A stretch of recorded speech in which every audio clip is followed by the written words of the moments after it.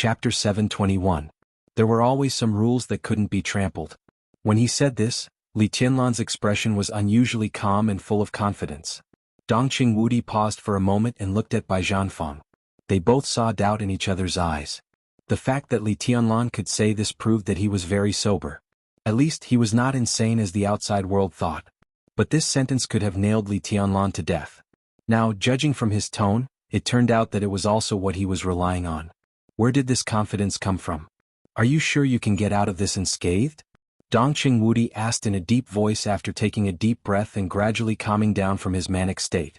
When he received the news that the Qi family had been exterminated, Dongqing Wudi directly overturned the table in his office. Li Tianlan's current status was enough to make people look at him directly.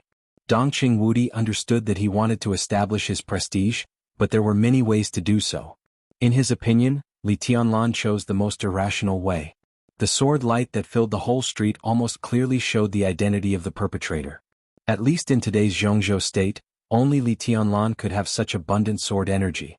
There was no shadow of Li Tianlan in the video, but this didn't prove anything at all.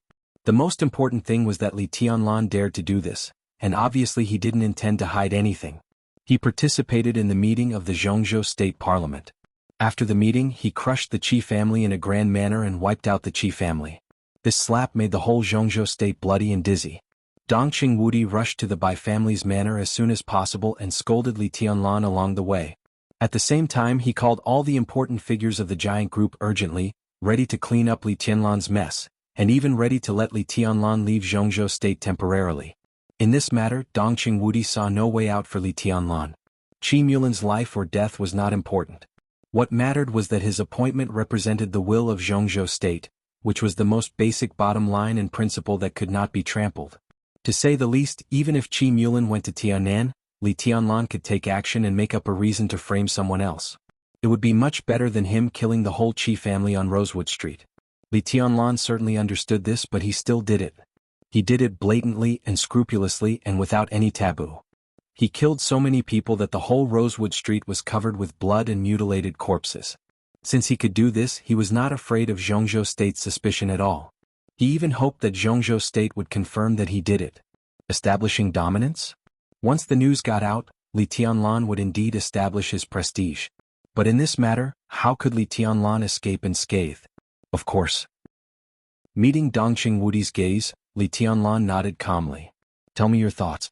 Be more specific. Dongqing Wudi said in a deep voice. Li Tianlan lit a cigarette unhurriedly. His eyes were a little dazed. Minister, you should know how Tianan came to be, right? Of course I know. Dongqing Wudi grunted. Then how did it come about? Li Tianlan asked seriously. More than 3 years ago, the 5 dark forces united with Annan State to invade the border of Jianghu State.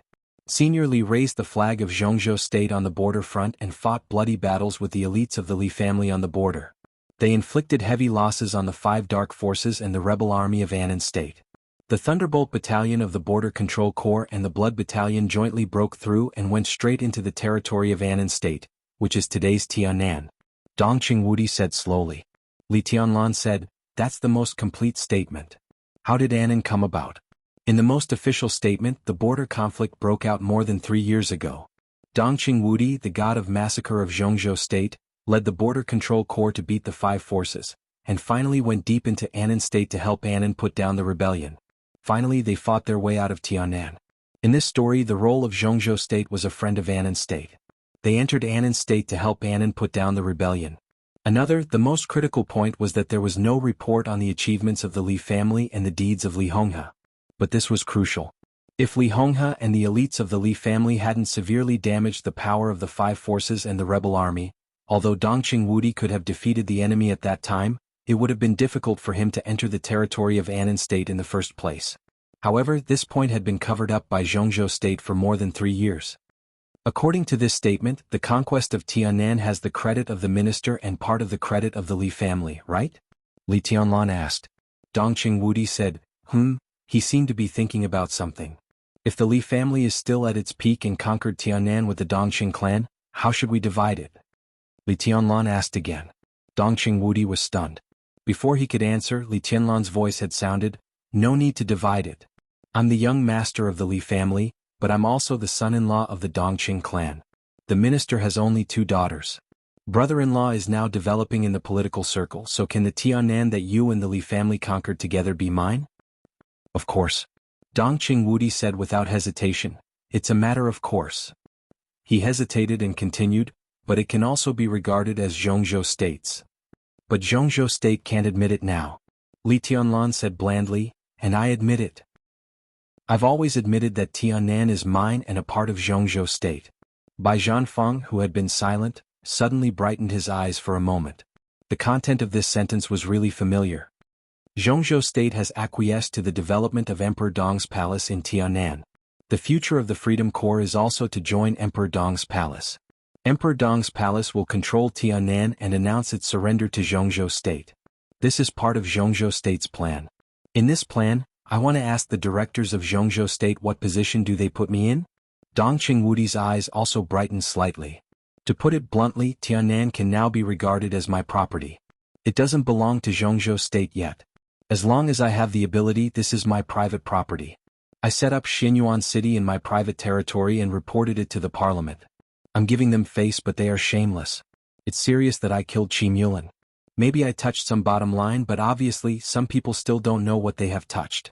I elected a mayor in my private territory.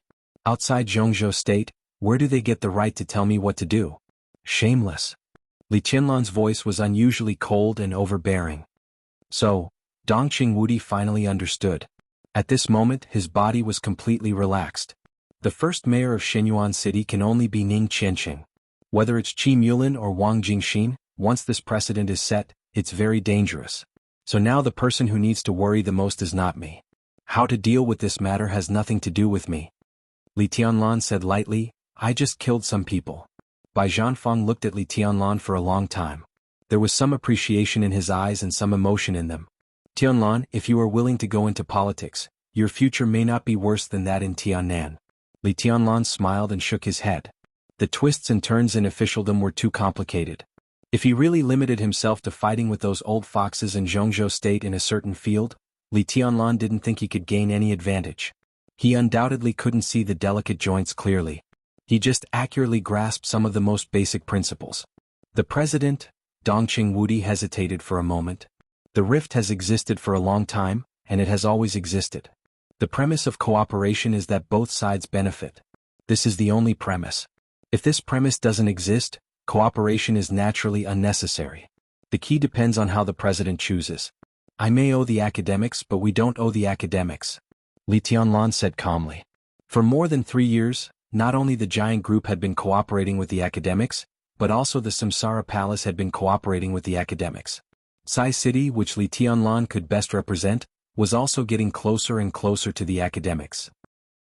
With these 3 forces, the academics had developed extremely strongly in recent years. They might have helped Li Tianlan, but Li Tianlan had also given them enough reports. In politics there was no such thing as owing them. The only possibility for the cooperation between the 2 forces was interests. If Li Huaqing thought that the cooperation between the 2 sides was no longer suitable to continue, then it was almost time to shed all pretenses of cordiality. Friends or enemies in the treacherous general trend were always changing. Jianghu state is expected to hold another plenary session of the parliament. I didn't show up on Rosewood Street to give them a fig leaf. But I will tell them personally that I killed Qi Mulan and his family, and whoever is dissatisfied just hold it in. This matter won't end so easily. Bai Qingzhao suddenly said. It's not difficult to get out unscathed. It's nothing more than a matter of taking a break for a while. Dongqing Wudi looked at Li Tianlan with soft eyes. He had just lost his composure and shouted abuse, but it didn't alienate them. Instead, it made them more intimate. Boy, it's good to take a break for a while. It's time to calm down. Li Tianlan bowed slightly and said softly, I'm mentally prepared. Number 3 Rosewood Street. The lights were still on in the Yi family's villa. The night was still dark, but lights were flashing everywhere on the street. Groups of police cars arrived at the villa as soon as possible. They cordoned off the scene and investigated and collected evidence. It was busy and lively. It was quiet in the living room. 15 minutes ago, Vice President Wan Qingyun of Jianghu State and Director of the Ministry of Supervision of Jianghu State Ji Wenjiang came at the same time. They followed Yi Dongxing. Wang Xingxiao and Fan Tianyin entered the study together. Wang Jingxin didn't go over.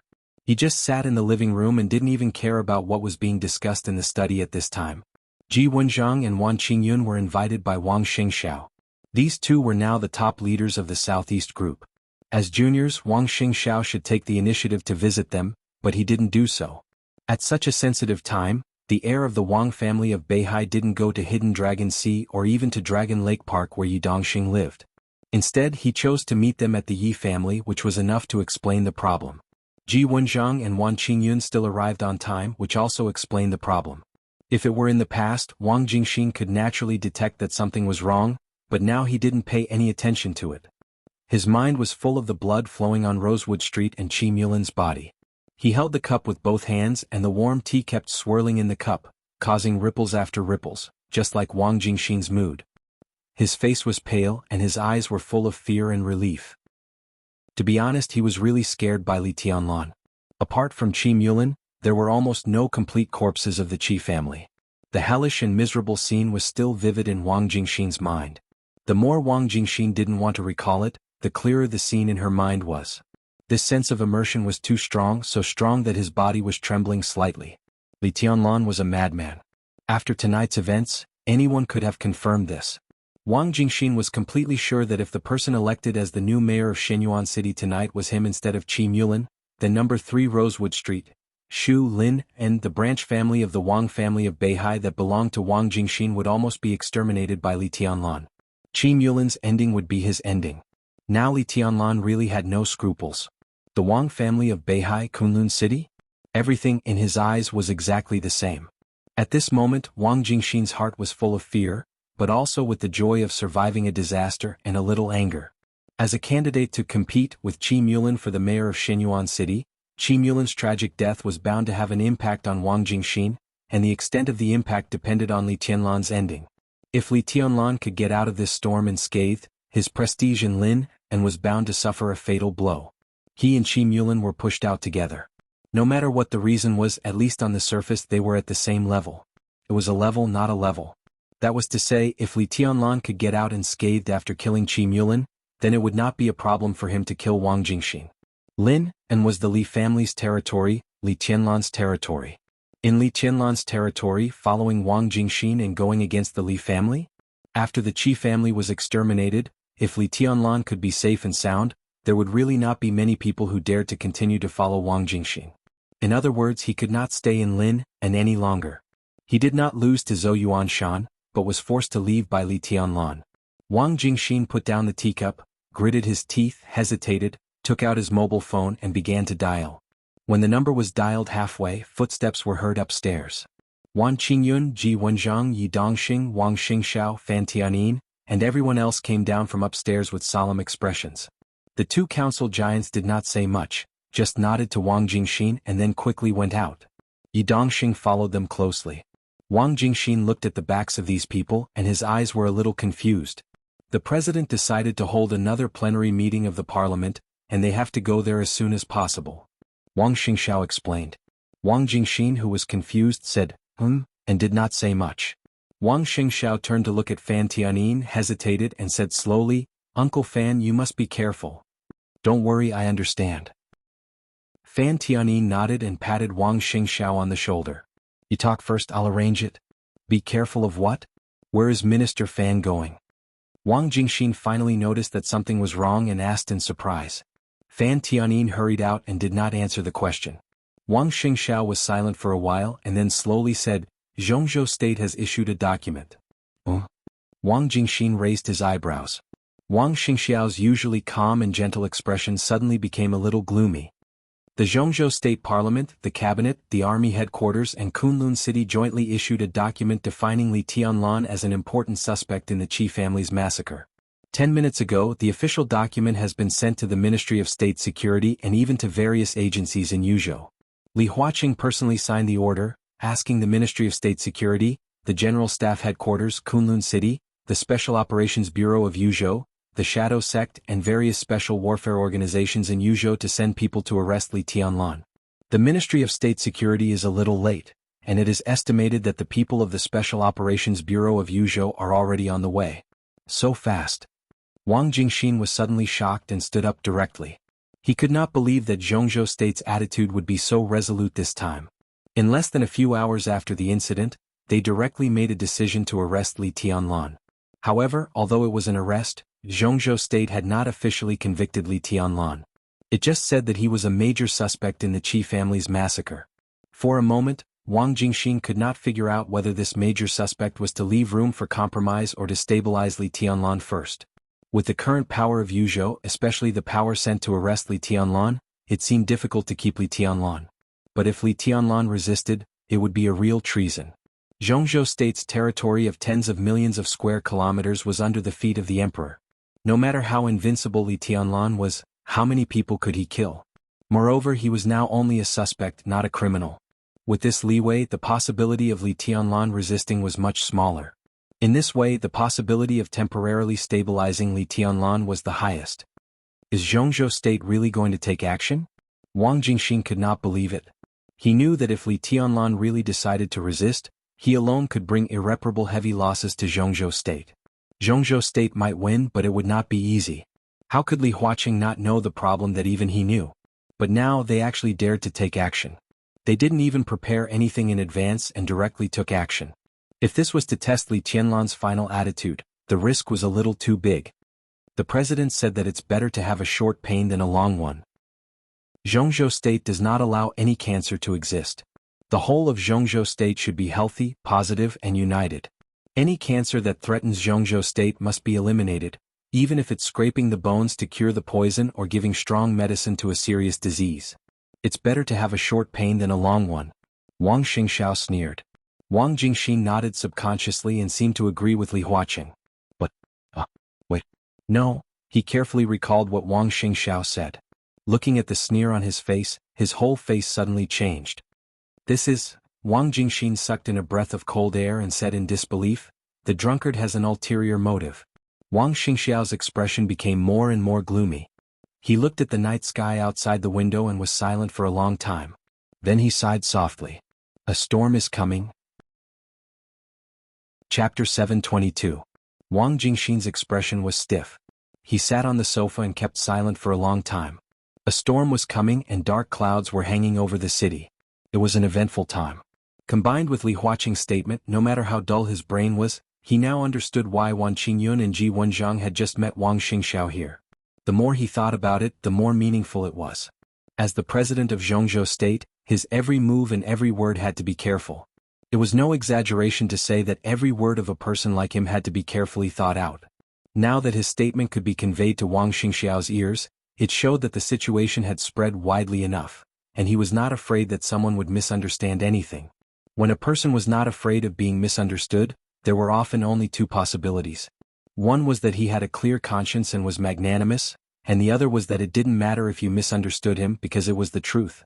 The former could not exist in the treacherous and deceitful politics, and the latter, Wang Jingxin's body shook and his face grew paler. The weather at the end of this summer was really cold, and the cold almost penetrated into the bone marrow. Shengxiao, what are you going to do? Wang Jingxin asked in a hoarse voice. Wang Shengxiao stood in front of the window, smoking silently and did not look back. Let's take one step at a time. Even if there is any action, we will talk about it after tonight's matter is over. His voice was still unhurried and he looked calm and composed, but there was a very obvious daze in his eyes. The eternal sword over Mormons was like an oppressive and suffocating shadow, which filled the glory of the Wang family of Beihai in the past hundreds of years and made all the light completely dim. There was no dream in the world and there was no light in the world. Sword Emperor was silent, and the Wang family of Beihai was in turmoil. Wang Xiaoyao, Wang Qinglei, and the Wang family of Beihai, which had always seemed to be very united, were torn into an ugly crack at a speed visible to the naked eye. Everything had been showing signs for a long time, but if there was no accident, all the focus would be on Dijiang. Dijiang broke through directly in the battle with Li Tianlan and entered the invincible realm. But Li Tianlan's ambiguous attitude at that time gave Wang Qinglei a good excuse. Dijiang, who temporarily exercised the power of the patriarch, was now notorious within Beihai province. Almost everyone thought that it was because of his mistakes in decision-making that the Wang family of Beihai suffered great humiliation. And after losing the battle with Li Tianlan, everyone wanted to know what Li Tianlan said to Dijiang at that time. Dijiang said Li Tianlan said nothing. But everyone saw that scene. That was why no one believed Jiang at all.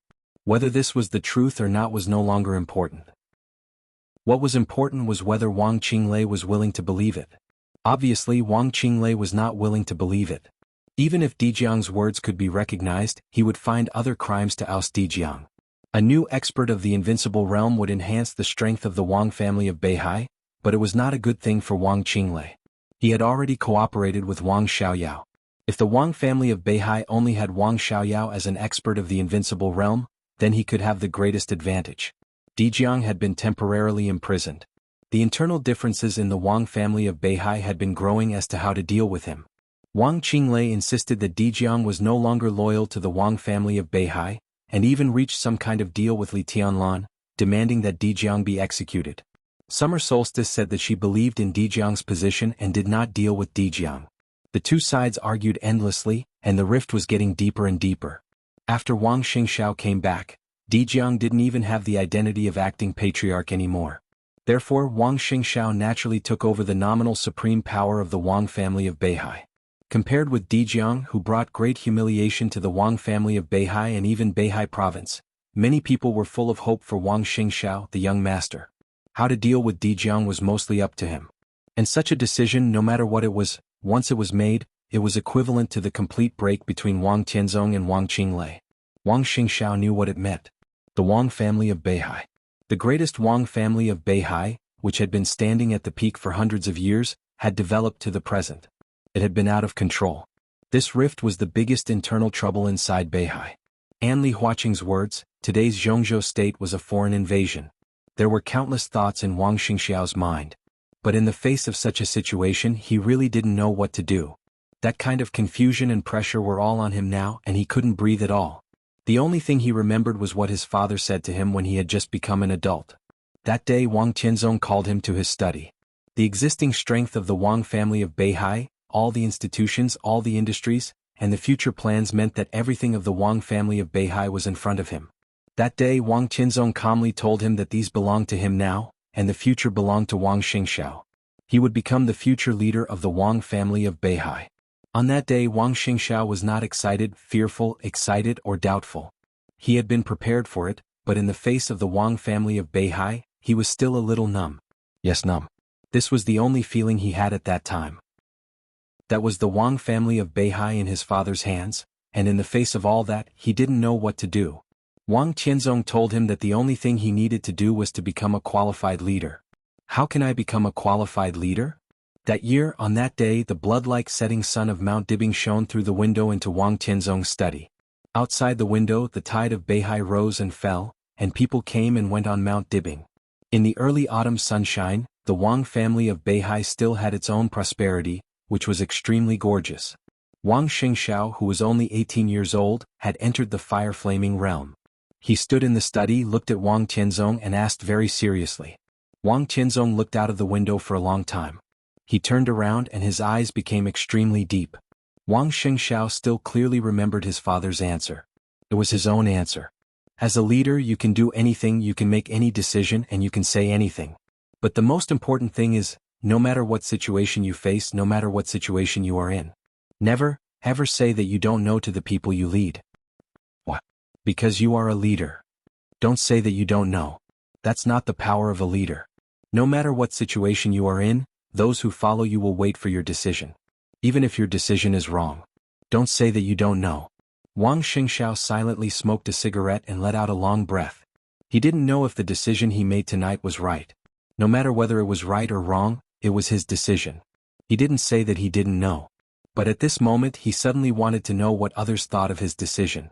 He turned around and looked at Wang Jingxin. Do you think the two counselors should be here tonight? Wang Jingxin was stunned. Wang Xingxiao's eyes were not very sharp, but Wang Jingxin knew very well that he couldn't be vague about such a question. From our standpoint we should. He hesitated and continued, but from the standpoint of Speaker Lin An we shouldn't. Yes. Wang Xingxiao sighed softly. But most of the time we don't have so many choices.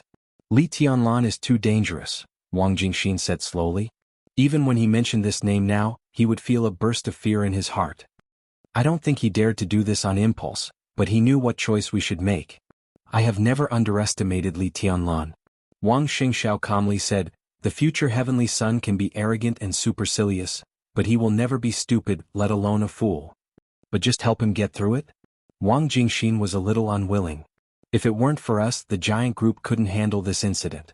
This time, if the Southeast group didn't take action, the giant group couldn't protect Li Tianlan at all, and it was even possible that it would lose itself. This time, the Southeast group came forward to support Li Tianlan. In Wang Jingxin's view, there was no doubt that it released a considerable degree of goodwill to the giant group, but it might not be able to get any return in the next game. It could even be said that it was doomed to get no return. This kind of loss-making business was the most unpleasant. Helping him is also helping ourselves. Wang Xingxiao shook his head. In many cases we can't care about the enemy or ourselves. If we act rashly, it is likely to make things more troublesome and even a disaster. At least for now, we in Li Tianlan have our own bottom lines and rules that we must protect. Some rules can't be trampled. His eyes were a little serious. From the perspective of the Dark World, there is no doubt that Tiannan is Li Tianlan's territory. Just like Beihai is the territory of the Wang family of Beihai, Li Tianlan doesn't like the mayor of Shenyuan City. He can kill Qi Mulan and his family. This is Li Tianlan's attitude. We support Li Tianlan, and this is also our way of expressing our attitude. Tonight, if we don't take action, Li Tianlan may be miserable, but he may not die. If Li Tianlan is punished for this matter, then next time, Jianghu State will naturally interfere with the candidate of Speaker of Beihai Province. If Li Tianlan's bottom line can be trampled, then what about the bottom line of Beihai Province that Li Tianlan has just swept?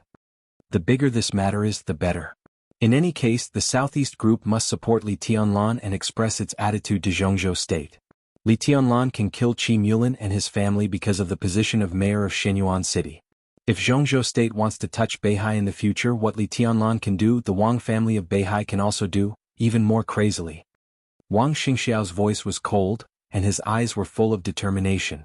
Any rich and powerful family would have its own concept of territory, and such a concept was undoubtedly the most important in the Wang family of Beihai. The 160,000 square kilometers of Beihai province, from any point of view, was the territory of the Wang family of Beihai and the most important foundation of the Southeast Group. For hundreds of years, the Speaker of Beihai Province and the commander of the Beihai Corps were appointed by the Wang family of Beihai. Jianghu State had never intervened. But it didn't mean that they didn't want to intervene. They just didn't have the right opportunity. And now the opportunity came. The incident between Li Tianlan and mayor of Shenyuan City was the best opportunity to test. Wang Tianzong's whereabouts could make Jianghu State put down its scruples. Tiannan could be said to be Li Tianlan's territory. Li Tianlan's application for the establishment of Shenyuan City was just an application. From beginning to end, he didn't ask for any assistance from Jianghu State, so Shenyuan City was naturally his own city.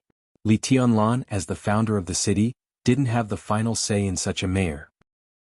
Jianghu State didn't even ask Li Tianlan, and directly decided to push Wang Jingxin and Qi Mulan out. This was completely equivalent to slapping Li Tianlan in the face, and such a decision was passed. Li Tianlan naturally had to react. He had to react, and the tougher the better.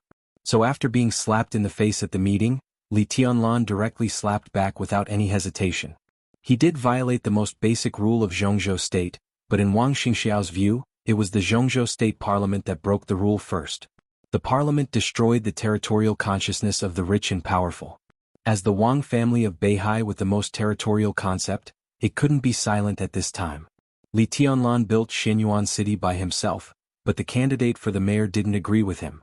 From another point of view, would Jianghu State replace Beihai Province, which had been guarded by the Wang family of Beihai for hundreds of years, once conditions allowed? The most important thing was that Jianghu State didn't have this power. Beihai Province, Beihai itself. At the time of return, this was clearly written in the treaty.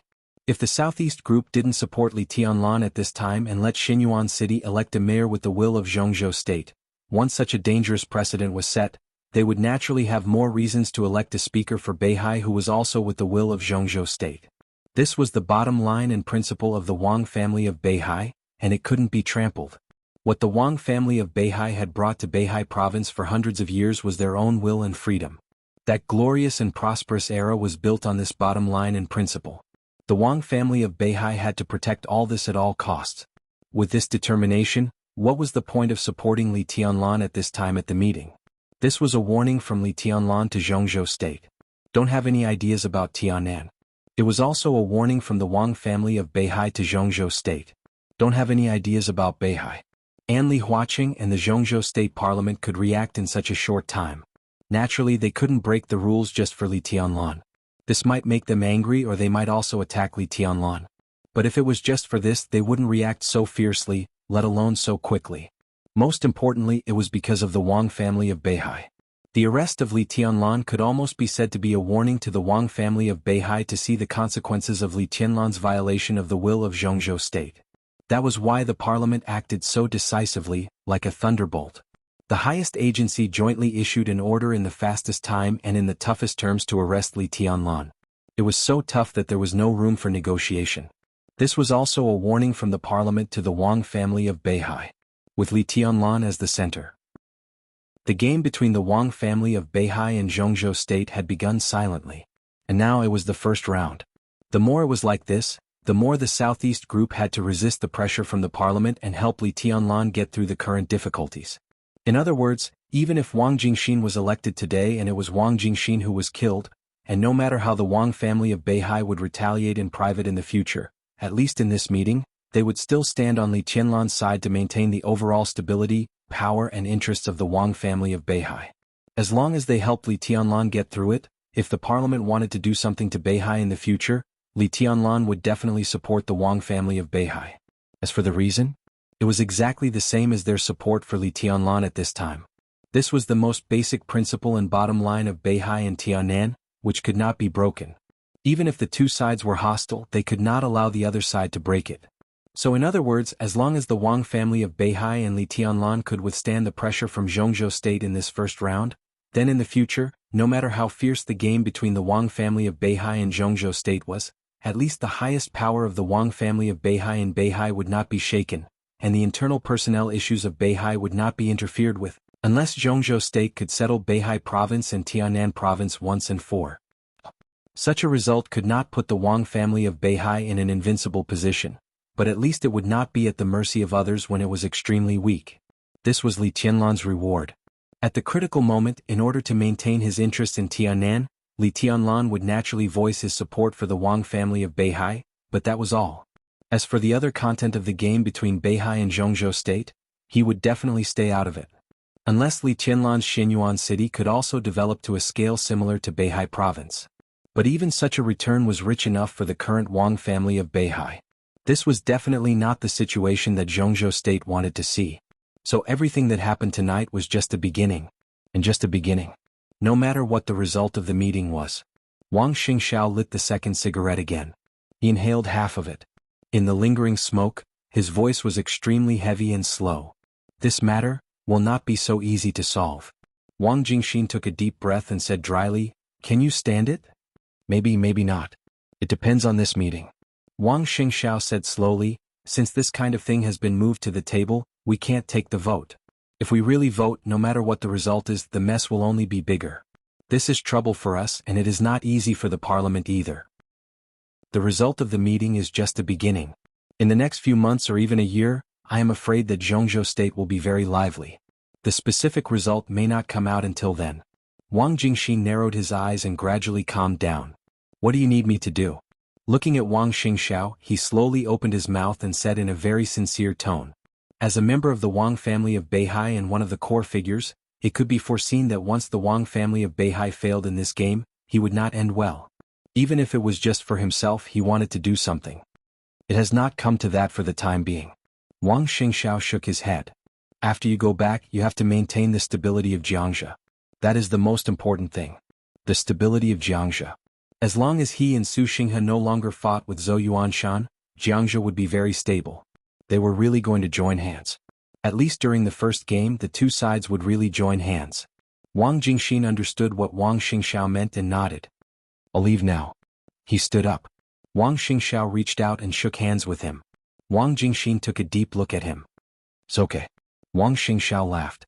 His smile was extremely deep and his eyes were extremely firm. "It will all pass." Chapter 723. The sky gradually brightened. When Horsewoman opened her eyes with some tiredness, it was already morning in Prince Yang's mansion. The hazy morning light was reflected in the flowers and plants of the mansion. Horsewoman stood at the door, quietly feeling the tranquility and beauty, and did not move for a long time. The servants in the mansion had begun to get up and busy. Some began to prepare breakfast, some began to trim flowers and plants, and some were cleaning the lawn. Horsewoman stood for a long time, subconsciously looking next door. The room next door was quiet. The antique door was closed and there was light inside. If you listened carefully, Horsewoman could feel the soft, soothing, and almost elegant quiet breathing inside. That was Qin Weibai's room. When Qin Weibai did not get up, Horsewoman suddenly did not know what to do. As the supermaster of Samsara Palace, after the end of the chaos in Eastern Europe, Flaming Fire, the strongest of the 12 supermasters, formally drew a clear line with Qin Weibai and transferred Horsewoman here to take over Flaming Fire's position. However, until now Horsewoman was not very used to this identity. She was often at a loss and did not know what to do. When she did not know what to do, she would think about what Flaming Fire should do in her position. This was Horsewoman's own secret. Flaming Fire in Jianghu state, she was usually sleeping at this time. In foreign countries such as Eastern Europe or other countries, if the air quality was good, Flaming Fire would get up in the middle of the night to collect some fresh morning dew for Qin Weibai, filter it into the most natural pure water, and make tea, soup, and coffee. Qin Weibai always had high requirements for the quality of water. When she finished making breakfast, it was almost the time when Qin Weibai got up. Yozhou's industrial pollution was very serious, so morning dew could not be collected. In fact, Qin Weibai's daily water in Jianghu state was airlifted from other countries. As for breakfast, someone was busy now. Horsewoman sat down at the door and stared at the garden in front of her. Suddenly she did not want to do anything and just stared blankly. The proceedings, contents, and results of yesterday's parliamentary meeting were immediately transmitted through a special channel to the military counselor, and then to the Prince of Yang's residence. Even the matter of the Qi family being exterminated by Li Tianlan was transmitted to the Prince of Yang's residence. After receiving the news, Qin Weibai reacted strangely. Because she did not respond at all. Such a big thing did not affect her mood at all. Now, listening to the quiet and elegant breathing next door, Horsewoman suddenly understood that Qin Weibai really did not take this matter to heart. The knight sighed softly. He suddenly missed the blissful days when he was carrying out missions all over the world. Without missions he could wander aimlessly. The sound of hurried footsteps could be heard. A butler in his 50s jogged to Horsewoman's side and handed her a medal. He said softly, "Sir, there's someone waiting outside. She wants to visit Chairman Qin." The exquisite medal was silvery white and sparkled in the rising sun. The knight's eyes suddenly narrowed. He took a deep look at the medal in his hand and asked, "Is she still waiting?" It was her.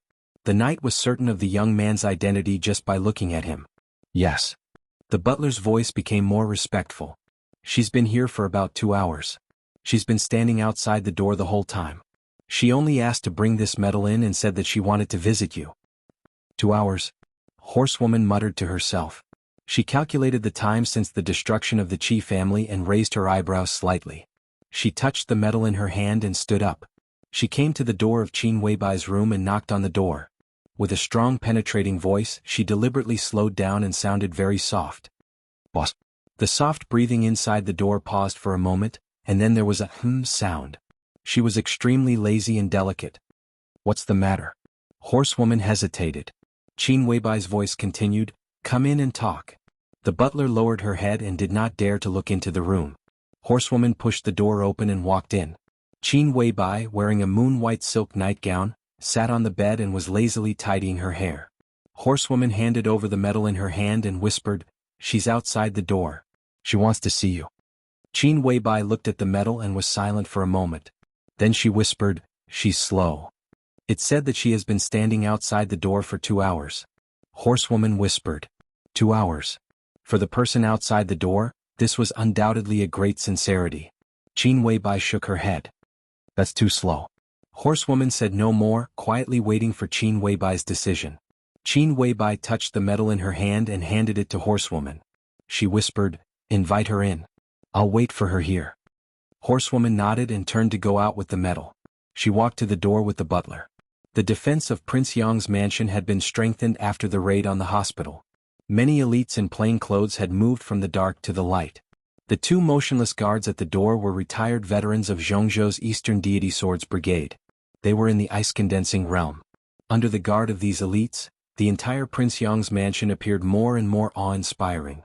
A figure, almost shrouded in clouds and mist, stood quietly in front of the Prince Yang's mansion. Her attire seemed very ordinary, but it was also extremely gorgeous. The rising sun shone on her body. She stood there quietly, motionless, but no one could see her appearance clearly. Calm, dignified, generous and patient.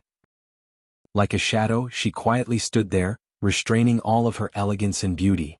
However, she still possessed a charm that could not be ignored. Horsewoman hurriedly walked out of the door. Seeing the figure standing outside, she quickly walked a few steps forward and returned the medal in her hand.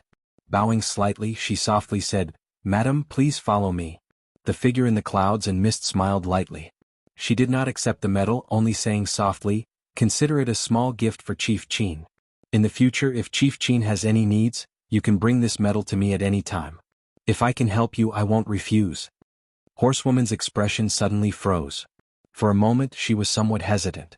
Disregarding the value of this medal, just the material it was made of platinum.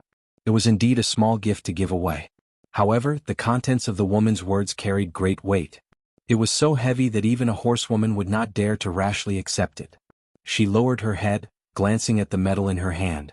Under the sunlight, the brilliance of the metal made of platinum burned brightly. Extremely exquisite and aesthetically pleasing patterns were engraved on the metal. They were clearly layered, ancient, exquisite, vast and clear. The countless patterns on the metal outlined the sea and the vault of heaven. The vault of heaven and the sea. This was the badge of the Wang family of Beihai. Within the Wang family of Beihai, those who could carry the metal of the vault of heaven and the sea with them were all core figures of the Wang family of Beihai. Every metal was recorded in detail within Beihai and could not be counterfeited. Different people had the same metal, but at the bottom of the metal, there was a small character engraved to distinguish the identity of the metal holder. At the bottom of this metal, there was only a simple small character engraved. Solstice. The hostess of the Wang family of Beihai, summer solstice. No one expected that when the internal situation of Zhongzhou state became more and more delicate, summer solstice, who was supposed to preside over the overall situation in Mount Dibing, would enter Yuzhou in an extremely low-key manner and visit Qin Weibai. Moreover, she waited for 2 hours. The most important thing was that summer solstice gave this medal to Qin Weibai. It was such an obvious kindness. What? As soon as they met, she gave such a meaningful small gift. What did she want from Qin Weibai? Horsewoman's thoughts kept flashing in her mind. She did not accept the medal, nor did she refuse. She just said calmly, "Madam, please?" Summer solstice, who seemed to be shrouded in clouds and mist, smiled softly and walked into the mansion. Qin Weibai had changed into a loose set of home clothes. She had washed up simply and her hair was tied up casually. After a night's rest, the bedroom was filled with a natural and rich fragrance that could hardly be dispersed. She opened the window and let the outside air flow in. She sat on the sofa and made a pot of tea with a serious look on her face. When summer solstice walked in, the fragrance in the room was mixed with the fragrance of tea.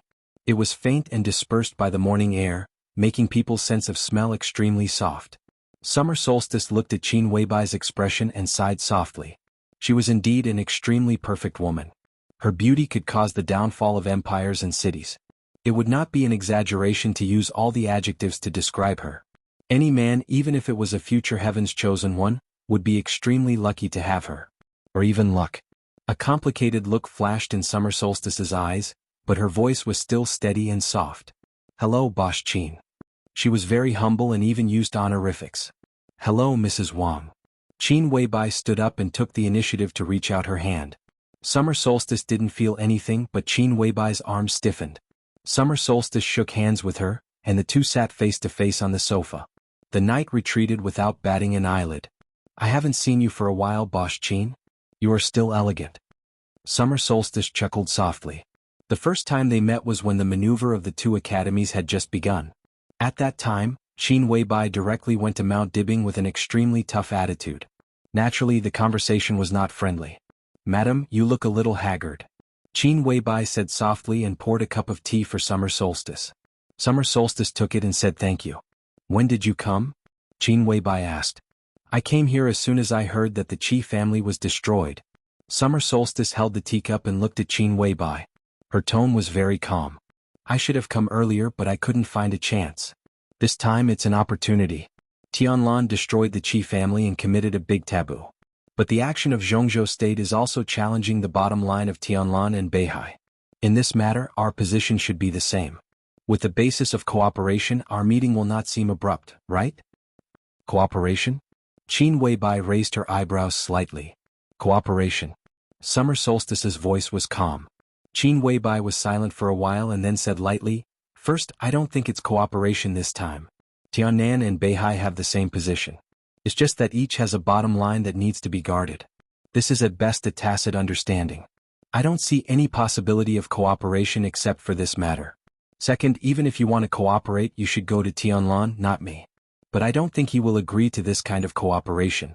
You help him this time and he will also help you guard something. But this is just a tacit understanding. We help each other only to help ourselves.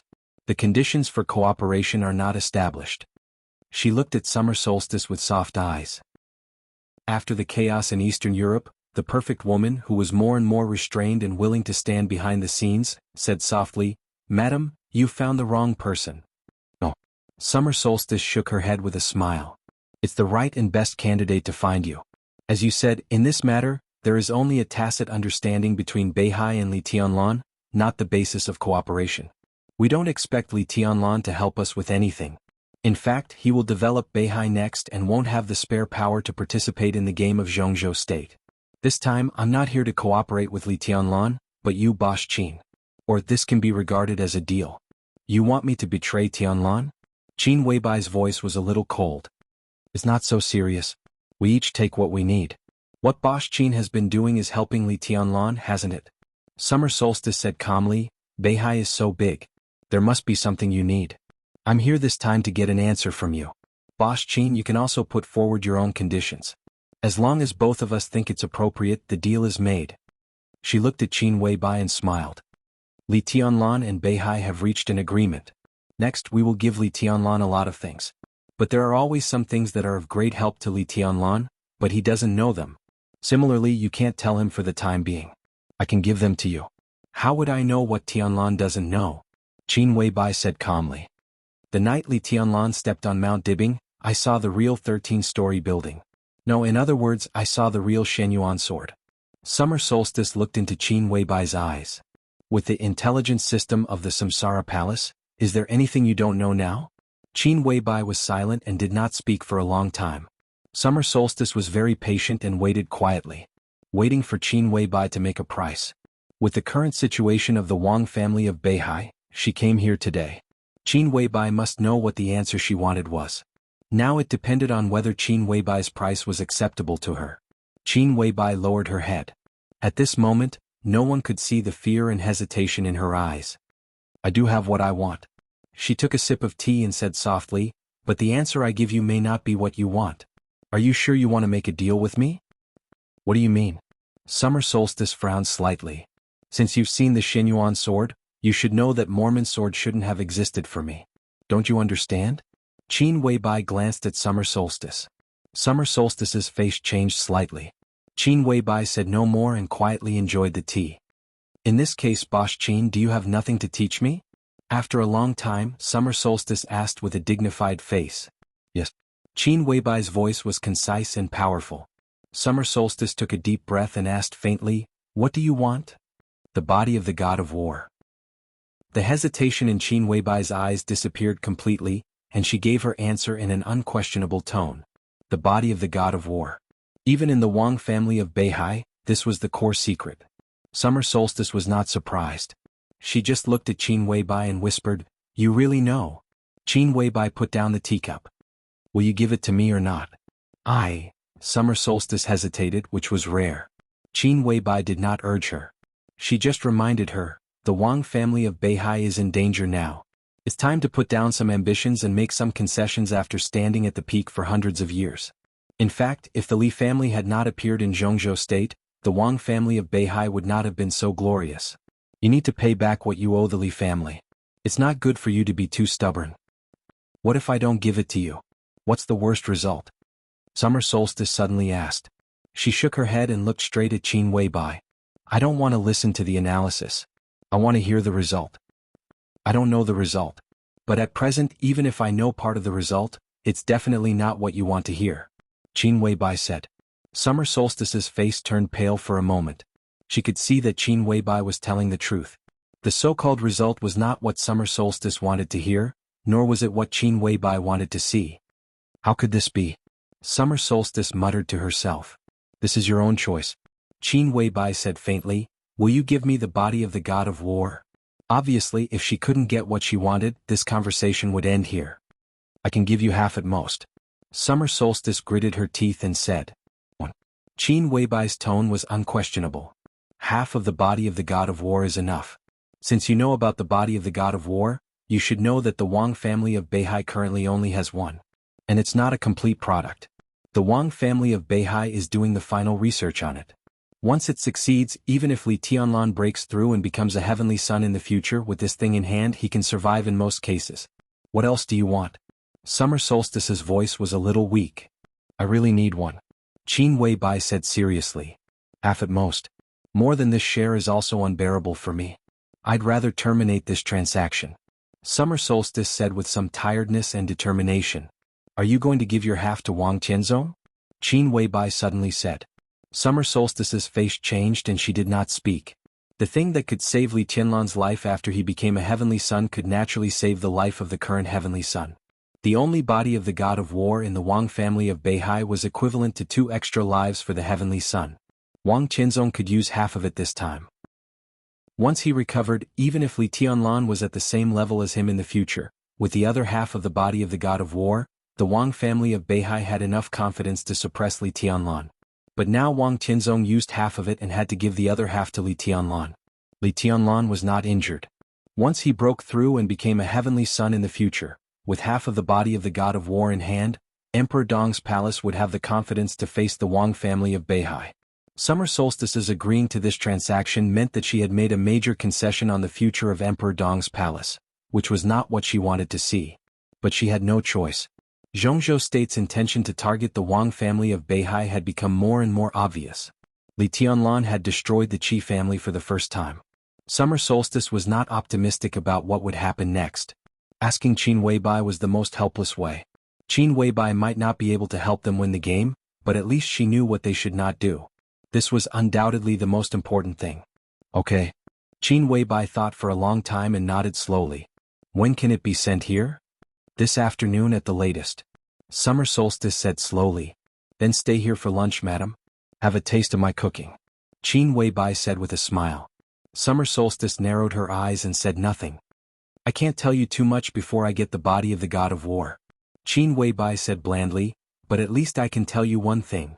Compared to the worst result, everything is just the beginning. You should pay more attention to Jianghu State. Jianghu State? Summer Solstice smiled bitterly. She wanted to pay attention to Jianghu State, but the Wang family of Beihai was also in turmoil.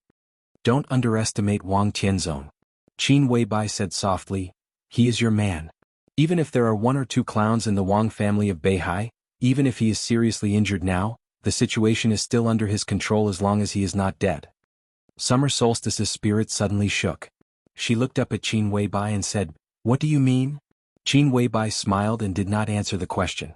She just said softly, What do you want to eat at noon, madam? Chapter 724.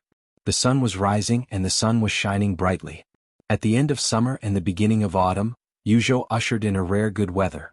Bathed in the golden sun, when Hua Qingfeng knocked on the door of the Bai family's villa with a cautious face, what he felt was not the surging killing intent and oppressive atmosphere in the villa, but calmness. Everyone in the Bai family was calm. Dongqing Wudi was also calm. As for Li Tianlan, who had caused an uproar, he was even calmer. The family was having breakfast in the dining room. Seeing the servant coming over with Hua Qingfeng, Li Tianlan casually waved to him and said in a calm voice, Have you eaten? Let's have some together. Minister. Your Highness, Speaker Bai Secretary General? Hua Qingfeng was stunned for a moment and greeted him unnaturally. He looked very awkward. Even if you want to catch him, you don't have to be in such a hurry, do you? In the faint voice, Bai Qingchen came out of the kitchen with a plate of fried eggs. She glanced at Hua Qingfeng and said in a lukewarm tone.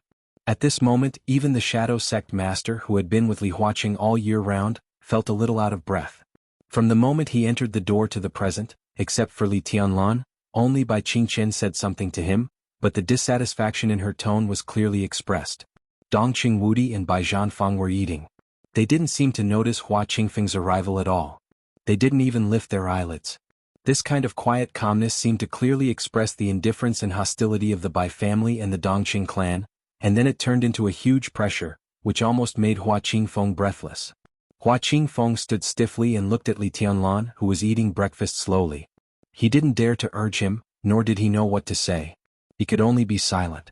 In the silence he could clearly feel that the giant group and the academics, who had decided to cooperate because of Li Tianlan and had been cooperating happily for more than 3 years, seemed to be drifting apart because of Li Tianlan.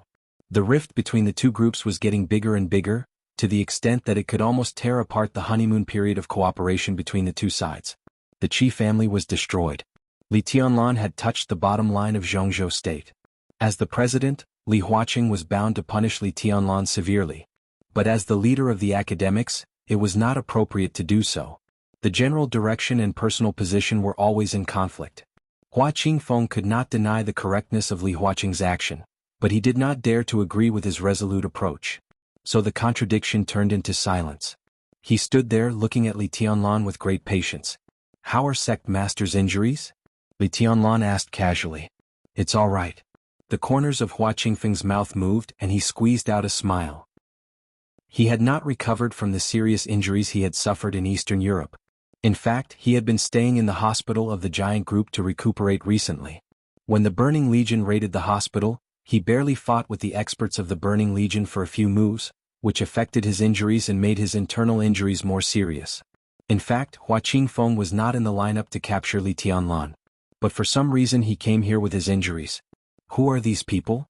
Li Tianlan's tone did not fluctuate at all, and he concentrated on the breakfast in front of him. They were all very homely breakfasts. Bai Qingqian, who was in a high position, cooked them in person.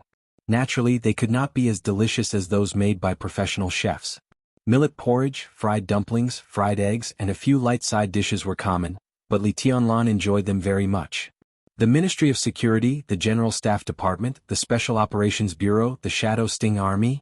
Hua Qingfeng quickly said the names of more than a dozen agencies, all of which were well-known elite forces in Yuzhou. These agencies were dispatched at the same time, which represented the attitude of Jianghu state. It was roughly estimated that in order to capture Li Tianlan, Jianghu state had dispatched at least 5,000 people this time, and he was afraid that more people were preparing at this time. This could definitely be said to be a real big move. So, the manor of the Bai family has been surrounded now, right? Bai Zhanfang suddenly spoke slowly, and there was no joy or anger in his voice. No. Hua Qingfeng's body suddenly straightened for a moment. He forced a smile and said, "Chairman Bai, we're not targeting the Bai family. As a matter of fact, the personnel of various departments are currently at the periphery of Qingshan. They're about 3 kilometers away from the manor. 2 hours ago they were already there. Under the order of the parliament, no one has approached the manor of the Bai family. You know what this means?" Bai Zhanfang twitched the corner of his mouth, but he did not speak. Hua Qingfeng's forehead was already oozing sweat.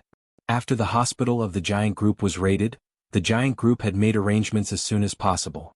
All the wounded were arranged in another sanatorium, and it was still centralized treatment. But this time, in order to ensure that the sanatorium was safe, Wei Kunlun, the new invincible realm expert of Jianghu state, personally stayed in the hospital. And Hua Qingfeng was also treated in that sanatorium, but more than an hour ago he was jointly invited by the Ministry of Security and the General Staff Department. To capture Li Tianlan. To capture Li Tianlan in the manor of the Bai family. These were completely different things. Only to capture Li Tianlan, not many people dared to do it or were willing to do it. At this time they also had to offend the Bai family, so no one was willing to do it. The extermination of the Qi family was indeed shocking, and it touched the bottom line of Jianghu state. But after seeing the performance of Fan Tianyin, the minister of the Ministry of Security, the anger in the hearts of others dissipated unconsciously. Fan Tianyin was calm from beginning to end. He accepted the order of Jianghu state and came to the Bai family's manor with the elites of the Ministry of Security. Then there was no then. Qi Mulin was the deputy minister of the Ministry of Security. He was killed, which was a slap in the face of the Ministry of Security. But Fan Tianyin was not angry at all, and it was clear that he was not willing to rush over to capture Qi Mulin. Since he was like this, the others were even more cautious. No one was willing to offend the Bai family. And no one dared to offend Li Tianlan. The miserable end of the Qi family was still vivid in their minds. Li Tianlan was completely a madman. He dared to kill Qi Mulin. If he was really annoyed, why didn't he dare to kill others? Qi Mulin had been killed. If he killed one or two more people with the same position as Qi Mulin, how serious could the crime be? Therefore, the elites of all agencies were gathered near Green Mountain, but they were unwilling to step into the Bai family's manor. The leaders gathered together to discuss and finally decided to invite Hua Qingfeng over. Hua Qingfeng was the chief of staff of the Snowdance Corps. He had fought side by side with Li Tianlan in Eastern Europe. With this friendship, there was at least a leeway to ease the situation. Hua Qingfeng was undoubtedly very annoyed, but he also knew that such a stalemate was not a solution. Moreover, the so-called capture at least left some leeway. After hesitating for a while, he finally walked into the Bai family's manor. What does the parliament mean? Li Tianlan stood up from the table, wiped the corners of his mouth with a napkin and said with a smile, "Where do they want to take me? Or do they want to kill me directly?" "No." Hua Qingfeng said with a wry smile, "The parliament means that if your highness doesn't resist, we should invite you to the conference room in the Hidden Dragon Sea. If he resisted, of course there was nothing to say. They could just kill him directly." This kind of arrest with a lot of leeway also told all agencies involved in the arrest a message. Now, although this matter was very big and Jianghu State's response seemed tough, in fact, Jianghu State still hadn't made up its mind. If Li Tianlan didn't resist, they would directly invite him to the Hidden Dragon Sea. This attitude was enough to explain the problem. At least, it proved that Li Tianlan had the possibility to get away from this matter. The major agencies that grasped this point were even more unwilling to offend Li Tianlan.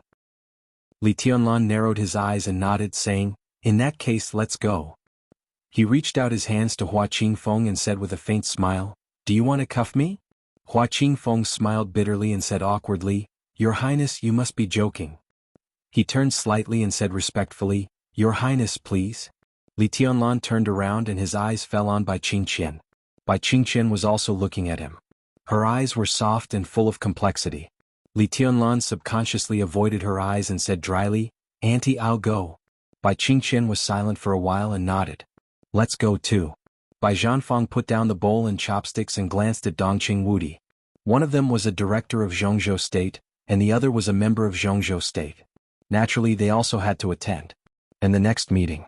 Dongqing Wudi nodded and said calmly, "Okay." Li Tianlan said no more and went straight out with Hua Qingfeng. A black Audi was parked outside the villa. When Li Tianlan came out, the driver had trotted to open the door for Li Tianlan. Li Tianlan sat in the car, leaned against the back of the chair and closed his eyes to rest. The car slowly left the manor in Qingshan. Farther away, the elites of the major agencies began to retreat silently while breathing a sigh of relief. At 7:15 a.m. the black Audi slowly stopped in front of the conference room in the Hidden Dragon Sea. Li Tianlan got out of the car and looked at the flag of Jianghu State standing in front of the conference room. His expression became more and more indifferent. "Your Highness." Hua Qingfeng followed Li Tianlan, wanting to say something but stopping on second thought. "What's wrong?" Li Tianlan asked. "Nothing." Hua Qingfeng forced a smile and braced himself to say, "I'll go in with your Highness." Li Tianlan didn't aggressively ask Hua Qingfeng what he meant by accompanying him into the conference room. He just said, and strode into the conference room. The conference room, which had just ended, was full of people again. All the members of Jianghu State. All the 9 directors were present. Only Gu Xingyun's seat was empty. Li Tianlan glanced at the high-level officials of Jianghu State in the conference room and didn't speak. His eyes fell on Li Huaqing's face and he said calmly, "What's the matter?" "Comrade Li Tianlan." Li Huaqing's deep voice sounded, and his address was very formal. "We asked you to come here to confirm where you were between 3:15 and 3:50 last night." Everyone's eyes were focused on Li Tianlan's excessively young face. Li Tianlan laughed, bland, casual and careless. "I was on Rosewood Street." He slowly walked forward and entered the conference room. The high-level officials in the conference room seemed to be shocked. No one expected Li Tianlan's answer to be so straightforward. "What were you doing on Rosewood Street?" Li Huaqing looked at him, expressionless. "I wandered around and killed some people by the way." Li Tianlan approached the conference table. "Stop." A member of parliament stood up nervously, looked at Li Tianlan who was getting closer and closer and said in a deep voice. Li Tianlan glanced at him and his footsteps didn't stop at all. I killed some people. Li Huaqing narrowed his eyes. So, you killed 19 members of Comrade Qi Mulin's family? Li Tianlan walked into the conference table, pulled a chair and sat down. He looked at Li Huaqing and said blandly, I killed them. What do you want? No one spoke. The conference room suddenly quieted down. Qin Fangqing's face twitched and he didn't speak. But the eyes of the two directors and several members of the Southeast group suddenly became a little gloomy. Not because of Li Tianlan's answer, but because of his position at this time. When he admitted that he was the one who killed the Qi family, he was already sitting in front of Li Huaqing. This position could not be regarded as the end of the rectangular conference table. He and Li Huaqing were facing each other, and it was hard to say which was the main seat. Everyone looked at Li Tianlan sitting there, and their eyes were a little complicated. That was because this position was already taken. For many years, there were only two people sitting at both ends of this conference table. At one end was the president. At the other end was Sword Emperor. And now the president was still sitting at one end of the conference table. At the other end was Dong Huang, who was so young that people couldn't believe it. Li Tianlan sat there quietly, looking calm, watching the whole conference room. In the silence, his voice slowly sounded, extremely domineering and arrogant. Tell me. He said blandly, what do you want? Chapter 725. Young and vigorous. At this moment, Li Tianlan, who was sitting in the conference room and watching the council members, interpreted the word to the extreme. The meeting of the Parliament of Jianghu State had always been solemn, and even sacred. In the past many years, even Sword Emperor Wang Qianzong, who occasionally showed his brilliance, was reasonable and steady. Li Tianlan did not intend to be reasonable, nor did he intend to save anyone's face. The purpose of this meeting was very simple. It was to discuss the extermination of the Qi family. Li Tianlan directly admitted that he killed them, and then looked at the high-level officials of Jianghu State openly, asking them what they wanted. At this moment almost everyone was angry. Li Tianlan's indifference and contempt were almost completely shown on his face. That kind of carelessness completely challenged the bottom line of the Parliament of Jianghu State again. It seemed that no one had ever dared to be so presumptuous on such an occasion since the founding of Jianghu State. Li Huaqing narrowed his eyes, and his deep eyes suddenly became extremely piercingly cold. Why? He looked at Li Tianlan and said in a low voice, one word at a time. The kind of long-term high position and the power of the whole Jianghu State became an unimaginable momentum that shrouded Li Tianlan with unimaginable heaviness. Everyone in the conference room could feel the anger behind Li Huaqing's calmness. His voice was very light, but it echoed in the conference room like rumbling thunder. Qi Mulin is the mayor of Xinyuan City appointed by the parliament. Before that, he was the deputy minister of the Ministry of Security. Li Tianlan, you are also a member of Jianghu State. A few hours ago you were even the marshal of Jianghu State. You personally slaughtered nearly 20 people of Qi Mulin's family. Why did you do that? Why did you do that? Did you care about the decision of the parliament? Did you care about the laws of Jianghu State? In your eyes, what are Jianghu State and the parliament? Li Huaqing's voice was getting louder and louder, and his tone was getting more and more agitated. Li Tianlan's domineering had completely angered the president, who had been very gentle since he took office. At this moment he even really wanted to kill Li Tianlan. The majestic anger was getting clearer and clearer in the conference room. At this moment, everyone was silent, and only Li Huaqing's voice kept ringing. Li Tianlan was silent for a long time and then said lightly, Mr. President, you misunderstood me. What do you mean? Li Huaqing was aggressive. As the president of Jianghu State, in addition to paying attention to the development of Jianghu State, he also had to maintain the dignity and order of Jianghu State. Compared with the former, the latter could even be said to be his most important job. Li Tianlan killing Qi Mulin sounded one thing, but the former marshal of Jianghu State killing the new mayor of Xinyuan City was another. This was a challenge to the order of the entire Jianghu State, the most dangerous beginning. To exaggerate it, it was even the beginning of subverting the whole system.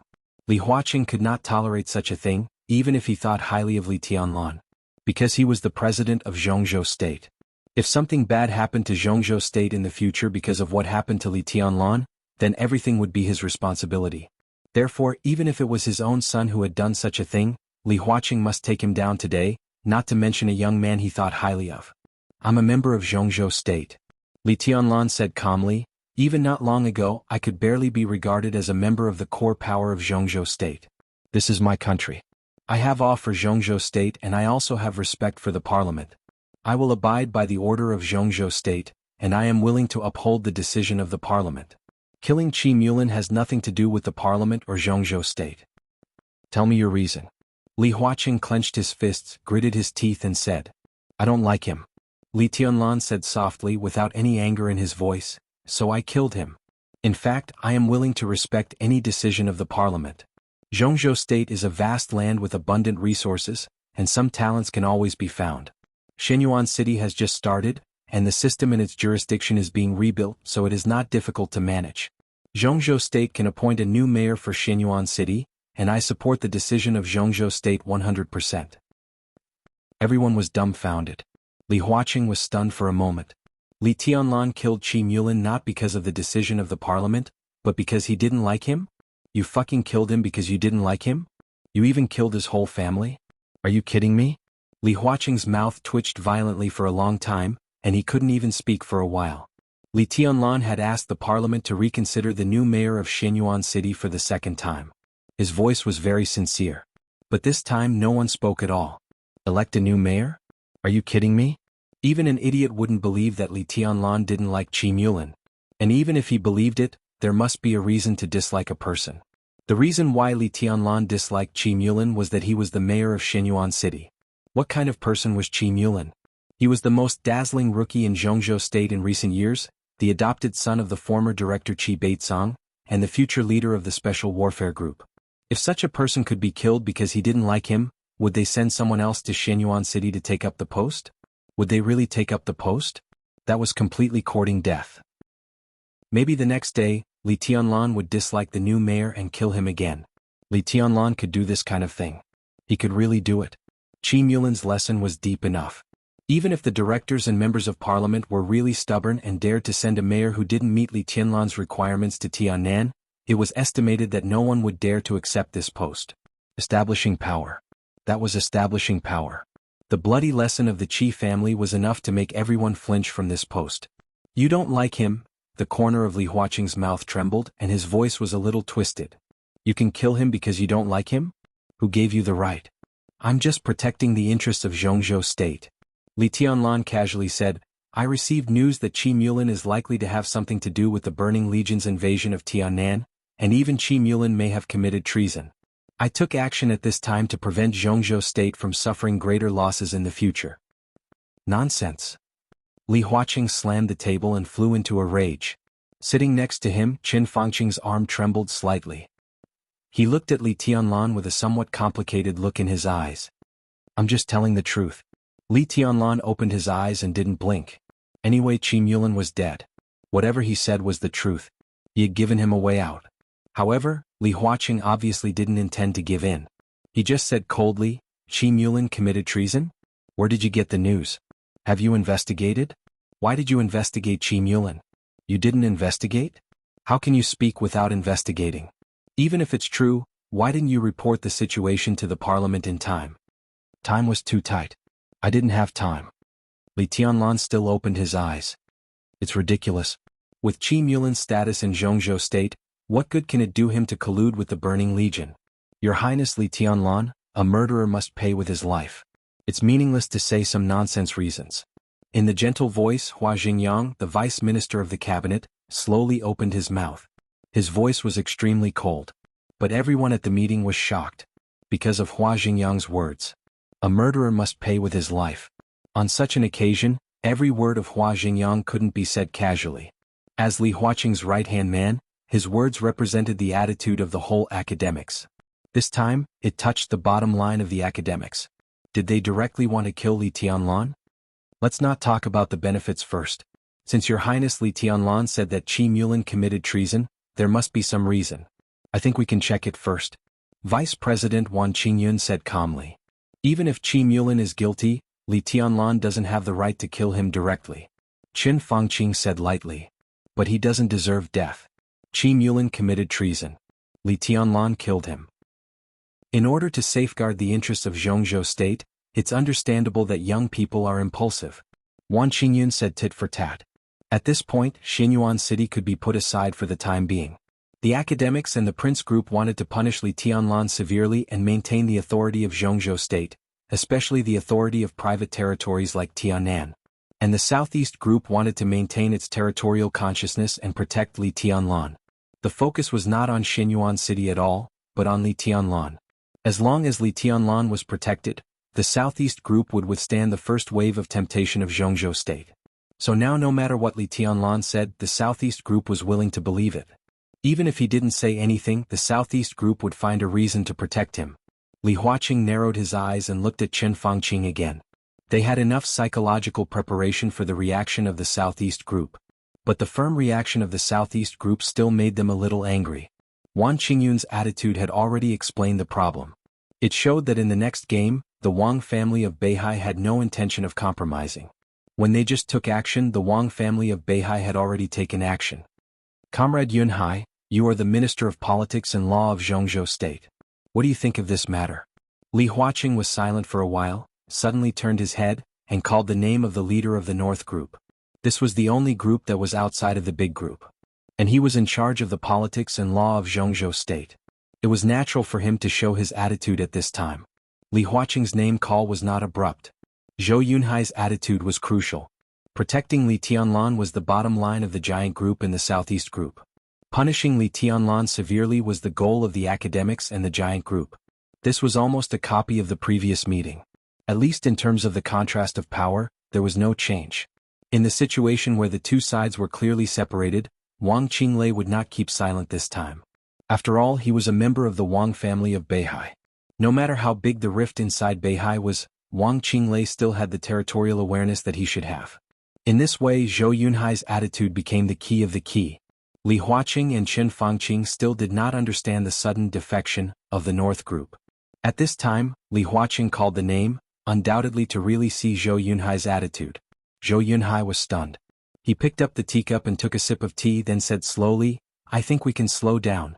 If Qi Mulin really committed treason, Li Tianlan's action this time is pardonable. We still have to investigate this matter. But the impact of this matter is very bad. Even if Qi Mulin really committed treason, Li Tianlan has no right to kill. I think it is not suitable for your highness to go to Tianan for the time being. How about taking a rest for a while?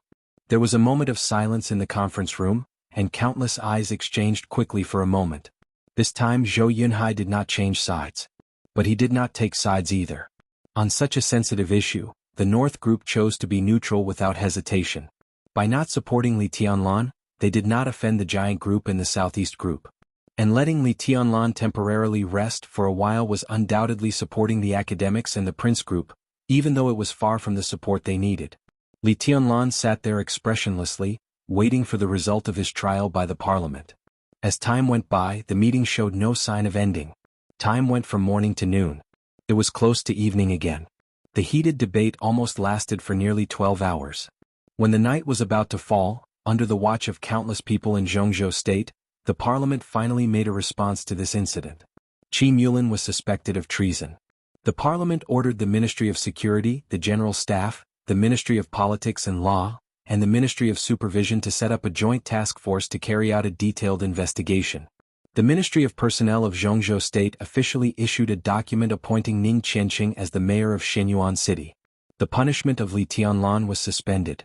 From now on, Li Tianlan, the palace lord of Eastern Palace, would be temporarily sent to the desert prison for an undetermined period of time. After the investigation result of the task force came out, he would be dealt with separately. The game had begun. And the outcome was still unknown. Chapter 726. The night was hazy. When Li Tianlan walked out of the conference room, he was a prisoner. One day ago he was the marshal of Jianghu State. One day later he had become a prisoner of Jianghu State. Nothing was more changeable than this. Throughout the meeting, Li Tianlan behaved very calmly. He frankly admitted that he was the murderer of the Qi family and gave a reason. Then he didn't say a word during the whole meeting. When the result of the meeting came out, he didn't react and calmly accepted the judgment. He would be imprisoned as a prisoner in the most mysterious and terrible desert prison in Jianghu State. There was no time limit and it would be executed immediately. Jianghu State Councillor, Dongqing Wudi, Deputy Minister of Army Headquarters, Jianghu State Councillor Yi Dongxing, Deputy Minister of Army Headquarters, and Hua Qingfeng, the leader of Jianghu State's shadow sect, were jointly responsible for the escort mission. The helicopter had landed on the tarmac at the end of the meeting. The pilot was ready to set off at any time.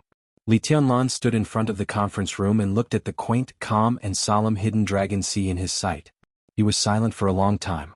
He was not surprised by the result. Southeast, wealthy families, crown prince and academy. These were the four largest supergroups in Jianghu state today. When they joined hands, the contrast of power between them was infinitely close, and no one could take advantage of each other. The game between the two sides could only be a stalemate when neither of them was fully prepared. A stalemate was destined to leave room for maneuver. In this way, Zhou Yunhai's plan of not offending either side became a plan that everyone could reluctantly accept, or it was a balance. Li Tianlan was imprisoned in the desert prison, the task force was set up, and Ning Qianxing was appointed as the mayor of Shenyuan City. This series of results was a balance, and both sides left room for each other. Qi Mulin's treason case was just the beginning. The investigation of the joint task force seemed to be powerful, but in fact, behind the scenes, it was still the means of the four groups. If Qi Mulin was finally convicted of treason, Li Tianlan's crime would be greatly reduced and he would be free. But if it turned out that Qi Mulin's treason was not true, an indefinite detention. Unless Li Tianlan chose to commit treason, kill his way out of the desert prison, and then become the enemy of Jianghu state, the most powerful country in the world. Otherwise, he would either be locked up until he died or be executed by Jianghu state in secret. I hate this feeling. After a moment of silence, Li Tianlan looked at the night sky in the distance and suddenly said, "Destroying Qi Mulin's family was truly cold-blooded and brutal." Such a move seemed reckless, but there were some things that Li Tianlan could see very clearly. Because he could see it clearly, he was so calm. When the helicopter landed in front of him and was about to fly to the desert, Li Tianlan was still a little annoyed. This was because he realized that even now, he still couldn't control his own fate. What would happen next? He actually had to wait for the final result of the game between the four major groups. Li Tianlan did not like this feeling. He didn't like it at all. If you do something wrong, you will have to pay the price. Li Huaqing stood beside Li Tianlan, his voice gentle. All the counselors and directors had left. In front of the huge conference room, there were only two people standing. It was hard to tell whether they were enemies or friends. The pale and tired president was a little dispirited, but he still forced himself to look at Li Tianlan. I once heard someone say that the so-called freedom is not to do what you want, but not to do what you don't want to do. Obviously, you don't understand this. That so-called freedom is not freedom. Li Tianlan said blandly. Li Huaqing smiled. Tianlan, your means this time are very clever. To some extent, you took advantage of the bottom line of the Wang family of Beihai. But a mistake is a mistake. It's not taking advantage. I'm just guarding my own things, that's all. Li Tianlan said coldly, Tiannan is mine. Some rules can't be broken. You are not qualified to directly control the overall situation of Tiannan. Although you are very strong, you are too young, and Emperor Dong's palace is also too young. At least in the eyes of the parliament, you don't deserve such qualifications. You have the right to resist, but now, this is the result of resistance, and this result will only get worse and worse. What's the point of your protection? Li Huaqing shook his head. His words were extremely straightforward. In the whole meeting, the academics completely played the leading role in demanding that Li Tianlan be punished severely. Today, Li Huaqing and Li Tianlan might not be completely hostile, but the conflict of ideas between them completely broke out because of this meeting. Li Tianlan was sent to the desert prison. No matter what the result of the game was, the honeymoon period of cooperation between the giant group and the academics had officially ended. So I'm still not strong enough. Li Tianlan smiled. If I stand here today and reach the height of Wang Tianzong in Eastern Europe, maybe it won't be the result now. Li Huaqing narrowed his eyes slightly and was silent for a while. Then he said lightly, if you can reach the height of Wang Tianzong, you won't choose to do this. Although the Sword Emperor is strong, his strength is not supported by an invincible sword. In fact, for so many years, the compromise between advance and retreat of the Wang family of Beihai is the key to their current situation. Jianghu state is not a person's Jianghu state. Neither you nor Wang Tianzong can violate the bottom line of Jianghu state. Wang Tianzong must understand this better than you. So his Tao is not my Tao. Li Tianlan's voice was very calm. He just gave me a little inspiration.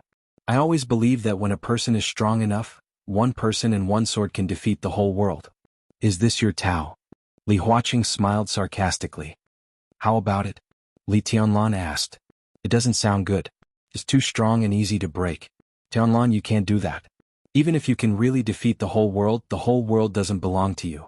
Li Huaqing said lightly, I'm not sure what will happen to you in the future. But even if you can get out of the desert prison with your status in Jianghu state, you can't do what you said. I don't know about the relationship between man and sword, but between people, there is only politics. At a time when everyone is talking about balance and compromise, your blindness and aggressiveness will only get you killed. He patted Li Tianlan on the shoulder and said softly with a smile, the main melody of politics is never struggle but compromise. I've seen the youthful vigor. But Tianlan, now you are far from mature in my eyes. If you have time, read more about the history of Jianghu state, especially the history of Beihai. You will be very interested. Li Tianlan lowered his head and thought about it. After a long while he asked, really? Li Huaqing narrowed his eyes and looked at the helicopter in the distance. He said calmly, you said that you are the overall situation of Jianghu state, which actually makes some sense. But I can't accept what you did last night. Comrade Li Tianlan, during the time you are in prison, I will try my best to achieve the result I want. It doesn't matter whether I succeed or fail. If I lose and you can get out of the desert prison, then you are qualified to say that you are the overall situation of Jianghu state. With a serious expression, he turned around and held out his hand to Li Tianlan. So, goodbye. Goodbye. Li Tianlan shook hands with him and stepped down the steps.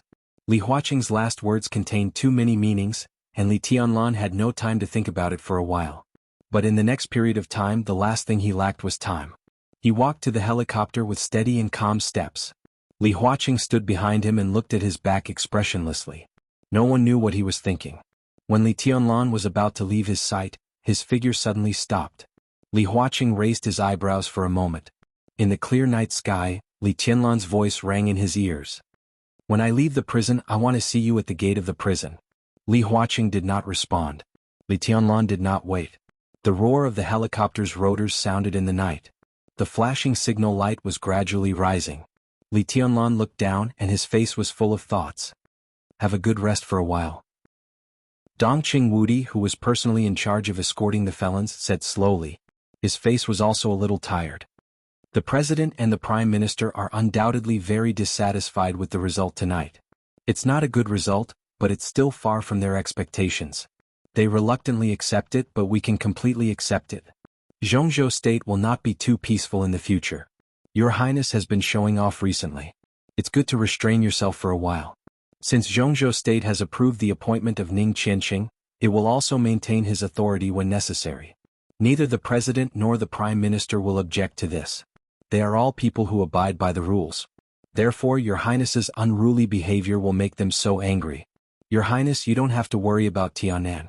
With Xinyuan City, some things in Emperor Dong's palace will be on the right track as soon as possible. When you come out, maybe it will be a different scene. Yi Dongxing smiled slightly and said calmly. Now the Southeast Group and the Giant Group were on the same side. In order to deal with the offensive of the Prince Group and the academics, the two sides would definitely strengthen cooperation. No one would have thought that the Southeast Group, which had a huge conflict with Li Tianlan, would choose to cooperate with him, while the academics, which had been cooperating with the Giant Group, would gradually drift away from them because of this meeting. There were no eternal enemies and no eternal friends. In the general trend, this sentence was almost the most reliable truth. I have nothing to worry about in Tianan. Li Tianlan shook his head. The Burning Legion had suffered heavy losses, and the Purgatory of Heaven capital could not deal with it for the time being. With the support of the Freedom Corps and Ning Qianqing as the mayor of Xinyuan City, a relatively stable environment in Tianan was beneficial to Emperor Dong's palace. It's just that Rushi, Li Tianlan hesitated for a moment. At this moment he thought of not only Dongqing Rushi, but also Wang Yuatong and Qin Weibai. But Li Tianlan had no time to see all of them. You don't have to worry about Rushi. Your Aunt Bai and I will take good care of her and do our best to make her recover. Dongqing Wudi said slowly. It's good that she can wake up, Li Tianlan muttered to himself. He subconsciously took out his mobile phone and dialed Qin Weibai's number. But after thinking about it, he hung up the phone that had not been connected yet. The screen was still on. He had changed his mobile phone several times, but the wallpaper on the screen was still the picture of him and Qin Weibai snuggling together in the dormitory against the sea outside the window when he first entered the Sky Academy. Li Tianlan looked at the picture and was lost in thought. He suddenly felt that something was wrong. But he could not tell what was wrong at the moment. Chapter 727. Summer solstice had lunch and dinner in Prince Yong's mansion. When the meeting of the council was in a state of mutual hostility, the two women who could influence the general trend in the dark world now seemed to be very relaxed. Summer solstice and Qin Weibai were chatting. This was a very novel feeling for both of them. For them, it was rare for them to meet someone of the same sex whose thoughts and achievements were infinitely close to their own. It was not that there were no such people in the dark world, but the time to stand together and chat was undoubtedly a luxury. Therefore, although neither of them was particularly talkative, they got along very well after spending a day together, if they put aside the secret positions and crises. However, the body of the war god that Qin Weibai wanted was not delivered until dinner was served. Summer solstice explained that the Wang family of Beihai needed some time to prepare. Qin Weibai did not say much. Summer solstice was not in a hurry. She was not in a hurry either.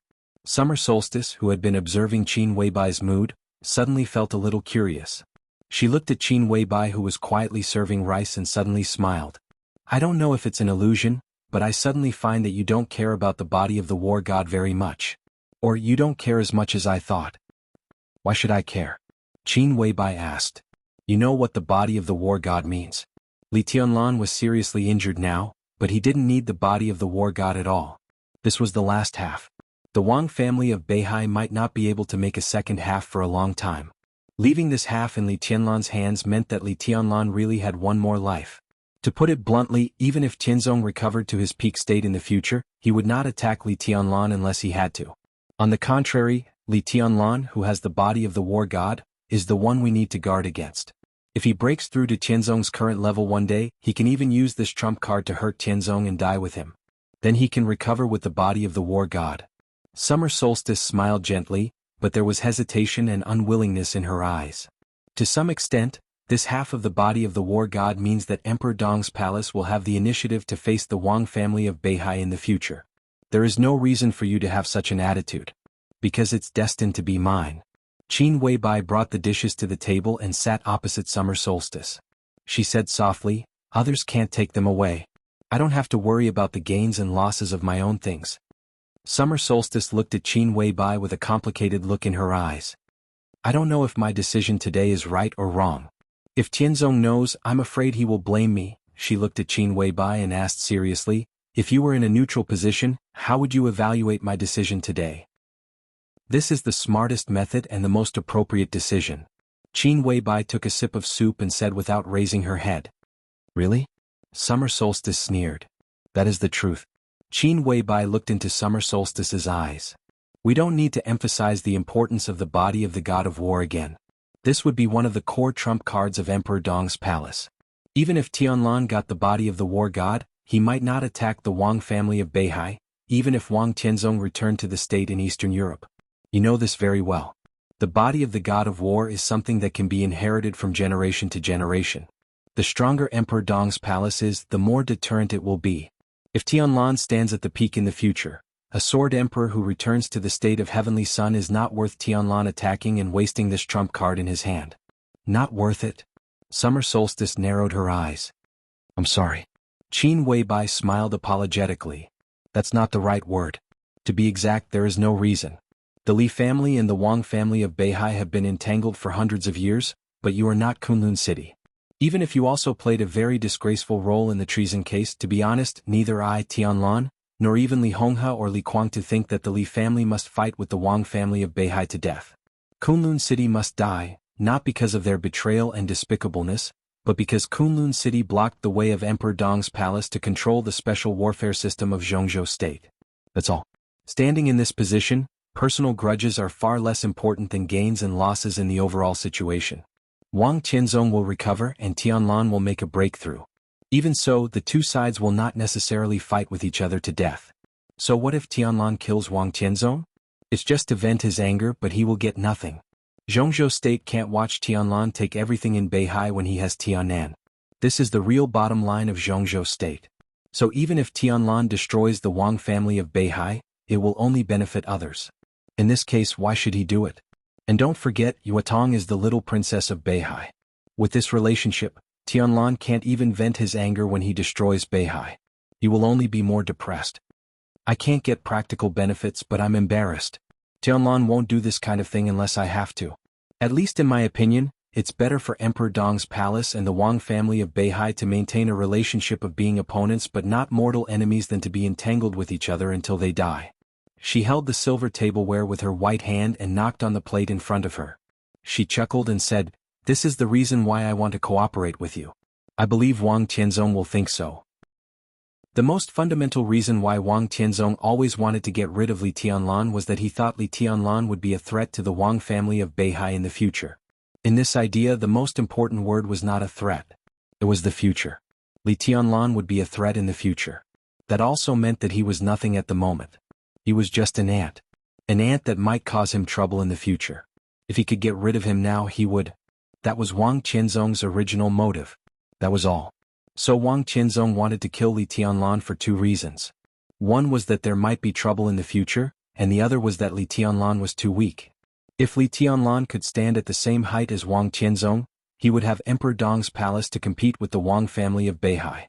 Wang Tianzong's idea would naturally change. Because then Li Tianlan would be very strong and hard to deal with. The reason was also so simple. And the simpler reason was the same as what Qin Weibai just said. In that case, even if Li Tianlan and Emperor Dong's palace were destroyed, it would be a Pyrrhic victory. They wouldn't get any benefits, but others would benefit for nothing. Instead, they would suffer great losses. Such behavior was not taken by the wise, and it was even more unnecessary. The world never belonged to one person, even if one person could defeat the whole world. The Wang family of Beihai was very strong. With the powerful strength of the Wang family of Beihai, at its peak, even before Wang Tianzong was injured, it had the strength to destroy most of the superpowers in the dark world. But it didn't mean that it could be unified. Again, it was useless to mobilize a large number of people and go through a lot of trouble. To sum up, it was really not necessary to destroy the Wang family of Beihai. Of course, it didn't rule out the possibility that the Wang family of Beihai couldn't accept the gap and had to harm Emperor Dong's palace without benefiting itself. And the key was this half of the body of the war god. Li Tianlan had no psychological advantage over the Wang family of Beihai.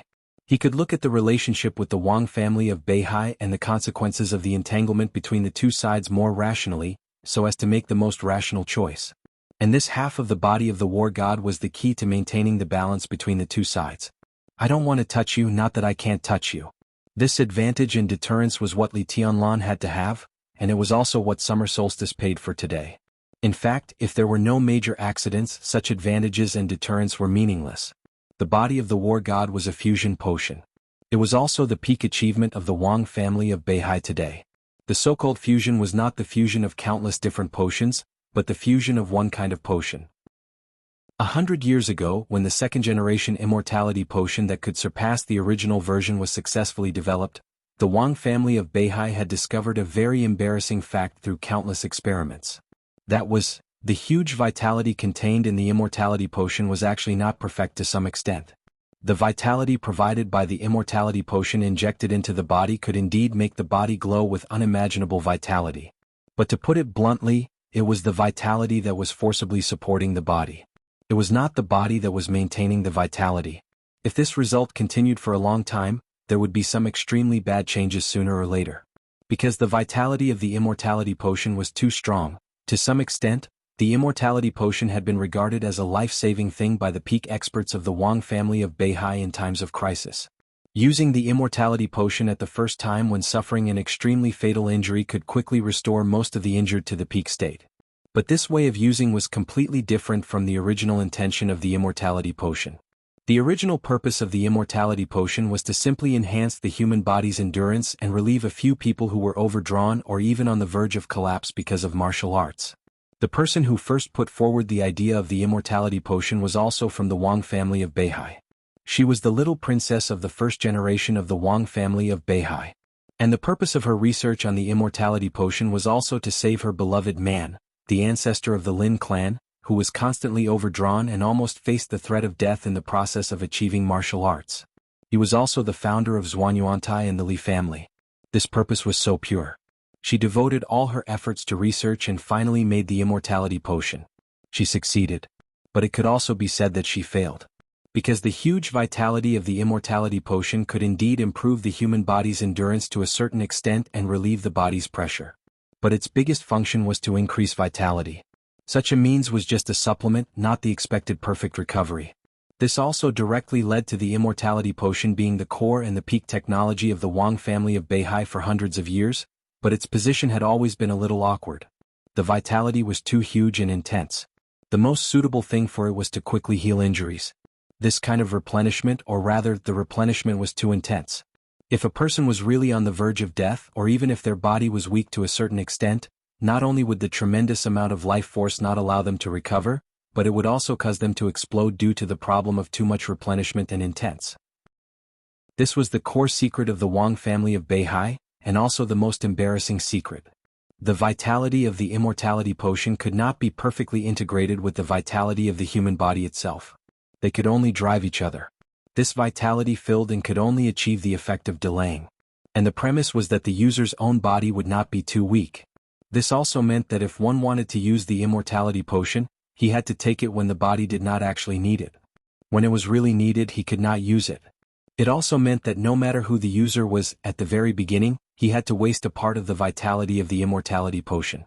The vitality provided by the first generation of Immortality Potion was enough for a person to live for another 20 years.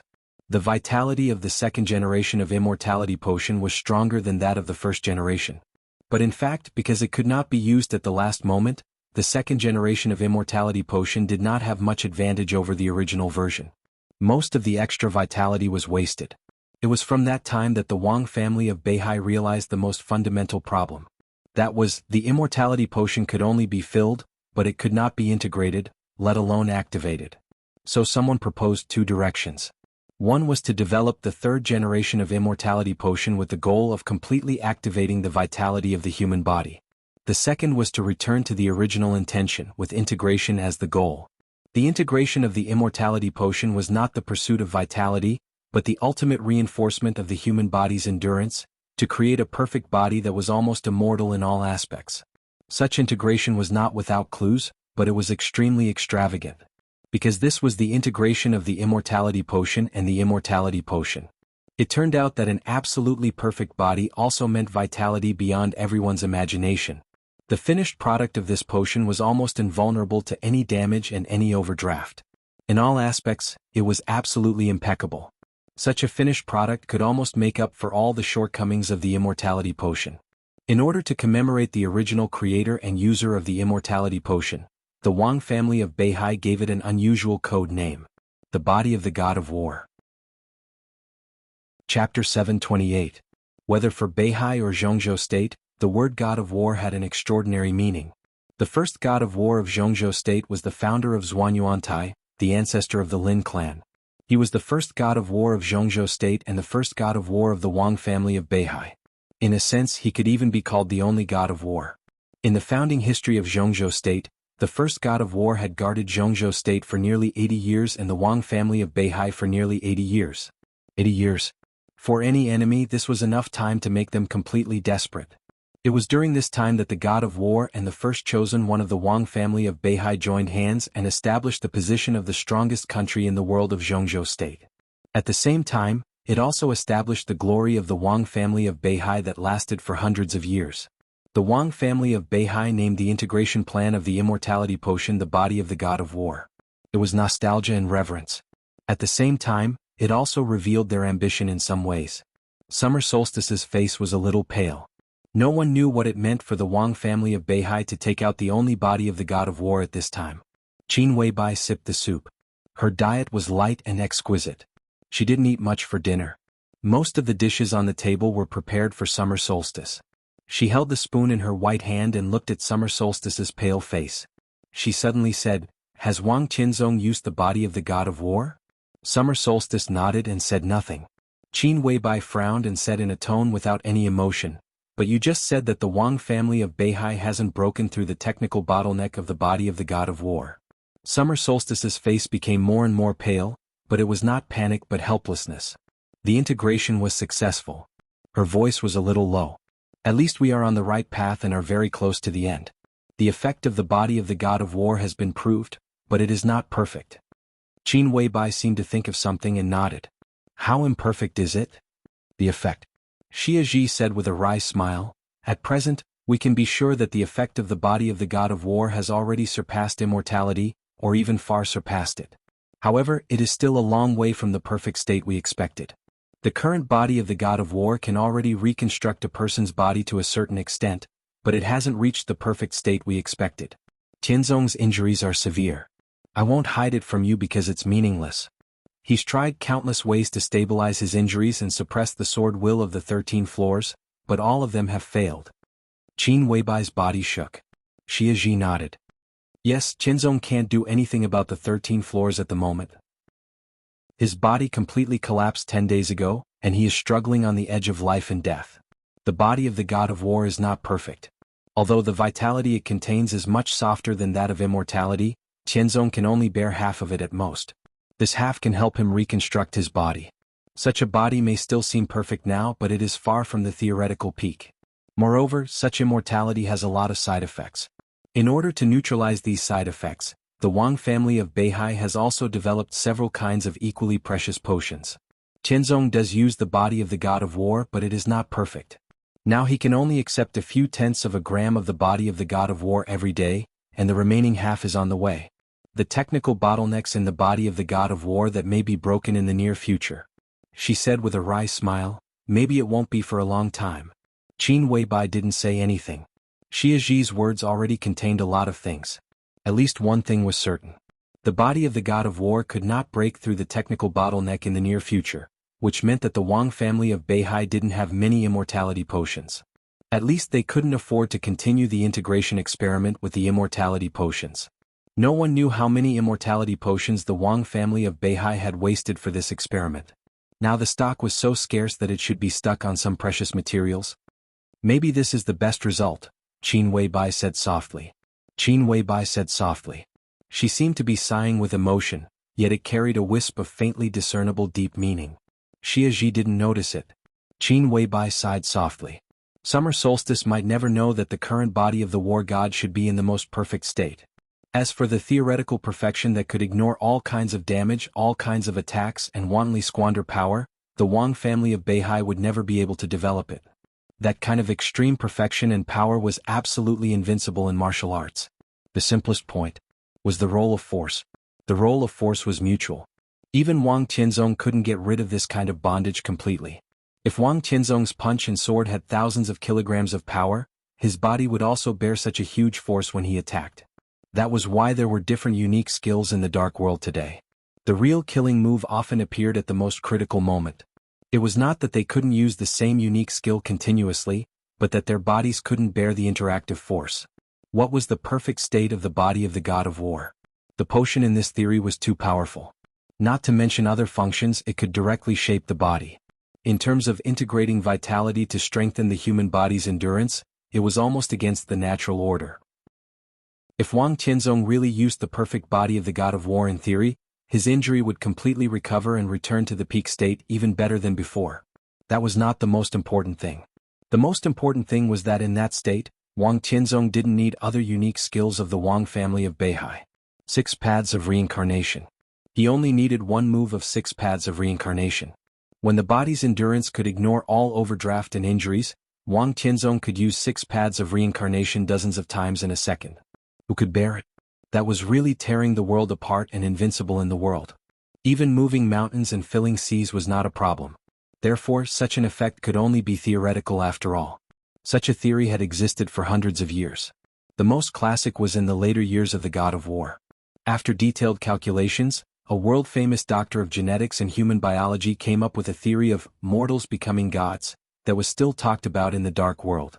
With the combat capability of the chosen one of the first generation of the god of war, after the doctor digitized everything and made detailed calculations and a lot of analysis, he said that if the body's endurance of the god of war could be increased 90 million times, then the power the god of war could exert would almost be equal to that of God. In that state, the god of war could blow up the whole planet with one punch, and sprint at full speed could even surpass the speed of light. Increasing the body's endurance of 90 million times was equal to increasing the power by hundreds of millions of times. Such a possibility did exist, but only in theory. In fact, it was impossible to achieve the perfect effect of the body of the god of war by 2 times, let alone 90 million times. The Wang family of Beihai couldn't develop such a potion.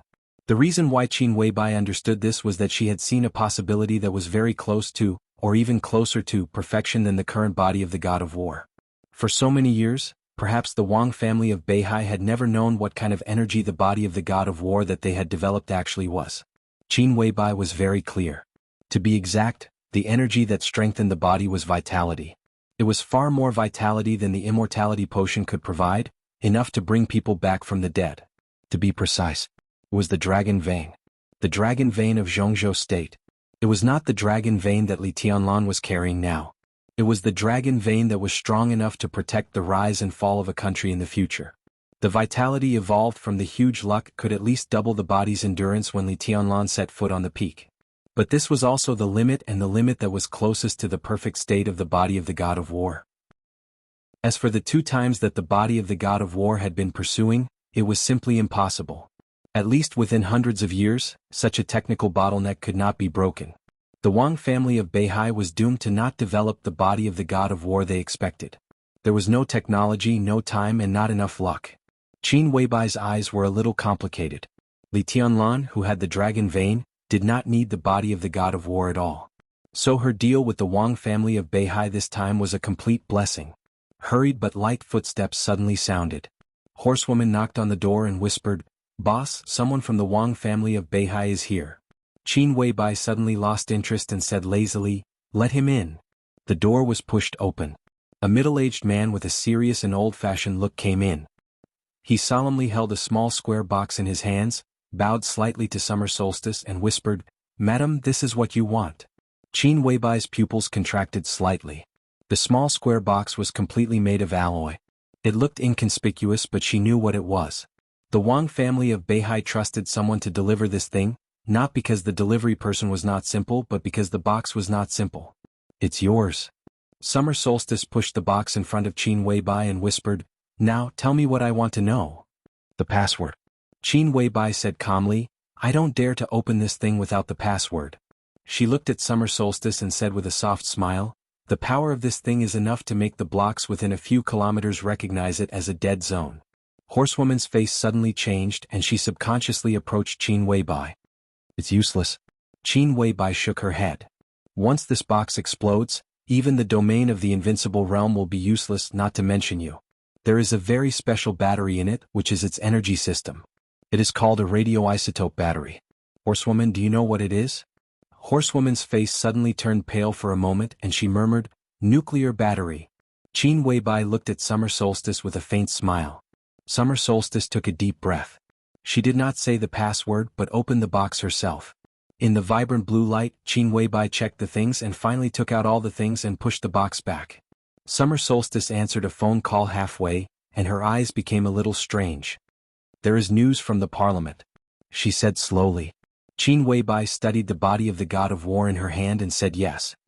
"Ning Qianqing's appointment has been approved, but Li Tianlan will be imprisoned in the desert prison without a time limit," Summer Solstice said. Qin Weibai still said yes and simply said, "I gave him a list." "Is this your purpose?" Summer Solstice asked curiously, "Using the resources of the desert prison to make up for the flaws in the structure of Emperor Dong's palace." "That's a good move, really good calculation." "There are not so many calculations." Qin Weibai shook her head. "I just took advantage of the situation, that's all." Summer Solstice looked at her and was silent for a long time. "What's wrong?" Horsewoman took another box and Qin Weibai put the body of the god of war in it and asked, "I don't know, it's an indescribable feeling." Summer Solstice shook her head. "I always thought we were the same kind of woman, but now looking at your behavior it seems a little different. If it were me, even if Tianzong was in prison, even if I knew nothing would happen, I would see him before he left, because I would miss him in the days to come." Summer Solstice said seriously, "But you give me the feeling. You are too rational, I even suspect that you are not Qin Weibai." Horsewoman's eyes suddenly narrowed for a moment. "I am Qin Weibai," Qin Weibai said coldly. Summer Solstice looked into her eyes seriously. At this moment what she saw in her eyes was not panic, but a kind of extremely cold anger. Summer Solstice smiled, a little playfully. "You seem to have thought of something interesting?" Qin Weibai asked. "No." Summer Solstice smiled and shook her head. "That's a pity." Qin Weibai said faintly, "But I can remind you of one thing. You care about the survival of the Wang family of Beihai, so this matter is very meaningful." "What is it?" Summer Solstice frowned slightly. Qin Weibai gently knocked on the table and said calmly, "Did you see the Xian Yuan sword on Mount Dibing?" "Yes." Summer Solstice frowned and nodded. "That's why I came to you." "Did you really see it?" Qin Weibai asked softly. Her voice was very pleasant, but the slightly slow and light tone revealed a kind of inexplicable weirdness at this time. Summer Solstice's scalp went numb for no reason. Qin Weibai's voice continued, very light, very slow, and seemed to carry a chilly wind. "Did you really see it? Did you see the Shen Yuan sword?" Summer Solstice's face turned blue. She looked at Qin Weibai. Qin Weibai also looked at her. There was only depth in her perfect and dreamy eyes. The chilly wind seemed to have dissipated. But the extreme chill had penetrated into Summer Solstice's bone marrow in a short time. She suddenly understood the meaning of Qin Weibai's words. "Yes." Her voice was a little dry. "I saw it." Qin Weibai laughed. Summer Solstice really understood. On Mount Dibing what she saw was indeed the Shen Yuan sword. She really saw it. But the most important thing was that when she saw the Shen Yuan sword, the coldness of 9 states of the Wang family of Beihai was still on Mount Dibing. So was the sword. Where was the person? Without the person, where did the sword come from? Summer Solstice finally figured out the problem she had been ignoring. She also understood why Lin Fengting wanted to say so much but stopped. She suddenly thought of the patient Lin Fengting mentioned to her at that time. She thought of the half-body of the god of war in front of her. Life and death. Her face became extremely serious in an instant. Chapter 729. The atmosphere in the restaurant suddenly became extremely depressing. Summer Solstice sat stiffly in her seat, thinking about some major issues with a dignified look. Qin Weibai waved her hand. Horsewoman left with the researchers of the Wang family of Beihai. The evening wind blew in, blowing the layer of vague clouds around Summer Solstice, and her hair gently rose with the wind. Summer Solstice came to her senses, took a deep breath, looked at Qin Weibai and said in a low voice, "Thank you for reminding me." Qin Weibai shook her head. She knew that she had revealed a lot of things that she shouldn't have today. She didn't know whether it was right or wrong, but for the half-body of war god, it was absolutely worth it. "You don't seem nervous?" Qin Weibai looked at Summer Solstice and asked. "The Wang family of Beihai has paid the price it should pay. In the face of the future, it's meaningless to be overly nervous now." Summer Solstice shook her head. At this moment she was extremely dignified and calm. "I ask you for help today, but it doesn't mean that the Wang family of Beihai is a humble family. No one in the dark world dares to define us as humble. For hundreds of years the Wang family of Beihai will give in and compromise, but no one can really make us bow our heads. Not in the future, not in Zhongzhou state." Her voice was quiet and tranquil with unquestionable strength and calmness. She could come to see Qin Weibai for the crisis of the Wang family of Beihai, and she could wait for more than 2 hours in the alternation of night and dawn, but she would not beg on behalf of the Wang family of Beihai. This was the pride and strength of the Wang family of Beihai. She could use all means to save the crisis she could see, but it didn't mean that the Wang family of Beihai didn't have the courage to bear everything. In the simple ancestral teaching of the Wang family of Beihai, the first paragraph was the simplest, but it was this sentence that helped the Wang family of Beihai go through countless crises in hundreds of years. Believe in your own strength. In a real desperate situation, the strength that can be held in your own hands is the most effective weapon. As the descendants of the Wang family of Beihai, you should have your own persistence and courage. When you put down your persistence, it is equivalent to giving up Beihai. I hope that my descendants can remember one thing. No matter what kind of desperate situation you face, please do not give up the courage to fight. Behind you are the beautiful land and rivers of the North Sea province of 160,000 square kilometers, and the millions of people who need your protection. They will not be your burden, but the confidence of our Wang family of Beihai to challenge everything. The Wang family of Beihai would rather die in glory than live in disgrace." Summer Solstice took a deep breath. She stood up. The clouds shrouding her body slowly dispersed. In the light of the restaurant, a beautiful and awe-inspiring face appeared, quiet and dignified, with inviolable coldness and pride. No matter when, the Wang family of Beihai has the courage to face all challenges. Qin Weibai leaned against the chair and was silent for a while. Then she said calmly, "I understand. This is the pride or madness of the Wang family of Beihai. This is your foundation, and it can even be said to be the key for you to get to where you are today. At present you seem to be successful." "Seems?" Summer Solstice frowned. "No one will doubt the method to make themselves successful, at least not before they fail. Your pride is the key to your success, but it will also be the key to your fall into the abyss. I would like to hear the details. Summer Solstice narrowed her eyes and looked solemn. Only Jianghu State. Qin Weibai's voice was extremely calm. This was originally just a deal. She was not obliged to help the Wang family of Beihai. Summer Solstice nodded. What do you think of the relationship between Jianghu State and Beihai now? At this stage, the game between Jianghu State and the north is inevitable. The game of the sea is inevitable. For hundreds of years, the Wang family of Beihai has been too aloof. Almost every president wants to let Beihai province return completely to increase the national strength of Jianghu State. Now, the Wang family of Beihai, which has internal and external troubles, has lost its spiritual leader. This is the best opportunity. Qin Weibai looked at Summer Solstice. The best opportunity. Not only Jianghu State thinks so, but everyone thinks so. Even you think that this is the biggest crisis that the Wang family of Beihai has encountered at present. This is the truth. Summer Solstice said calmly, everyone can see this clearly. Do you have any suggestions? Do you want to win? Qin Weibai asked.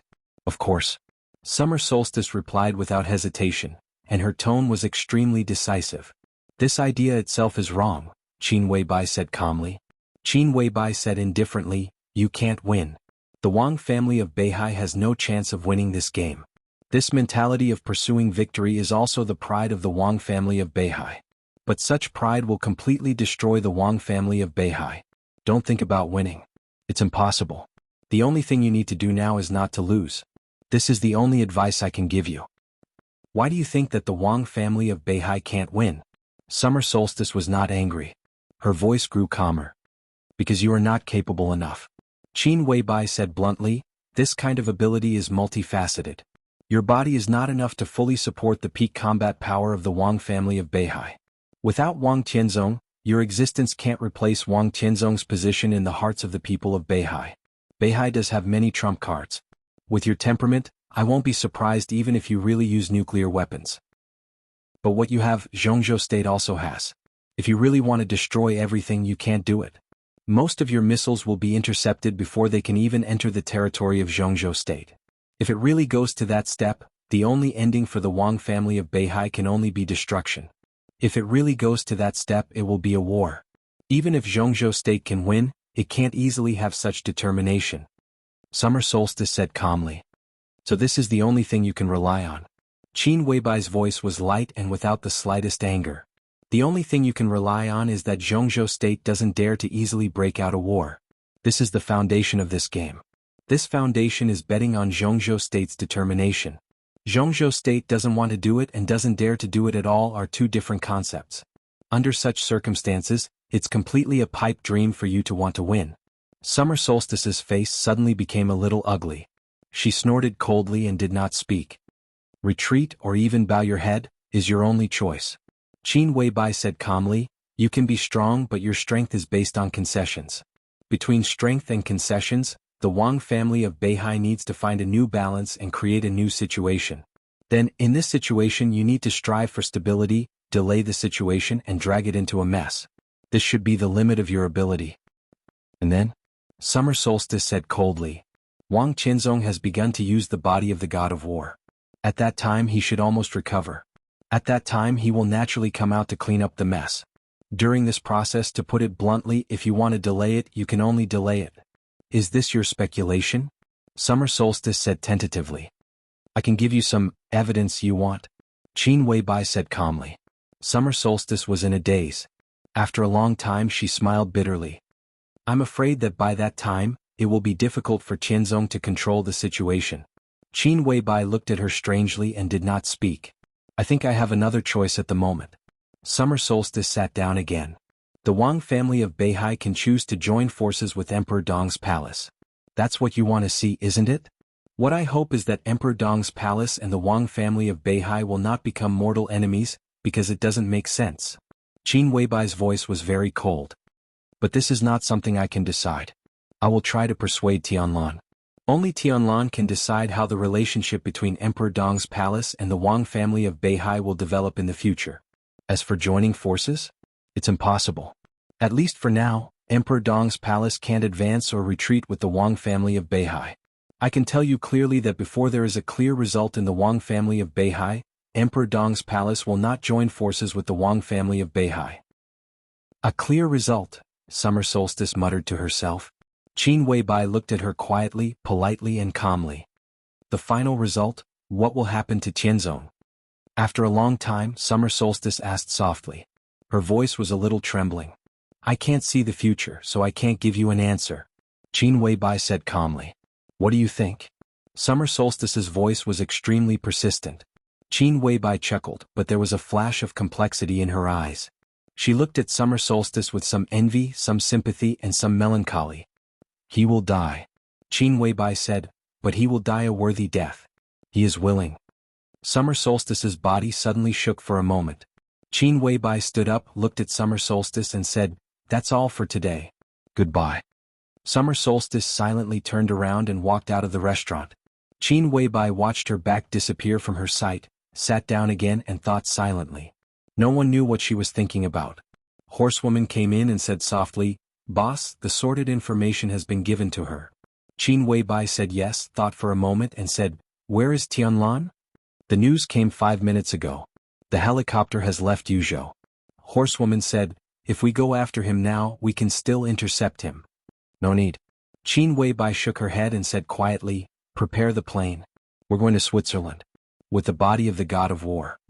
Horsewoman raised her eyebrows and said, oh. Qin Weibai walked to the window and looked at the night sky in the distance. She suddenly said, Horsewoman, what do you think a person's strongest state and strongest life will be like? Horsewoman shook her head blankly. I don't know. Probably like Wang Tianzong? Not enough. Qin Weibai shook her head.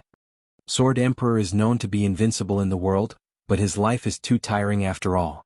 Even if Tianlan doesn't appear, his life is too tiring. She slowly turned around. I think of 4 words. What? Horsewoman was a little confused. No plan in this life. Qin Weibai laughed. That's probably a person's strongest life. No plan in this life, Horsewoman murmured a few times, and her eyes gradually lit up with some yearning. No plan in this life. There were only 2 kinds of people who could do this. One was a reckless man. They could be stupid and ignore any consequences. As for the other, he could completely ignore any consequences. I don't agree with Summer Solstice. Qin Weibai slowly said, they always think that even if one person can defeat the whole world, it is impossible to have the whole world. They may be right. One person really can't do it. But 2 people, it is not impossible. Qin Weibai glanced at Horsewoman and ordered, prepare the plane. We'll leave immediately. Chapter 730. As the most mysterious and terrifying enemy in Jianghu State, the desert prison was a real impasse. It was the most heavily guarded place in Jianghu State, where the most important prisoners of Jianghu State were held.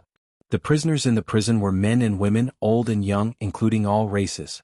It was no exaggeration to say that every prisoner in the desert prison had a different meaning for Jianghu State. The prisoners here might not have committed the most heinous crimes, but they were definitely the most important ones. For example, senior spies from other countries, top-secret researchers who defected, traitors of Jianghu State, giants who had mastered countless secrets and were once influential in a certain field, and intelligence officers of other countries or superpowers. They would not die before their value was squeezed out. But because of their danger, Jianghu State would not put them in ordinary prisons. The desert prison was therefore established. It was a place where countless top criminals and conspirators gathered. Any prisoner from it, no matter who he was, at least he would not be an ordinary person. The prison was built in the center of the desert. With the prison as the center, there was no water source within hundreds of kilometers. Such a harsh terrain could almost prevent most people who tried to escape or come to raid the prison from having any idea that they should not have. At the beginning of the year, there were nearly 300 prisoners in the desert prison, but there were less than 1,000 jailers who were responsible for guarding these 300 prisoners, including 2 superiors of the Thundershocking realm and none of the half-step invincible realm. It was known as the most heavily guarded base. This kind of power sounded incredible, but Li Tianlan knew very well how powerful and terrifying the desert prison was behind this seemingly empty defense force. In the past 60 years, after the superpowers in the dark world had worked hard to find the location of the desert prison, they had carried out nearly 20 jailbreaking operations here. The largest one was led by an invincible realm expert. Nearly 1,000 elites from various superpowers gathered together, and blood flowed like a river in the desert. Such a battle could be said to be a small war. However, since the establishment of the desert prison, no prisoner had succeeded in escaping, and no force had succeeded in breaking out of the prison. All the people who invaded the desert prison had never crossed the border of Jianghu state, or even escaped from the desert. Including the superior of the invincible realm who had attacked the desert prison many years ago, he was eventually killed less than 30 kilometers away from the desert prison. Near the desert prison that seemed to be defenseless, there were two absolutely confidential military bases in Jianghu state. One was a fully automated reconnaissance base, and the other was a semi-automated Air Force base. The former was codenamed Sky Eye while the latter was codenamed Sky Arrow. The Heavenly Eye was the main military base responsible for guarding the daily security of the desert prison. It was also the top reconnaissance system in Jianghu state. In the past 100 years, Jianghu state had invested a lot of money in the Heavenly Eye system. Thanks to the efforts of the first generation of researchers, the third generation of the Heavenly Eye system had been developed. Today, all the major theaters of operations in Jianghu state, including the Border Control Corps and Special Services, were equipped with the Heavenly Eye reconnaissance system. The Heavenly Eye system of the desert prison could be said to be the strongest among all the Heavenly Eye systems in Jianghu state. It was not because of the importance of the desert prison. It was because this was a desert. It was the simplest, most straightforward, and most inexplicable reason. This was a desert. Therefore, the Heavenly Eye system here was the most terrifying. The third eye was connected to most of the military satellites of Jianghu state, with the most advanced scanning radar. In the reconnaissance mode, the reconnaissance radius of this system was nearly 200 kilometers. And this was a desert. There was no city, no neighborhood, no human habitation, only thousands of miles of yellow sand. Under such circumstances, the Heavenly Eye military base relied on the Heavenly Eye system and was equipped with countless of the most advanced firepower weapons. Laser weapons, electromagnetic weapons, infrasonic tracking cannons, demon eye bombs. Within the detection radius of the core of the Heavenly Eye, almost no creature could escape the detection of the Heavenly Eye. In the face of enemy invasion, the Heavenly Eye could automatically start all the weapon systems in the military base in a few tenths of a second. This was a real full-scale firepower. This was a desert. Without having to worry about accidental injuries or damage, the Heavenly Eye system could rely on its absolute firepower advantage to directly pour its firepower over every inch of land within 100 miles in less than a minute. No one could survive this kind of indiscriminate bombardment. Not the invincible realm, not the peak of the invincible realm. In the face of this unscrupulous and incessant lethality, even Wang Tianzong in the Eastern Europe period could not survive. No matter how strong the invincible realm was, there was a limit. And in this kind of unrestricted terrain, modern heavy firepower weapons had the majesty to sanction everything. Even if the Heavenly Eye system failed and the fish that escaped the net left this range, the elite air force of the Sky Arrow base could deal with all the sudden situations in the fastest time. With the existence of two military bases, the defense of the desert prison was completely unsolvable. Among all the military bases in Jianghu state, the base of the desert prison might have the least number of people, but its destructive power could be said to be the strongest. The warden of the desert prison was also the highest officer of the two military bases and had the highest authority, so he had always been awarded the rank of lieutenant general. Their strength might not be the best, but in the desert, the warden of the prison was the real master, even the only master. The helicopter whistled over the yellow sand in the heat wave. In the distance was a desolate and vast desert. The outline of the prison was faintly visible. Li Tianlan looked quietly into the distance and suddenly asked, "Who is the warden of the desert prison now?" "Lieutenant General Xiao Mahai." Dongqing Wudi said, "A few months ago he came to the army headquarters to report to me." "Xiao Mahai?" Li Tianlan thought about it and shook his head. "I haven't heard of him." Dongqing Wudi and Yi Dongxing looked at each other and smiled helplessly. Not only Li Tianlan hadn't heard of him, but even Dongqing Wudi, who had just met him a few months ago, might not have remembered Xiao Mahai's name if he hadn't checked the information before coming. There was no doubt about the powerful defense of the desert prison. The authority of the warden of the desert prison to dominate this desert was also beyond doubt. But for any warden, even for any general in Jianghu state, the position of the warden was not a good one. This position was generally assigned to the place where the general was excluded by the major groups, failed in the competition for a key position, or offended someone. There was no future, no benefits, and it was a deserted place. Any word used here was truly appropriate. He managed hundreds of prisoners with special identities who could not be treated casually, and no one came to visit him. He led nearly 1,000 miscellaneous soldiers who had no combat power at all. He stayed in the prison all year round to bask in the sun and eat sand. He also had to regularly accept the strict examination from the army headquarters, the Ministry of State Security, and Kunlun City. He guarded a pile of high-tech weapons that ran all year round but were basically unused. Every year, in order to maintain the funds for the operation of the base, he had to go to the army headquarters from time to time to pretend to be a grandson. This was the warden of the lieutenant general level of the desert prison. Who the hell wanted to be such a warden? This kind of position with the rank of general was not even as comfortable as most of the grassroots officers. There was no doubt that in the hearts of the generals of Jianghu state, the position of the warden of the desert prison was the most difficult general-level position in the whole Jianghu state. It would be good if such a person was not regarded as a joke. Who could remember his name? Minister, I want a copy of this person's detailed information. Li Tianlan thought for a moment and said softly. No problem. Dongqing Wudi nodded. I'll ask someone to extract the file. Li Tianlan narrowed his eyes slightly and looked thoughtfully at the desert prison that was getting closer and closer. In the eyes of others, the warden of the desert prison might be the most difficult position, but to him, this position was extraordinary. To him, this warden could even be said to be the most valuable person he would come into contact with in the next period of time. Chapter 731. The helicopter landed slowly in front of the gate that looked a little old in the desert prison. Xiao Mahai, the warden, and 2 deputy wardens greeted them with some middle-level staff in the prison. The desert was full of wind and sand. The yellow sand was raging, almost bending the warden's waist. The rank of lieutenant general of Jianghu state shone under the scorching sun. The warden, who looked nearly 60 years old, stooped and trotted all the way. His speed in the thunder-shocking realm almost left the 2 deputies and others behind. But Xiao Mahai seemed to be unaware of it. When he was still far away from the helicopter, he had already stretched out his hands with a smile on his face, looking humble and respectful. Hello, Minister Dongqing. Welcome to the desert for inspection.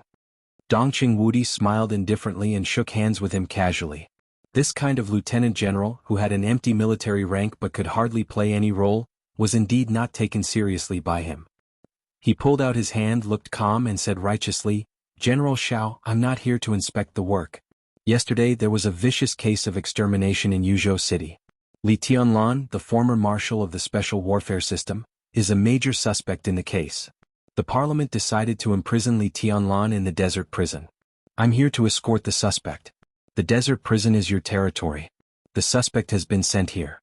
I hope you can fulfill your duty and keep a close watch on him. If anything goes wrong, Jianghu state will hold you responsible. Do you understand? Yes, Minister, I understand. Xiao Mahai seemed to want to salute, but he felt awkward when he raised his palm halfway. During the 3 years as the warden of the desert prison, everything he had encountered had almost completely crushed his arrogance and strength of character. He laughed at himself, put down his palm, and kept nodding and bowing to Dongqing Wudi skillfully and naturally. Dongqing Wudi nodded and patted Li Tianlan on the shoulder. This is Li Tianlan, the suspect I'm going to escort this time. Xiao Mahai quickly looked up at Li Tianlan. Yeah. This was his first feeling. Ordinary. This was his second feeling. Extraordinary. When the third feeling appeared, all his impressions suddenly solidified. He was extraordinary.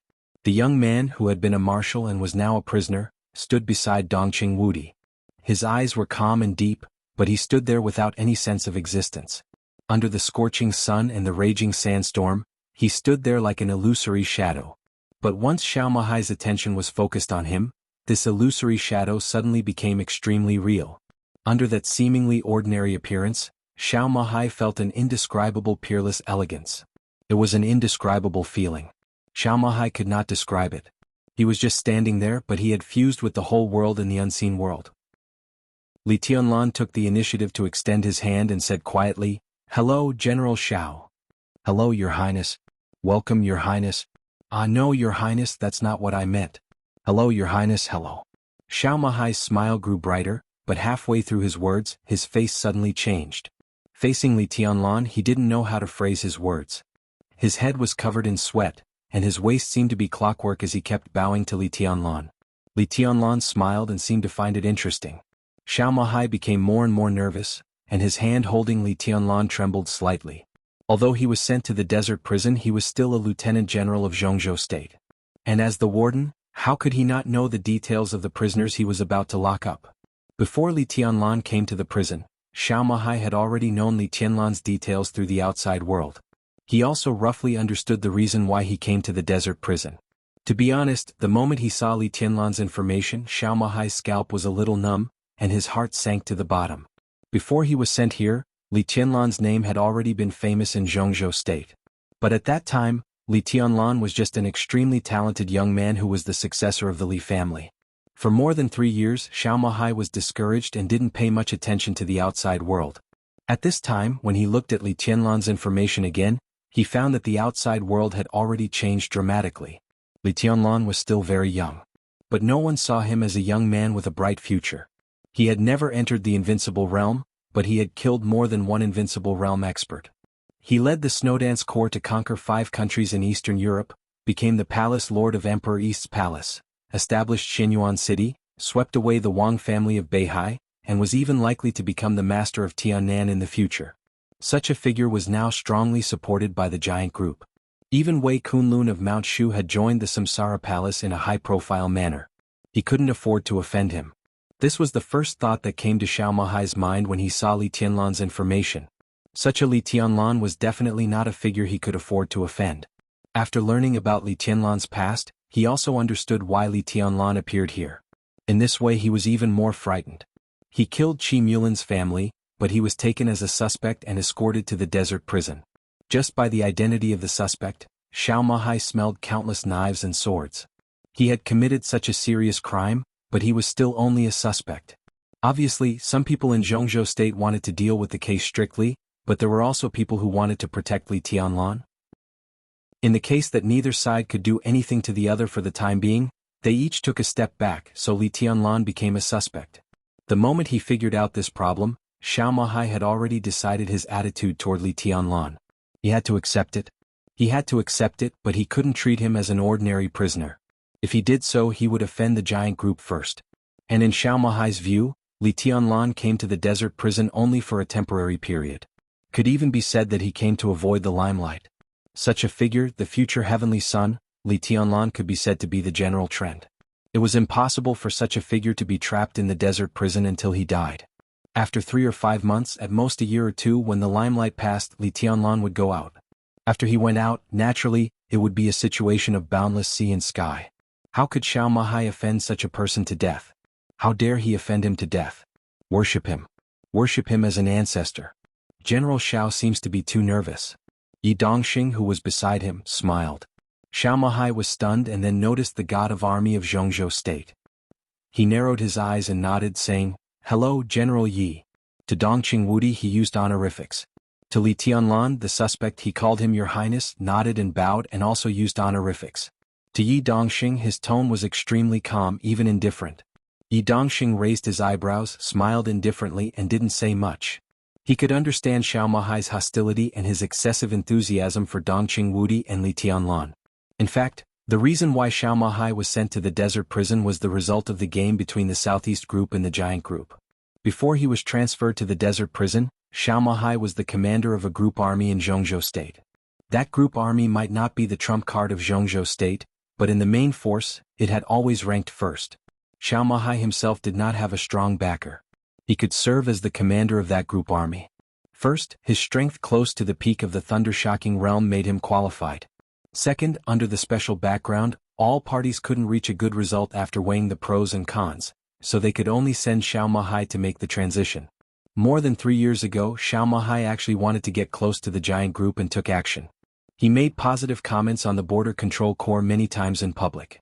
At that time, it was almost certain that Dongqing Wudi would leave the Border Control Corps and enter the main army headquarters. The internal game in the military was extremely fierce. Xiao Mahai used all means to merge the group army he led into the Border Control Corps. In this way he officially stepped onto the big ship of the giant group. Although he didn't see Dongqing Wudi at that time, he also visited many big shots of the giant group and got relatively positive responses. However, when his operation was about to succeed, a major general of the Southeast Group came out of nowhere and directly took away his position. All of Xiao Mahai's dreams were completely shattered, and he was transferred to the desert prison.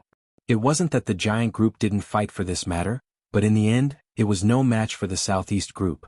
In addition, Xiao Mahai himself wasn't a direct descendant of the giant group, and Dongqing Wudi had to pay a lot of bargaining chips to get the position. At that time, the giant group, whose biggest demand was to let Dongqing Wudi enter the army headquarters, naturally wouldn't be too insistent. That was why Xiao Mahai had gone through so many ups and downs in the past 3 years. As one of the leaders of the Southeast group, Xiao Mahai naturally didn't have a good impression of Yi Dongxing. He didn't even bother to keep up appearances.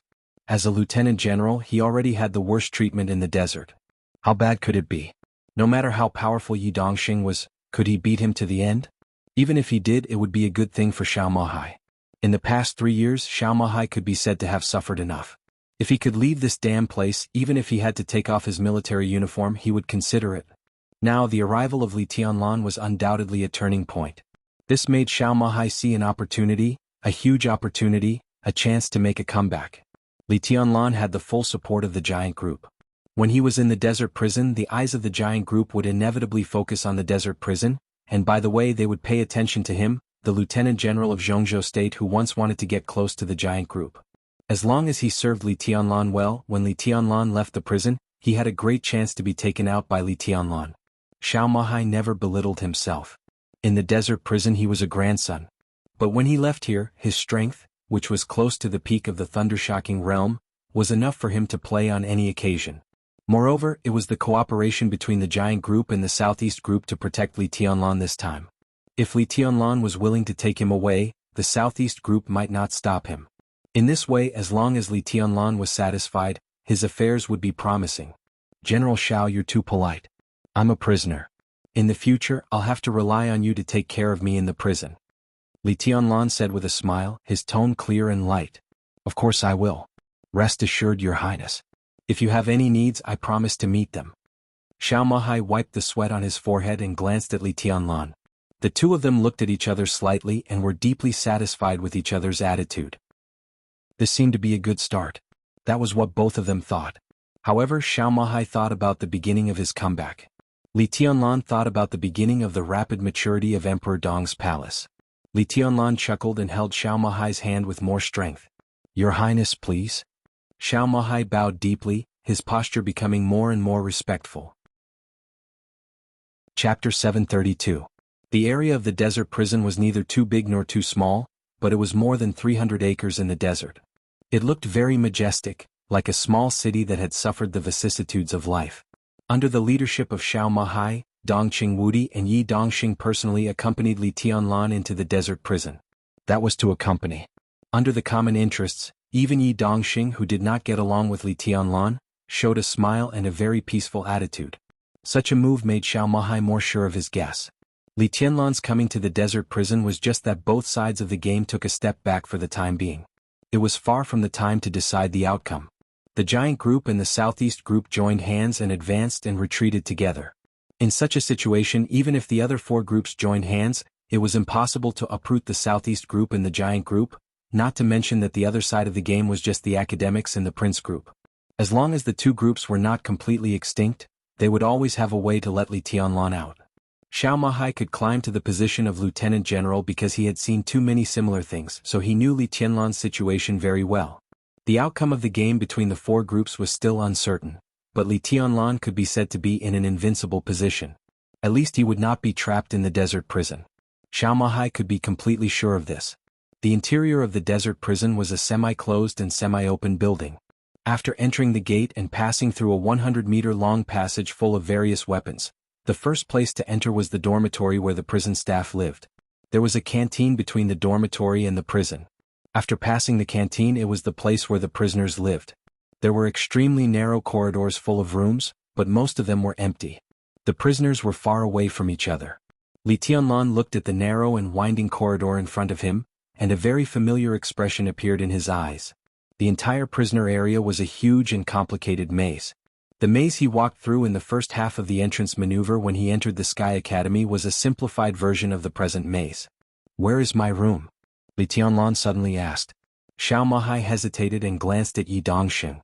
Yi Dongxing smiled and said nothing, keeping his composure. Xiao Mahai smiled and said in a steady voice, Your Highness's room is not here.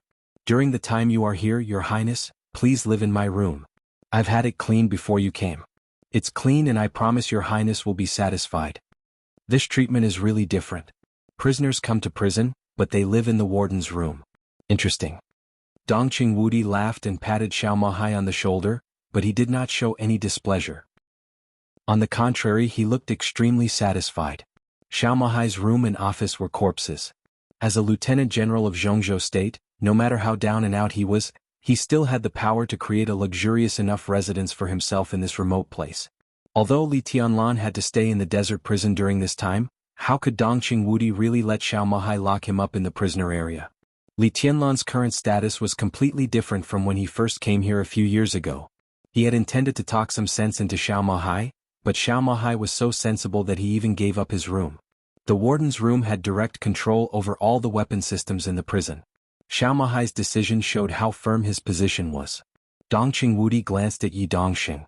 Yi Dongxing's smile remained unchanged and he said politely, "It seems that General Xiao has to suffer." Xiao Mahai didn't even look at Yi Dongxing. He just kept bowing to Li Tianlan and said with a smile, "It's your highness who has to suffer. The conditions are simple. I hope your highness won't be offended." "You're welcome, General." Li Tianlan shook his head and looked at the endless maze corridor in front of him. He suddenly said, "Let's just walk around. Your highness has the final say." Xiao Mahai said without hesitation and pressed a button on the wall. A subtle light flashed in the corridor. In everyone's sight, the doors in the narrow corridor became transparent. Standing in the corridor, Li Tianlan could clearly see what was going on inside through the doors. At the same time, countless letters and numbers appeared in the corridor. In the corridor in front of Li Tianlan, the A1 sign lit up. This represented the entrance to the maze. In this extremely complicated maze, the staff usually walked back and forth according to this number. All the rooms at the entrance to the maze were empty, and there were no prisoners. Li Tianlan shook his head and didn't look at the number in front of him. He walked along the corridor. His movements were casual and a little careless. But the deeper he went, the more frightened Xiao Mahai was. Because the route Li Tianlan chose was too coincidental. He completely ignored the wall number as a reminder and walked forward at will. But he took the shortest route and could observe the most prisoners. If he walked along this route, Li Tianlan could almost see the situation of most prisoners. At the same time, he could also approach a square at the end of the prisoner area, which was used for prisoners to take a breather. Simple and clear. The so-called maze was completely useless under his feet. This kind of familiarity had almost penetrated into his bones. At this moment, Xiao Mahai even felt that Li Tianlan was the warden here, and he was like a tour behind him. "Minister." Xiao Mahai wanted to say something but stopped on second thought. Dongqing Wudi smiled and looked at Li Tianlan, who was walking forward. His eyes were a little complicated, with a touch of guilt. He whispered, "Tianlan has been here before and lived here for a whole year." Xiao Mahai was stunned. Yi Dongxing was also stunned. He turned his head and glanced at Dongqing Wudi meaningfully. About 5 or 6 years ago, a trusted major general of the Dongqing clan was suddenly sent to the desert prison to serve as the deputy warden, and it was arranged by Dongqing Wudi himself. The major general, who was considered a rising star in the giant group, suddenly had a bleak future. Before that, he was deeply trusted by Dongqing Wudi. At that time, no one knew why Dongqing Wudi made this choice, and many people even speculated that the rising star had betrayed the Dongqing clan. Yi Dongxing paid special attention to this matter. Later, the major general stayed in the desert prison for more than a year, and then he was transferred to the Border Control Corps. He left the Border Control Corps 2 years ago and was promoted to lieutenant general. Now he was the deputy commander of the Jianghu Eastern Theater of Operations and the commander of an ace army. He might even be promoted to general in a few years. His future was extremely bright. The more it was like this, the more Yi Dongxing couldn't understand why Dongqing Wudi sent him to the desert prison at that time. Li Tianlan had stayed in the desert prison for a year? Would it be the same as a few years ago? Did it have anything to do with that strange transfer? "I've lived here more than once." Li Tianlan, who was walking in front, suddenly opened his mouth. His voice was very quiet, with a kind of calmness as if he had experienced countless things. "No matter now or in the future, this place will be my most impressive enemy. During that year, I experienced a lot of things here." His voice became low, and there seemed to be a trace of trembling in his calmness. "I'll never forget it." "For example? What did your highness experience here?" Yi Dongxing asked curiously. He was really curious about this question. This question meant many things. If Li Tianlan's coming here had something to do with the strange transfer of the rising star in the giant group 5 or 6 years ago, then it meant that the engagement between the Dongqing clan and the Li family did not start after the Dongqing clan saw Li Tianlan's potential, but earlier, the two sides had a very close cooperation. In order to enter the desert prison, Dongqing Wudi even let his confidant waste more than a year's time to escort Li Tianlan. One could imagine what this meant. Moreover, Yi Dongxing suddenly remembered that during that time, Dongqing Hongguang's adopted son, Thunder God, who was deeply trusted by Dongqing Wudi, was also missing. The more he thought about it, the more uneasy Yi Dongxing was. He couldn't see what was worth Dongqing Wudi's trouble in the desert prison. The prisoners here were undoubtedly very important and valuable, and there were many real old foxes and martial arts masters among them. But the process of retrieving prisoners from the desert prison was extremely complicated. Moreover, Kunlun City, the Ministry of State Security, and the General Staff Headquarters would come here regularly for strict examination. If Dongqing Wudi secretly took away any prisoners, there was no reason that Yi Dongxing, who had been in charge of the General Staff Headquarters for many years, did not know. If it was not for prisoners, then for what? A lot. Li Tianlan glanced at Yi Dongxing and said blandly, "A lot. So far, the most desperate, fearful, helpless, depressed, crazy, and closest to death days of my life have been spent here." A shadow flashed in his eyes. Since he entered the secular world, he had experienced many things. In the final battle in Heaven Capital, he was pierced in the heart by a sword. In the trial day in Eastern Europe, if there was no deity sword energy, he would have no hope of survival. But among many things, only when he was here did he really feel the most thorough despair and fear that had almost penetrated into his soul. And it was not only once. In that year it lasted for nearly 3 days and 3 nights. Again and again his spirit was completely tortured by despair and fear and completely collapsed. In the collapse he stubbornly became rational and then collapsed and reorganized again. In those days, Li Tianlan peed his pants, scratched his scalp and bit off his own flesh and blood. That year he was only 17 years old. When he was at his weakest, he experienced the deepest despair and fear. He survived the situation where he should not have survived and became the Li Tianlan of today, the heavenly son of today. The desert prison had given him countless things in that year. And the most precious thing was the willpower that had been tempered in countless times of despair and fear. That kind of willpower could even surpass the heavenly king heart. It could be said to be truly invincible, as hard as gold, as hard as a rock. That was the most precious treasure he had ever obtained. Chapter 733. At the end of the maze was a square. Compared with the thousands of miles of yellow sand outside, there was at least a flat road in the square. The square was not big, but it looked extremely empty. There were a few basketball racks, a miniature football field, and a few table tennis tables scattered in it. Apart from that, there was nothing else. The prison's control of prisoners was not too strict. Everything in the square was entertainment facilities for prisoners.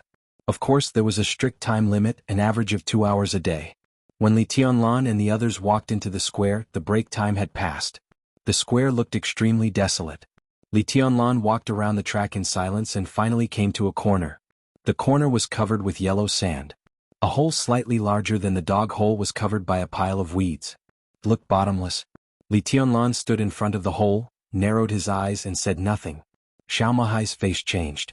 Dongqing Wudi's expression was solemn. Yi Dongxing was a little confused. It is said that when the desert prison was first established, the plan was to build the prison underground. Li Tianlan looked at the hole in front of him and said in a flat voice, "The military gave a detailed topographic map and did a site survey. In theory, a large military prison could be built about 80 meters underground, just like the 2 nearby military bases." No one spoke. The 2 military bases, Sky Eye and Sky Arrow, were built under the yellow sand around the desert prison. Everyone present knew this. It's just that the terrain of the prison is very complicated. When the construction was almost completed, the military found that the structure of the underground prison was a little unstable. If they wanted to strengthen it, they had to pay a lot of money. At that time, there was a big accident in the construction of the prison. After the parliament held a meeting to consider and study the construction cost, they decided to give up the plan of the underground prison, so the desert prison was placed on the ground. Li Tianlan took 2 steps forward and said lightly, "In fact, there is no difference. This prison is a real dangerous place whether it is on the ground or underground." "Your Highness is right." Xiao Mahai smiled apologetically. Later, many years after the prison was built and put into use, a fugitive who wanted to escape accidentally found this hole. This hole can lead directly to the almost completed underground prison. General Xiao knows this story, right? It's recorded in the files. Xiao Mahai nodded respectfully. He was the second invincible realm expert in the prison's hundreds of years of history. He opened this passage quietly and tried to escape. 3 hours after the break time ended, the prison found him. In the next hour, the prison found this hole. The invincible realm expert escaped. Yi Dongxing raised his eyebrows. His authority was enough for him to view all the information about the desert prison. However, who would be interested in seeing the history of the desert prison? Yi Dongxing didn't know about this at all. No, he's crazy. Xiao Mahai said faintly. He entered the underground prison. On the 13th hour, his mind completely collapsed and he lost control of his power. After an extreme madness, he died inside. From then on, the tunnel became smaller and smaller. At first, people could walk upright in the tunnel, but now. Li Tianlan was silent for a while and carefully recalled the feeling at that time. Probably only enough for people to crawl inside. They can't even raise their bodies. For a moment, Yi Dongxing didn't. He came to his senses and asked subconsciously, "What's inside?" Xiao Mahai smiled. Li Tianlan also smiled. Inside. He opened his mouth softly with the color of memory. The underground prison is basically the same as the prison now. It's also a maze and there's nothing in the maze. There was nothing. This was the truth. Yi Dongxing froze for a moment and then understood. His scalp suddenly went numb. There was nothing. He couldn't help taking a step forward and looking at the seemingly endless dark hole in front of him. The muscles at the corners of his eyes kept twitching. This was really just a hole that people could barely get in. Because of the geology, the deeper it was, the smaller the space inside was, and even many places had been completely blocked. Even if the invincible realm expert planned to escape from here at the beginning, the space inside would be bigger, but there was still nothing. Yi Dongxing could imagine that there was only darkness and silence, as well as the countless twists and turns that seemed to have no end. That kind of loneliness and fear would be magnified thousands of times in absolute darkness and silence, turning into despair. Therefore, even the invincible realm expert who escaped from the prison didn't last long. In the 13th hour he went crazy. He was completely tortured by this silence and darkness to the point of mental breakdown, and finally died on the constantly repeating path. Yi Dongxing couldn't help but glance at Li Tianlan. Li Tianlan said that he had experienced the most desperate and frightening time here. Vaguely he seemed to understand something. I crawled in from here. Li Tianlan said quietly, I crawled into the darkness like this. It was very narrow inside and I could only maintain a kind of ability to crawl forward. I tried to climb up but I couldn't lie down. The sand around me would constantly fall, just like being buried alive. There were many places inside where there were no roads. I could only rely on my own hands to open the way, so it was very exhausting. But I had no food or water. Even if I had, I didn't dare to eat and I didn't have the mood to eat. I couldn't see anything there, and the only thing I could hear was my heartbeat, which was getting faster and faster. That kind of depression, congestion, darkness, and silence tortured me crazy again and again. Well, I said crazy, but in there, I couldn't even take a deep breath. I was sweating all the time and it seemed like I was bleeding. That kind of fear and suffocation affected my reason. I went the wrong way again and again and even scared myself to tears many times. At that time, I really thought I couldn't get out, and I thought so many times. Yi Dongxing's face was a little pale. He didn't know whether he felt the same or something else. Cold sweat flowed down his forehead, and his tone was very cautious. How long did you persist? I didn't persist. Dongqing Wudi interrupted Yi Dongxing's words in a hoarse voice. Tianlan had been moving inside at that time. He went in from here and finally found the exit at the other end. The whole process took 70 hours and 56 minutes. When he climbed out, he was severely dehydrated, and there were scratches all over his body, and one of his fingers was almost bitten off. But at that time his mind was still clear. Li Tianlan didn't speak. He looked at the hole in front of him, expressionless, and his eyes were full of coldness. Whether it was Xiao Mahai or Yi Dongxing, their faces all changed. 70 hours and 56 minutes. In that kind of environment that could drive an invincible realm expert completely crazy in more than 10 hours, Li Tianlan struggled for more than 70 hours. And it was not the current Li Tianlan. It was the Li Tianlan of that year. Yi Dongxing could imagine the depression and fear in that kind of environment. But he couldn't imagine what kind of madness and despair Li Tianlan had experienced after experiencing all this. The corner of his mouth moved as if he wanted to say something, but for a moment he couldn't say anything. Li Tianlan stood there quietly as if he was lost in thought. But for the first time Yi Dongxing felt the power from this figure. His eyes were looking up. 70 hours. Yi Dongxing couldn't do it. In this narrow passage now, he didn't even dare to say that he could hold on for 70 minutes. The key was that under such circumstances, Li Tianlan was not static. He was acting, thinking and looking for the right route. Such 70 hours were enough to temper a person's collapsed spirit to a level that no one could imagine. Yi Dongxing bowed slightly to Li Tianlan. He was the god of war and also a martial artist. This was the first time he felt the aura of a strong man from Li Tianlan. At this moment what he respected was not Li Tianlan, but the almost inhuman will. Before I leave I will walk through this passage again. Li Tianlan said slowly, no, I will leave directly from here. All the shadows in his eyes disappeared, and he became calm and confident. Let everyone see it again. Dongqing Wudi sighed softly, but he didn't know what to say. Li Tianlan raised his head and looked at the sky. The sun in the sky shone on every corner of the square. But there was no sand or wind in the square. A thin barrier enveloped the entire square, isolating it from the outside world and this place at the same time. Li Tianlan didn't speak, just looking at the sun in the sky. Through the edge of the shield, the sky in the distance was pure blue. There was no shadow in the clear sky, and it was extremely quiet. The world was quiet. Minister, please go back. Li Tianlan turned around and looked at Dongqing Wudi with a smile.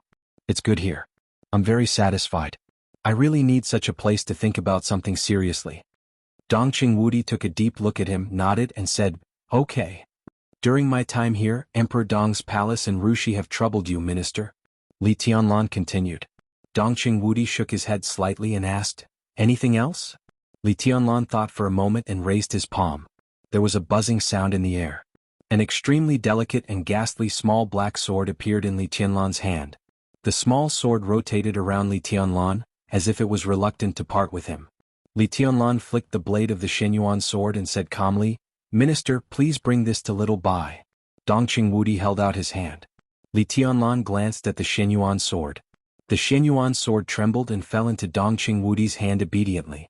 Li Tianlan said no more and sent Dongqing Wudi and Yi Dongxing out of the prison. Under the clear sky, there was endless yellow sand. He stood in the flying yellow sand, watching the helicopter gradually take off and go further and further away. For a long time he didn't move and kept watching, as if looking at his future in the great way.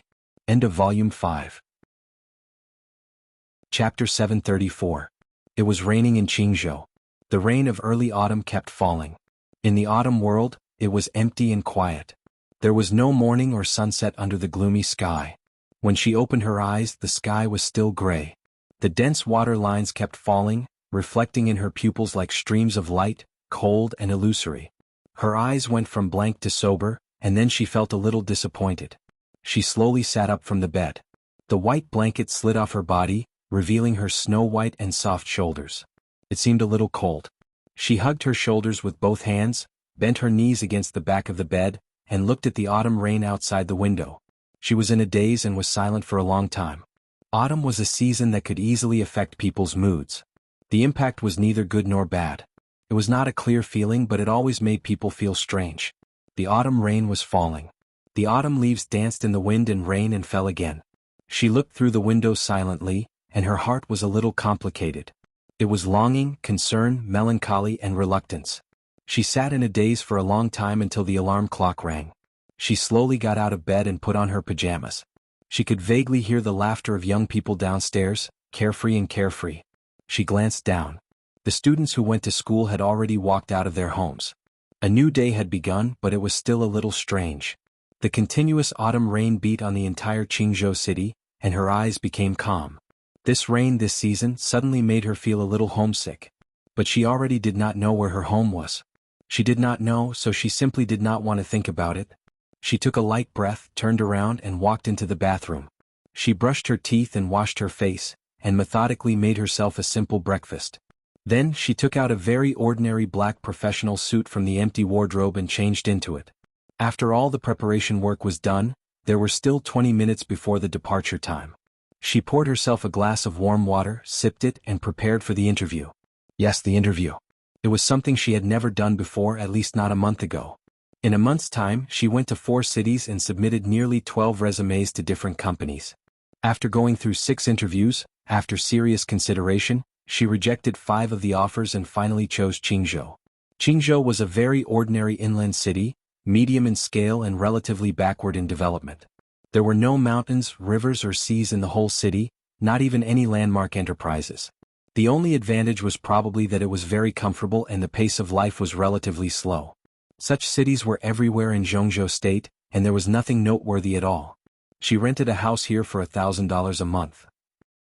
She rented it for half a year and then chose a small foreign trade company. She passed the first interview, and today she participated in the second interview.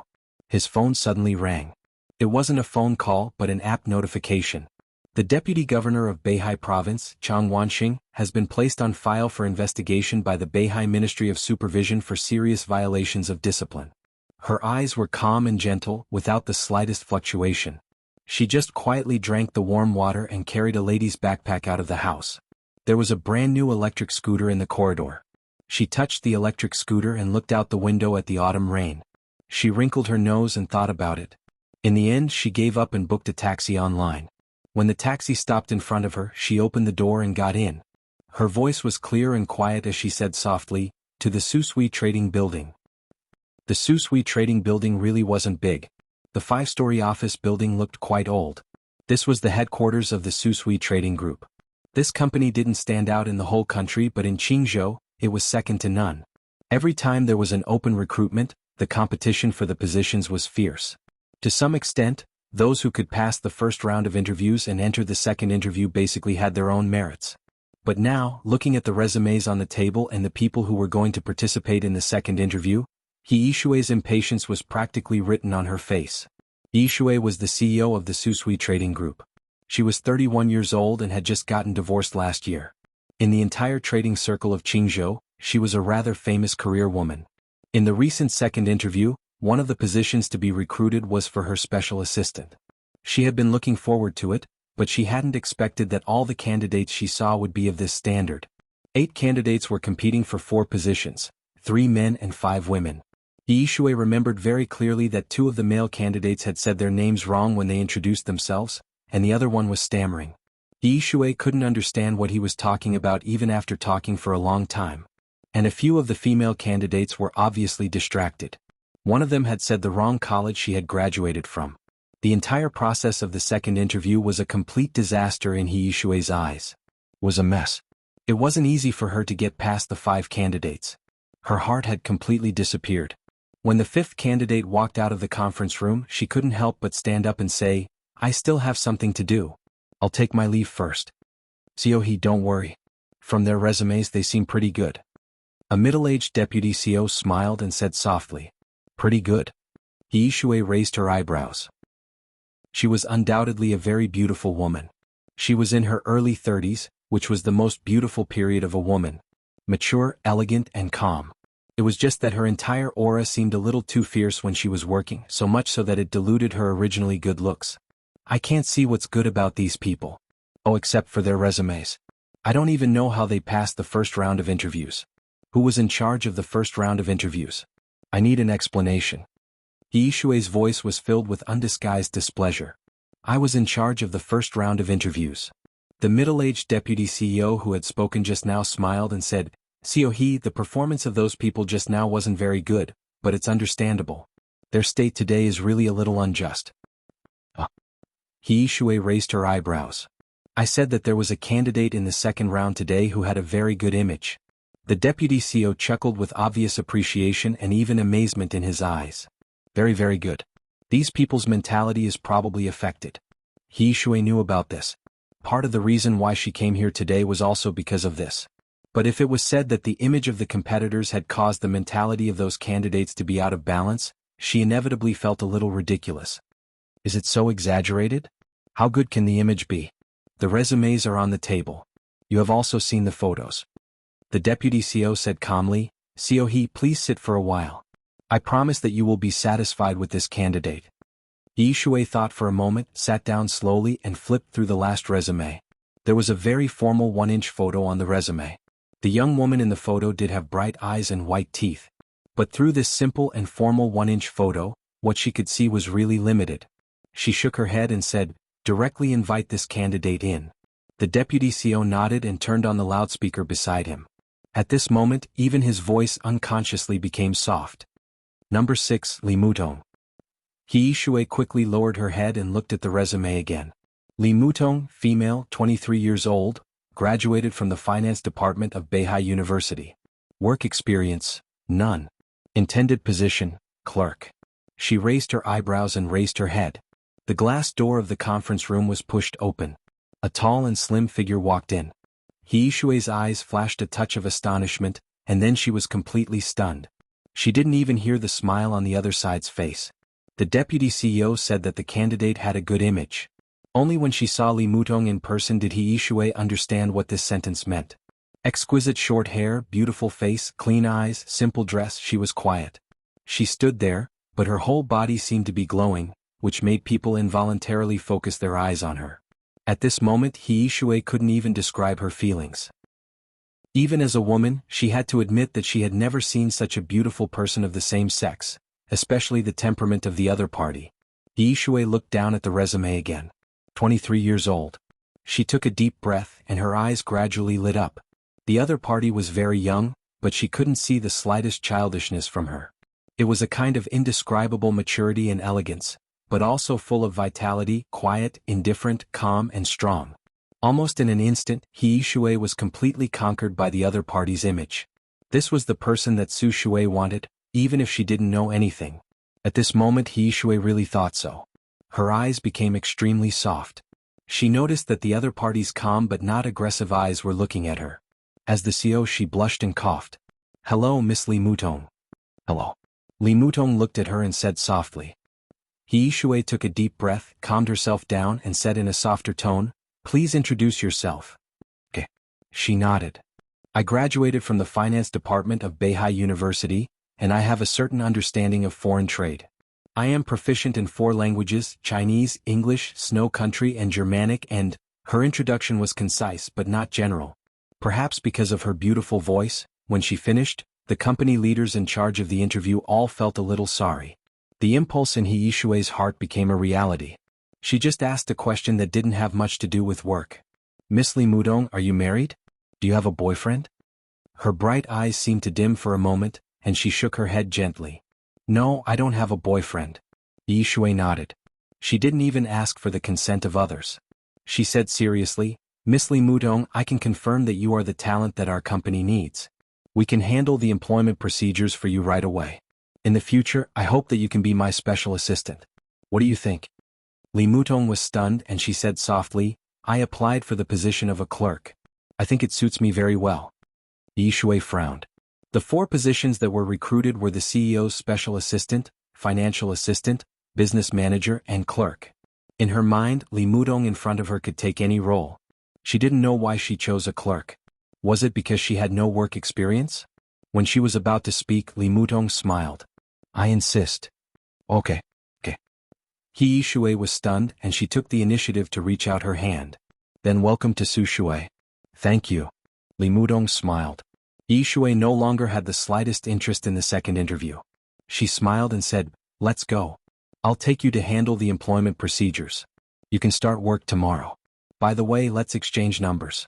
Where do you live?" In the constant questioning, the 2 of them walked out one after another. With He Yishui's personal accompaniment, the employment procedures were completed very quickly.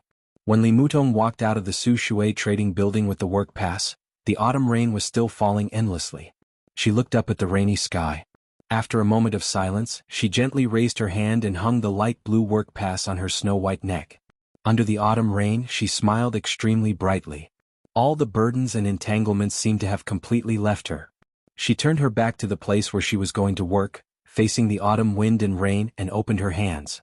So relaxed. Like a new life. Chapter 735. The helicopter slowly lowered its altitude in the pure blue sky. Below was a delicate and beautiful small town that almost looked like a telephone. The town was not big, without industrial pollution or dense traffic. The autumn leaves fell on the flat streets with a touch of messy beauty, but the whole city was extremely clean. Villas were scattered in picturesque places, and large areas of greenery surrounded the whole city. The continuous green color and yellow leaves extended all the way to the end of the small town. The spectacular white waterfall gushed out of the mountain and fell down, turning into a clear lake around the city. The quiet and beautiful town surrounded by the lake seemed elegant as if it had been forgotten by the whole world. This is the best world of mortals. Qin Weibai looked down at the scene through the window of the cabin, and a touch of longing flashed on her perfect face. No disputes, no calculations, no fatigue and no struggle. If you don't want to do something, then don't do it. Real freedom, peace and joy. It's too idealistic. In fact, there are some small disputes and contradictions, but most of them are controllable. Compared with the outside, this place deserves the word best. Lin Yuxian smiled. As the helicopter landed on the neat lawn, he opened the cabin door and bowed slightly. Patriarch, please. Qin Weibai nodded and walked out of the cabin. It had been a month since she got the body of the god of war, and Qin Weibai officially came to Switzerland. This was also the first time she came to the headquarters of the Lin clan.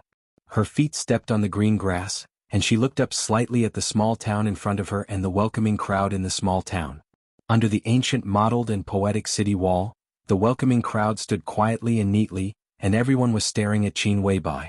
A golden fishtail dress wrapped her exquisite figure. Most of the time she wore no makeup and wore light makeup.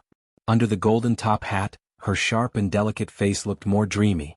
Wearing silver high-heeled shoes and a delicate handbag, she walked out of the cabin with horsewoman standing beside her. Lin Yuxian bowed slightly. The bright and warm sunshine fell on her golden dress. The indescribable beauty and nobility were like a force sweeping the whole city. Quiet, mysterious, cold and dreamy. She looked sacred.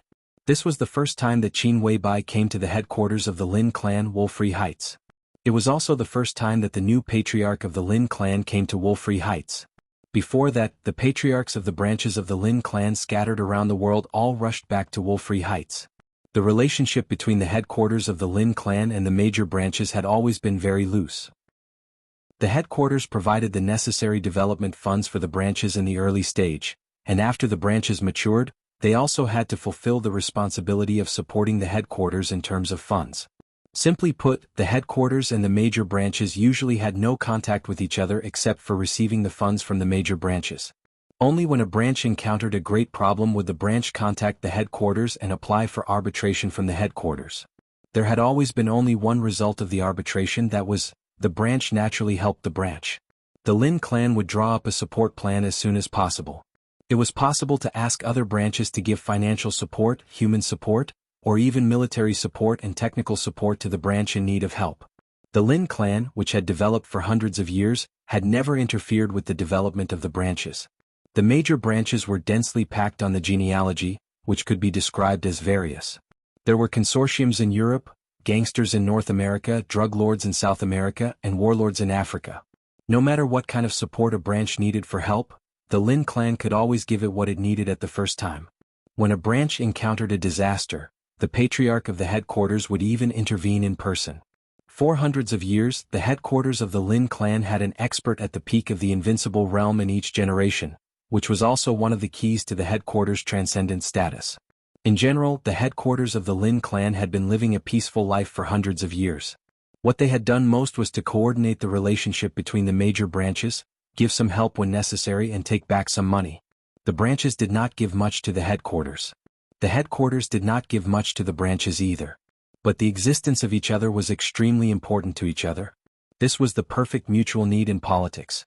To be exact, this was an alliance, which was extremely stable and almost unbreakable. Hundreds of years might make the affection between countless branches and the headquarters become indifferent, but in this alliance, it didn't matter at all. The most important thing was that the two sides could give each other, but no one was a burden to the other. The headquarters did not need the money and power of the branches. Money, power, and status, to put it bluntly, were all external forces. Whether these things were important or not depended on what they could do. And if these things could be done, the headquarters could also do it.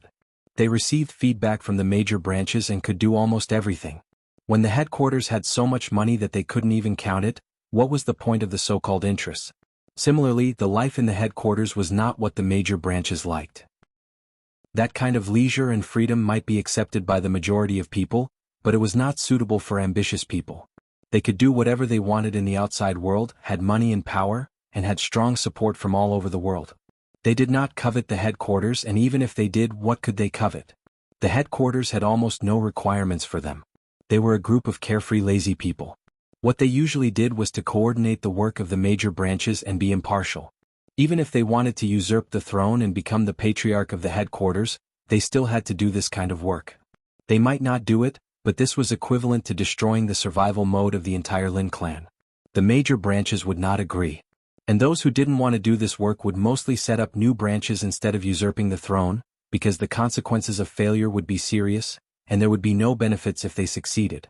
On the contrary, the more stable the core position of the headquarters was, the more stable the development of the major branches would be. This was a real win-win situation. This kind of alliance model was diametrically opposed to the way the Wang family of Beihai gathered all the branches. The Lin clan's approach would reduce the cohesion within the clan. To some extent, it would disperse the scale and then reduce the deterrent, but it would never have to worry about internal strife. This kind of alliance was extremely stable.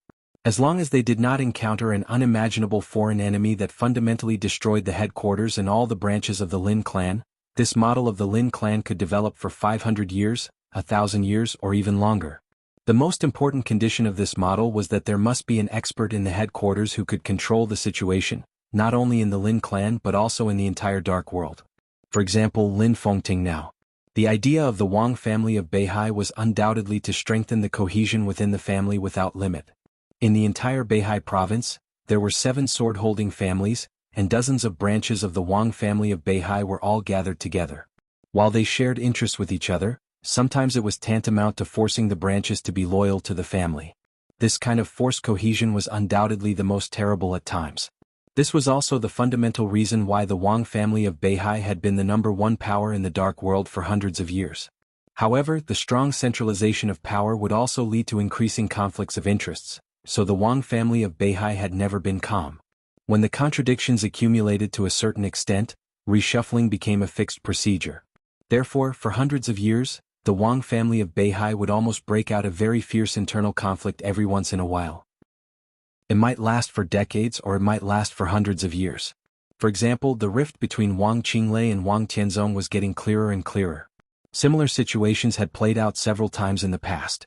This kind of absolute crisis also contained huge opportunities. If the Wang family of Beihai did not handle it well, it would fall apart. Once the reshuffling was successful, the Wang family of Beihai would be reborn, and the cohesion of the whole Beihai would return to its peak state. During that period, they were often the most invincible force in the Dark World. They would quickly strengthen themselves in this process. Then, as time went by, they would wait for new contradictions to break out, reshuffle again, and become stronger again. Just like the current Wang family of Beihai. Wang Tianzong was missing. Wang Xiaoyao openly rebelled. The deterrent power of the Wang family of Beihai was reduced to the lowest point. But as long as the Wang family of Beihai could survive the current difficulties and wait for the two brothers Wang Tianzong and Wang Xiaoyao to decide the winner, as long as the Wang family of Beihai was still there, they would still stand at the peak of the Dark World for at least the next decades or hundreds of years. One was to control the major branches and frantically centralize power to increase the overall strength. The other was to let all the branches go, and most of the time they did not care about anything and stood aloof from the world. These were the two completely different development models of the Wang family and the Lin clan. Qin Weibai could not tell the difference between the two development models, but she could clearly see that they were two different development concepts. It was like seeing the characters of the ancestors of the Wang family and the Lin clan. This was the origin of the two families, and it was also the development model that continued to this day. The first chosen one of the Wang family of Beihai always believed in his family. He thought that the whole could defeat everything by gathering all the forces. So there was the current Wang family of Beihai. For hundreds of years there were ups and downs. Even if it was temporarily underestimated, it still had the power to return to the peak. The first war god of the Lin clan always believed in individuals. He believed that an invincible individual could sweep the whole world. So there was the current Lin clan. The headquarters maintained an absolute high-end combat capability and stood aloof from the world. The branches developed freely. For hundreds of years they had no ups and downs, never fell into underestimation and never set foot on the peak. They had always stood in a position that was within reach of the peak, neither advancing nor retreating. Their stability was chilling. Qin Weibai stood there quietly. No one knew what she was thinking in such a short time. The heads and representatives of the major branches of the Lin clan also stood quietly, looking at their new patriarch. She was not an invincible realm expert. But this was the choice of Lin Fengting, the strongest expert in the Dark World. Qin Weibai took a step forward. Golden dress, silver shoes, perfect face, dreamlike, sacred and noble. Hello. Her voice sounded in front of worry-free villa, clear and light. Everyone bowed slightly at the same time. Patriarch. Qin Weibai nodded. Let's go back and talk. She walked to the city gate. She said go back, not go in. It seemed that from this moment on, she had officially entered the role of the patriarch. It might take a long time to think, but a decision often took only a moment. She was the patriarch of the Lin clan, and the direction of the Lin clan for the next few decades would be controlled by her. Judging from the current situation in the Dark World, the Lin clan was in a really good situation. Because Lin Fengting's realm was too high. Wang Tianzong's injury could not be healed in a short time. The same was true of Li Guangtu. Lin Fengting was the only one who had broken through the peak of the invincible realm and could restore a certain amount of combat capability in a short time. This time, the peak of the entire Dark World was really in front of the Lin clan. As long as they reached out, they could replace the position of the Wang family of Beihai. Qin Weibai didn't know if the Lin clan had such an opportunity in history, but in the face of this opportunity she finally chose to give it up. She chose to follow the original direction of the Lin clan and stood in a position close to the peak, neither moving forward nor retreating. This might be what Lin Fengting hoped. He didn't mind that Qin Weibai used the resources of the Lin clan to support Li Tianlan and Emperor Dong's palace. But the basic attitude of the headquarters of the Lin clan to stand aloof from the world could not be changed. How to operate it was Qin Weibai's own business. There were very few tall buildings in worry-free villa. The so-called tall buildings here were buildings that were more than 6 floors above the ground. The autumn sunshine fell evenly on this small town that stood aloof from the world. The autumn wind blew, and the fallen leaves on the ground seemed to be lazy. Qin Weibai got into a custom-made black car. There were 4 people in the car, including horsewomen. One of them was a female driver and bodyguard about 30 years old. She looked ordinary, but her expression was extremely focused.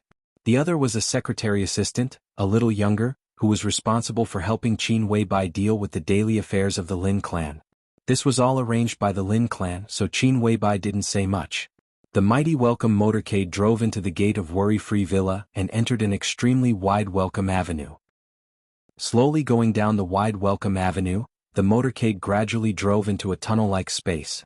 Qin Weibai raised her eyebrows. The secretary sitting in the passenger seat noticed Qin Weibai's expression and said softly, "Patriarch, Yingbin Avenue is the only driveway on the surface of worry-free villa. It connects all the underground traffic roads. Only after leaving Yingbin Avenue can you really enter worry-free villa. There are no vehicles or parking lots on the ground of the villa. In terms of ground planning, it is a large modern park. We built the underground traffic network of the villa hundreds of years ago. The underground driveway extends to every corner of the villa, and we have set up elevators and buildings.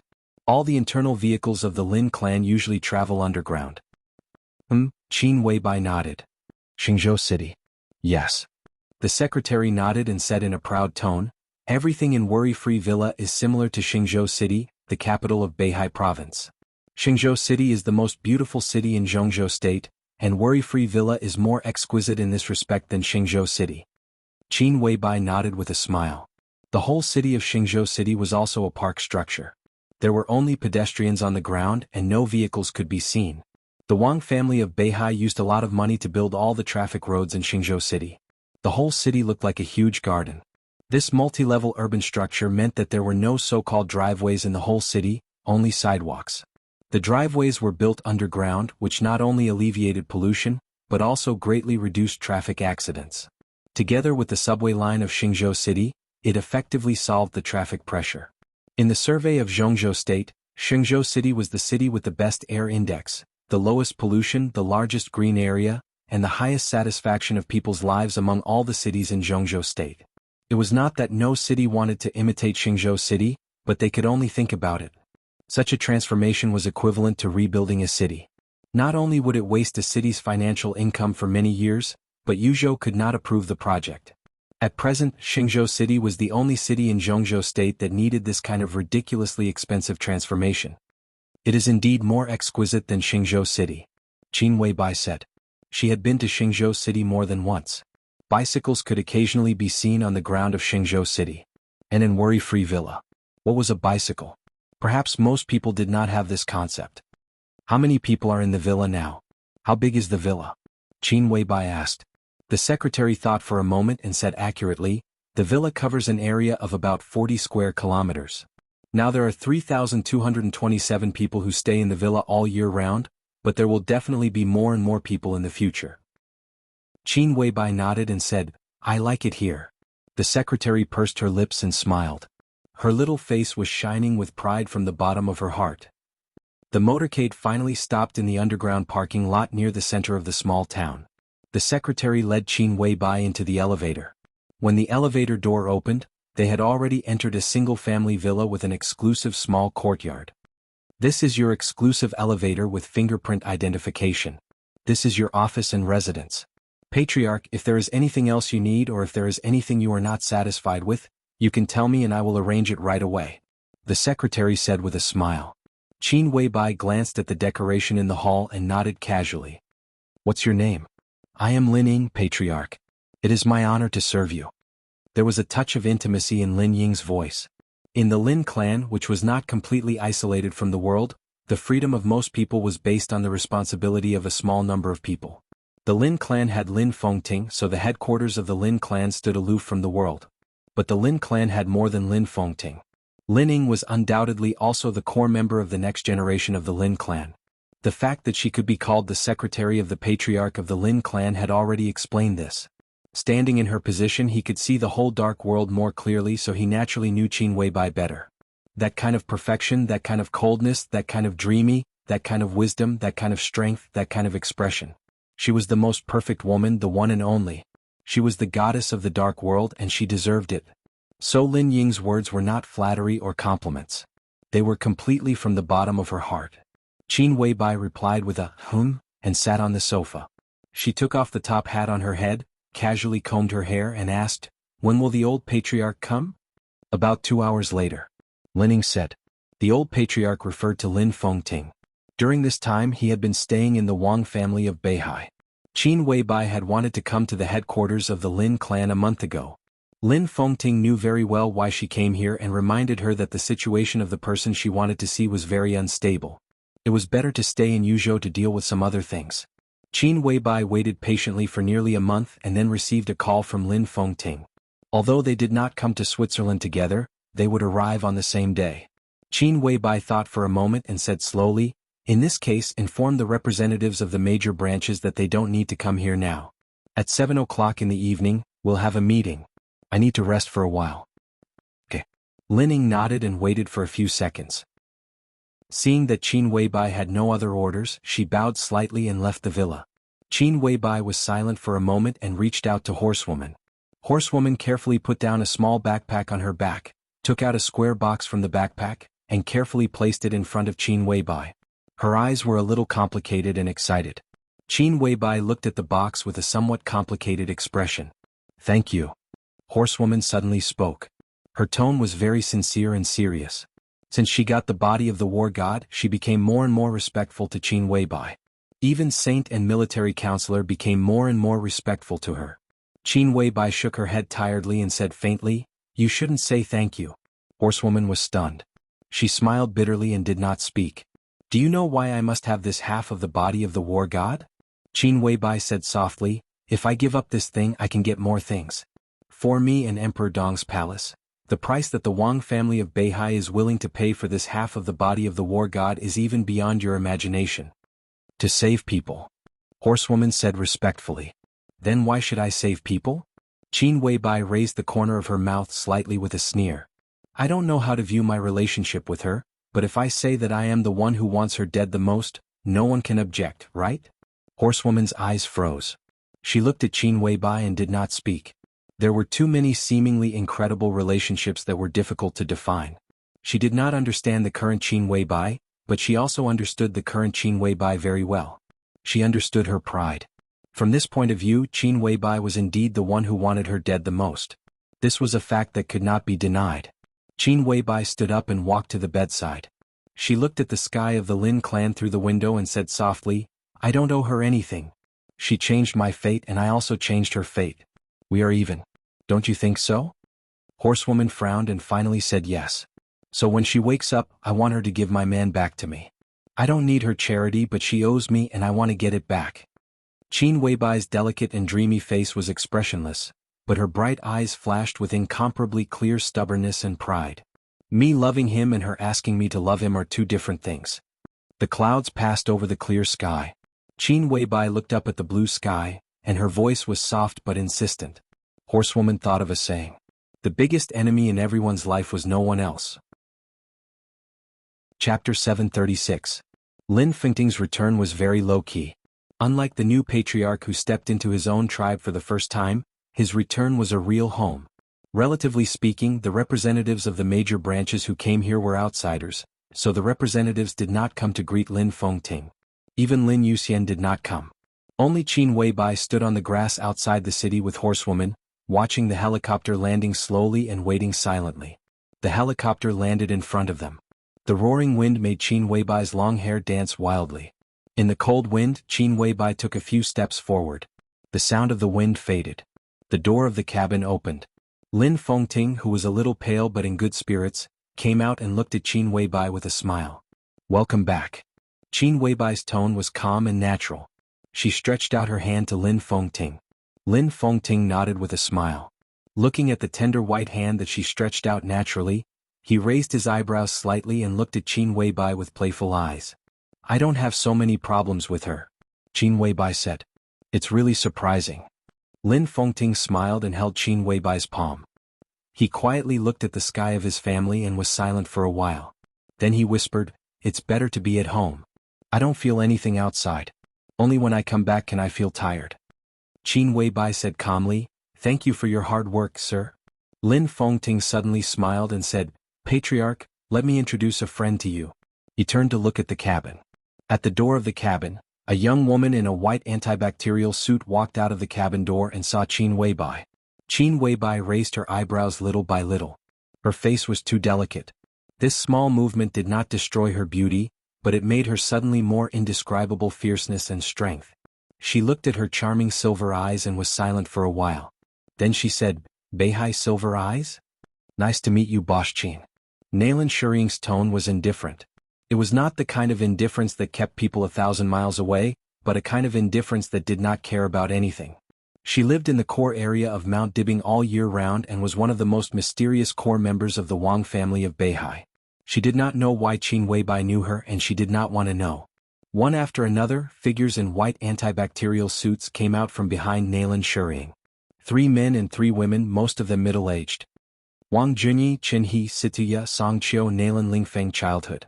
Qin Weibai's eyes swept over them one by one. Hello, doctors of Team 002. Nailan Shuring's silver pupils suddenly shrank. The expressions of the 6 people behind her changed drastically. Everyone looked at Qin Weibai as if they had seen a ghost. Not a human, damn it. It was a ghost. They were the top researchers in the Beihai Biological Laboratory. The Wang family of Beihai had the strictest confidentiality measures for such top talents in a certain field. But now it seemed that the so-called confidentiality measures were nothing in front of Qin Weibai. She not only called out their names, but also directly called out their team number in the Wang family of Beihai Biological Laboratory. They didn't even dare to think about what this meant. Lin Fengting's expression also changed slightly before returning to normal. You want to save her. Qin Weibai glanced at Lin Fengting and said lightly, Aren't you here to save people as well? Lin Fengting said with a smile. Qin Weibai snorted and looked at Nailan Shuring and Team 002 in front of her. What do you mean? To get a grasp of the situation. Team 002 will stay here. Lin Fengting said seriously, In this matter the Beihai family is very sincere. The Wang family of Beihai is very sincere. They are really generous, Qin Weibai said calmly. There were many teams in the biological laboratory of the Wang family of Beihai. There were 6 people in a group and they were arranged according to their serial numbers. The order was clear and straightforward. The number at the front also indicated the importance and professional quality of the team in the laboratory. The 000 team was the team that developed the body of the war god. They were undoubtedly extremely important, but they also had strong limitations. Their life work had nothing to do with the research of other gene potions. The only thing they were responsible for was the body of the war god. As the leader of this generation of the biological laboratory of the Wang family of Beihai, Team 001 was led by Silver Eyes Nailan Shuring of Beihai. Everyone in the team was a treasure to the Wang family of Beihai. They mainly developed the third generation of immortality potions and improved some other cutting-edge potions of the Wang family of Beihai. The 002 team was the top main force of the biological laboratory. In terms of professionalism, they might not be as professional as 001, but they were extremely knowledgeable. They had no specific projects. Their biggest job was research and development. They developed new gene potions, made and improved existing potions, determined the use of some rare medicinal materials, and sometimes worked together with the 001 team to overcome technical bottlenecks. The 002 team was the real core of the Wang family of Beihai's biological laboratory. They were the link between the previous and the next. The Wang family of Beihai sent the 002 team to Where Free Heights this time, which showed their sincerity. You can think of it as the Wang family of Beihai's self-redemption. Lin Fengting said with a smile. Qin Weibai nodded to Nailin Shireen, turned to her car and said slowly, "Summer solstice doesn't think so." Lin Fengting smiled gently. They are not sinners and don't need redemption. At least Summer Solstice doesn't think that the Wang family of Beihai is a sinner. In fact, they are not. Such great sincerity is nothing more than to increase the bargaining chips for compromise in the future. Qin Weibai opened the door and looked at Lin Fengting. Shall we go there now? Of course, every second counts. Lin Fengting took a deep breath, nodded and sat in the passenger seat. Nailin Shireen had already taken the 002 team into a business car. The car started slowly, entered the underground driveway of Where Free Heights, and stopped near the edge of the city. Lin Fengting personally led the way and entered his own villa. They took the special elevator. They entered the password. The elevator sank all the way for nearly 10 seconds before it stopped. Voice verification. Fingerprint verification. Body scan. Pupil scan. Third-level password verification. After a series of tedious processes, the elevator door finally opened. What appeared in front of everyone was a metal passage shrouded in soft light. Is this the biological laboratory of the Lin clan? Nailin Shireen, who had been silent, asked curiously. Yes. Lin Fengting nodded. Compared with the laboratory of the Wang family of Beihai, the scale is still a little smaller, and the equipment is slightly worse. The new equipment from the Wang family of Beihai is already on the way, and it will take about a week to arrive. Nailin Shireen followed Lin Fengting out of the elevator, frowned and said, "Only the new equipment in Beihai can record the most detailed data of the injured's body. The data of the current equipment may be biased. The deviation won't be very big. Dr. Nailin, I'll have to trouble you for the next week. When the new equipment arrives, we will give you the detailed data of the injured as soon as possible. Then someone will pick you up and take you to Xinyuan City in Tiannan." Lin Fengting said in a gentle voice. Nailin Shireen hesitated and nodded. Xinyuan City in Tiannan. That was where she would work in the future. She would work for Dong Huang, who had been imprisoned in the desert prison, instead of for the Wang family of Beihai. This was the deal between Li Tianlan and Summer Solstice, or it could be said that it was one of the terms of the compromise of the Wang family of Beihai. She would leave Beihai and build a new biological laboratory for Emperor Dong's palace with several core technologies in the biological laboratory. This process would last for 10 years. After 10 years she could return to Beihai. Nailin Shireen had no choice. The group of people walked on the flat metal path. The more they walked forward, the more silent Qin Weibai became. The atmosphere seemed to become a little depressed in her silence. Pushing open the thick glass door at the end of the passage, a scene familiar to Nailin Shireen and her Team 002 appeared in front of everyone. The clean and almost cold silver walls, the neatly hung screens, the multifunctional test bench, the electronic recorder, the detector, the large microscope, the multifunctional decomposition device, and the dormitories and small laboratories around the hall. Quiet, rigorous, neat and professional. After leaving Beihai, Nailin Shireen, who had been a little nervous, gradually relaxed. On such an occasion her whole aura seemed to be changing. "Where are the injured?" She took the initiative to ask. "Follow me." Lin Fengting nodded and continued to walk forward. He pushed open the door of the conference room, entered a coffee room in the conference room, and calmly opened a dark room in the coffee room. A dark passage appeared in front of everyone. Lin Fengting took the lead and walked in. The passage was not long. After a distance of dozens of meters, the environment in front of them became soft and bright again. What appeared in front of everyone was a round superalloy door without any gap. Two expressionless middle-aged women stood motionless on both sides of the door like statues. Everyone couldn't help but look at each other with solemn hearts. At the same time, They were curious about the identity of the person behind the door who needed such strict protection. Lin Fengting looked at the door in front of him, and a complicated look flashed in his eyes. He whispered, "Open the door." Two middle-aged women with extremely cold auras bowed slightly and entered a set of passwords at the same time. The superalloy door, which was strong enough to resist the bombing of missiles at close range, slowly turned to one side. An extremely warm breath gushed out of the space behind the door. "Please come in." Lin Fengting sighed and subconsciously glanced at Qin Weibai. Qin Weibai's expression was as calm as water. Lin Fengting walked in with his people, and the superalloy door slowly closed again. A huge glass cover appeared in front of everyone. Countless things like bubbles and liquids filled most of the space inside the glass cover. A young woman with her eyes closed was buried in it, revealing only a delicate and perfect dreamy face. It was an incomparably pale face without a trace of blood. The paleness was almost transparent, with extreme morbidity. But it still couldn't hide the beauty of this face. She was devastatingly beautiful. She was an outstanding beauty. Her eyes were closed as if she was immersed in the deepest dream, and her whole body had no breath. Everyone looked at this scene with their mouths agape. Nalan Shuring's body suddenly shook. She stared for a long time with her eyes wide open. Then she turned her head in disbelief and looked at Qin Weibai. "Why are you looking at me?" Qin Weibai stared at Nalan Shuring expressionlessly. Nalan Shuring shook her head in confusion and said incredulously, "Who is she?" "She is the wounded person you need to treat." Chapter 737.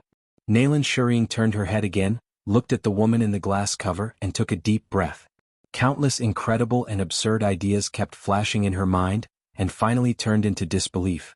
She took 2 steps forward subconsciously and reached out to touch the glass cover in front of her. Her eyes were a little dazed. The person in the cover lay quietly inside. Her pale, almost transparent, perfect face looked extremely delicate.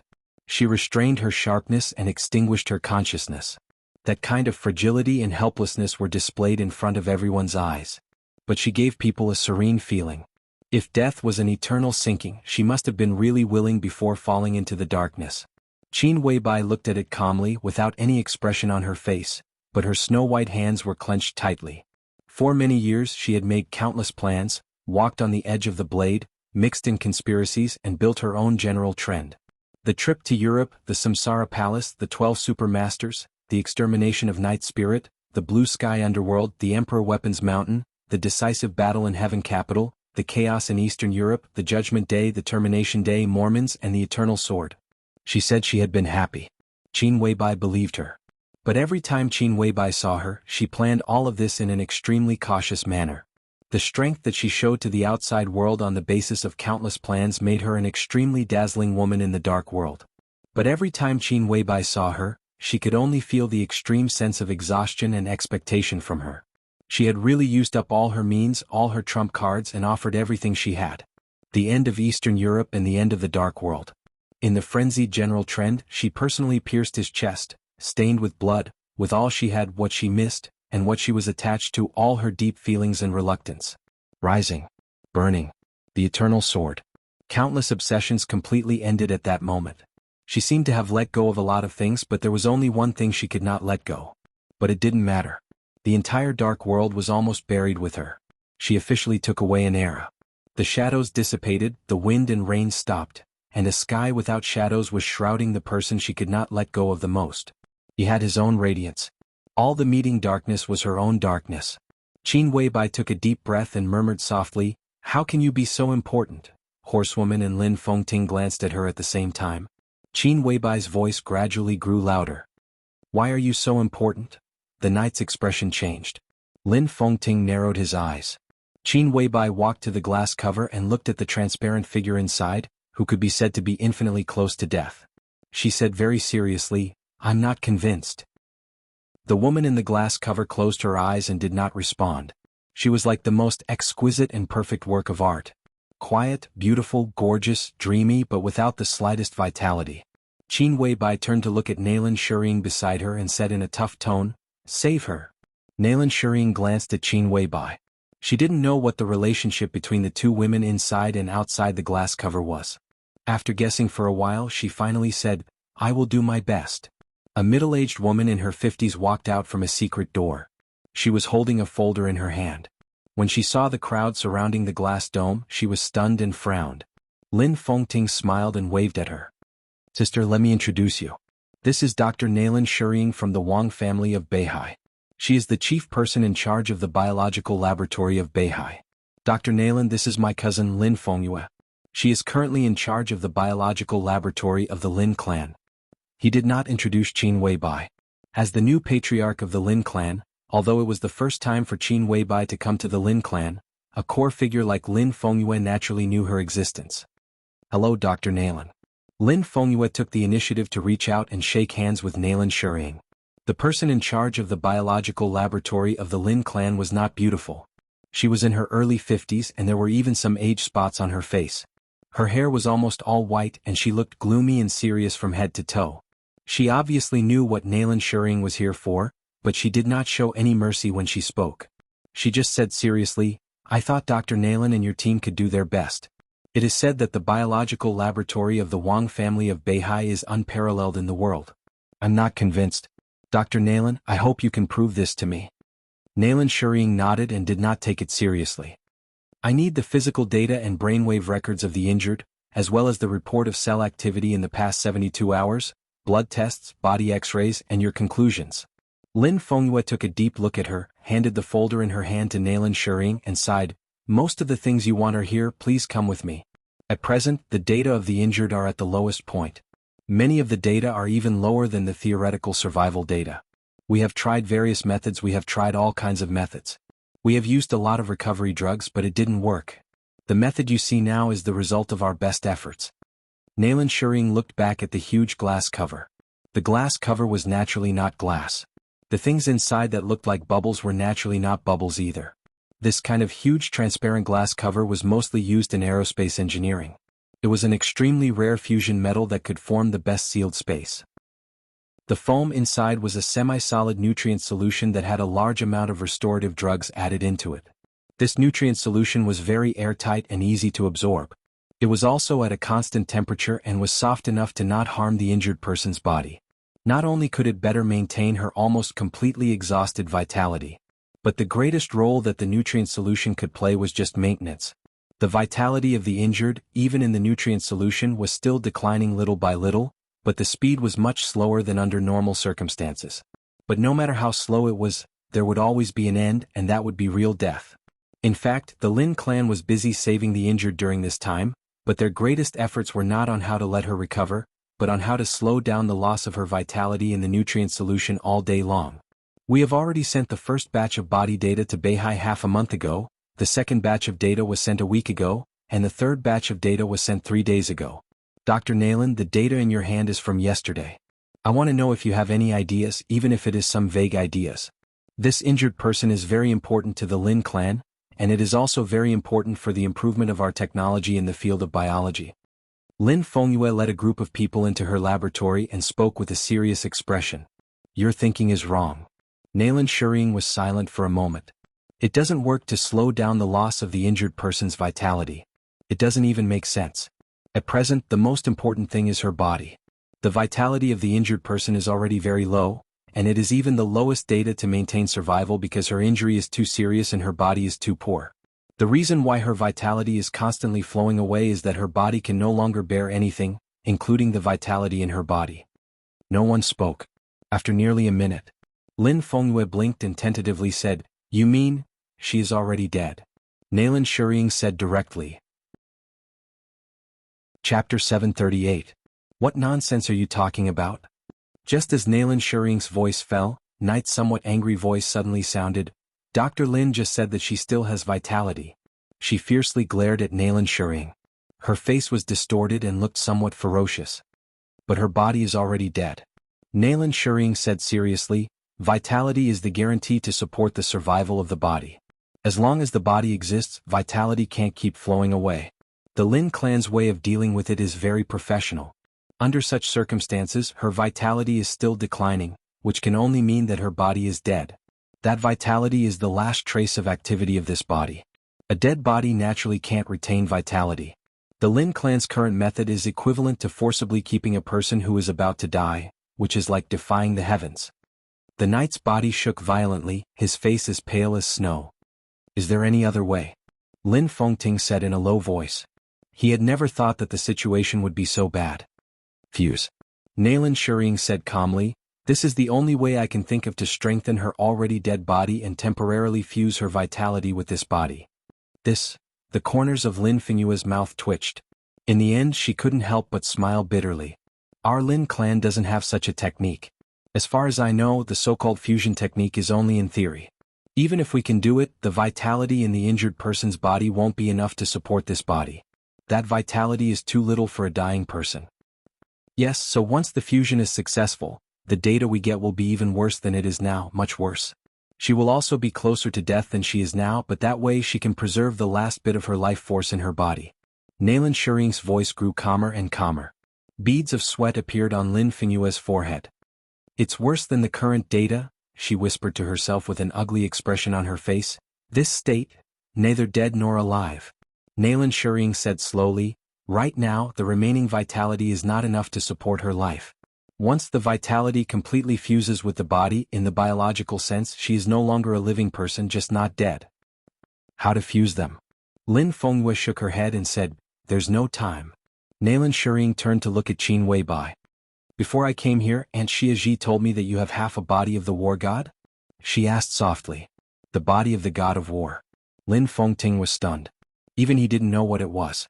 Qin Weibai glanced at Horsewoman. The knight took out the small square box from his bag and handed it to Naylan Shuring. Are you confident? Qin Weibai said solemnly. It's not a matter of confidence. Naylan Shuring shook her head. This is the only solution. But after the fusion, what's the difference between her and being dead? Qin Weibai's tone was almost interrogative. Perhaps even she herself did not know that her current mood was quite sensitive and agitated. The biggest difference is that she's not dead. Naylan Shuring said honestly. This explanation was so powerful that Qin Weibai was speechless for a moment. She was not dead. That was the difference. However, the injured after the fusion was no longer considered to be alive. What I need is to heal her and make her recover. Qin Weibai said coldly. After the fusion, it's just to keep her from dying completely. This is the first step. The second step is activation. Naylan Shuring said calmly. Activation? Qin Weibai's eyes lit up. The third generation of eternal life? Have you succeeded? Naylan Shuring gave her a strange look and narrowed her eyes. No matter how indifferent she was to the world, she could not help but be curious at this time. The other party could call out the names of everyone in Team 002, and the moment she mentioned activation she could think of the top secret of the Wang family of Beihai, the third generation of eternal life. How much did she know about the biological laboratory of Beihai? The main function of the body of the war god was fusion, which doubled the body's endurance. The third generation of eternal life activated vitality and doubled it. This was the method that Naylan Shuring thought of. First, she used the body of the war god to integrate the vitality of the injured with her body, and then used the third generation of eternal life to completely activate the vitality in her body to achieve the expected state of awakening. Then there was a long period of cultivation and recovery. This was also the only feasible way at present. At present, the half of the body of the war god is only a semi-finished product and can only be fused. As for strengthening the body's endurance, the effect is much weaker. The third generation of eternal life also has many technical bottlenecks, even more than the bottlenecks of the body of the war god. Naylan Shuring said softly. So? Qin Weibai narrowed her eyes. So, drag it on. Naylan Shuring said, first fuse so that she will not die, and then wait for the third generation of eternal life. Qin Weibai's body trembled and she said hoarsely, how long do we have to wait? I don't know. Naylan Shuring shook her head. Maybe 10 years, maybe 20 years, maybe longer? She looked at Qin Weibai and there was some sympathy in her bright silver eyes. At that time maybe you will be old and so will Li Tianlan. But now she is in a sealed state and she can maintain it for a long time. Have you ever seen a science fiction movie? Some astronauts can sleep for decades in the cabin during the spacecraft's exploration of space, and their body functions will not deteriorate, and their appearance will not change. It's as if the sleeping time did not exist. Naylan Shuring said softly, now we don't have such technology, but this nutrition cabin can be close to this level. Coupled with the body of the war god and her current strange state, as long as the nutrition cabin is continuous, she can sleep for at least decades without any change. I think by that time, no matter how difficult it is, the third generation of eternal life should have been successfully developed. No one spoke. Everyone was silent. This method was feasible. But the key was whether Qin Weibai could afford to wait, whether the people sleeping in the nutrition cabin could afford to wait, and whether Li Tianlan could afford to wait. When they woke up, countless eras might have passed. Everyone they cared about, loved, and cared about would have become old or even become yellow soil in history. What did it feel like? Regardless of whether it was to those who were waiting or those who were asleep, this was an unimaginable cruelty. Qin Weibai stood there and was silent for a long time. It won't be that long. A tired voice suddenly sounded. Lin Fengting looked at Nalan Shuying. The third generation of eternal life can't break through the technical bottleneck at present because there is not enough immortality, that is, a few core materials are missing. His tone was a little low. I will find a way to get these materials and speed up your research process. Everyone knew what he would think of. They would either find them or grab them. That was the only way. Nalan Shuying wanted to say something but stopped on second thought. In the end, she didn't speak and just looked at Qin Weibai. Qin Weibai didn't speak either. After a long time, Nalan Shuying said softly, I understand how you feel, but time can't be delayed. The vitality in the patient's body is passing away every moment. The later the decision is made, the worse her condition will be after the fusion. Lin Fengting looked at Qin Weibai and then at Nalan Shuying. He frowned slightly and didn't speak. Qin Weibai raised her head and slowly glanced at everyone. After a long time she nodded and said, I see. She slowly turned around and walked out of the laboratory. Her back was still slim and perfect, but it seemed to be covered with a layer of exhaustion. I see. Nalan Shuying was stunned and stood still. The door of the small laboratory slowly closed. Nalan Shuying turned to look at Lin Fengting. Lin Fengting narrowed his eyes and looked at her. His eyes were extremely sharp as if they were warm but also cold. Nalan Shuying subconsciously avoided his eyes. Her heart is a little confused. Lin Fengting said slowly, his scrutinizing eyes constantly falling on Nalan Shuying. I can understand. Nalan Shuying took a deep breath and her tone was still calm. But I didn't. Doctor, I can understand your position, but lies are meaningless here, do you understand? Lin Fengting's voice became gentler and gentler. I'm telling the truth. Nalan Shuying's fingers trembled slightly. Her situation is indeed very serious. I know that. Lin Fengting said lightly, this is the truth, but the third generation of eternal life doesn't necessarily need to let the people waiting for her for a lifetime, or in other words, the third generation of eternal life she needs doesn't necessarily need to wait for a lifetime. The semi-finished body of the god of war can stabilize her, so the next 3 generations of eternal life may not necessarily be the finished product, right? Nalan Shuying was silent for a while and said calmly, I will try my best. Lin Fengting looked at her. His eyes were calm and deep. Nalan Shuying stopped talking. Lin Fengting nodded and left the small laboratory. He didn't know if what he said was right, but if this was the truth he could understand. Nalan Shuying, Team 002, and the body of the god of war were the sincerity of the Wang family of Beihai. Maybe it was not the so-called redemption, but they really wanted to protect themselves. Once Li Tianlan walked out of the desert prison, the development of Emperor Dong's palace would be unstoppable in a short time.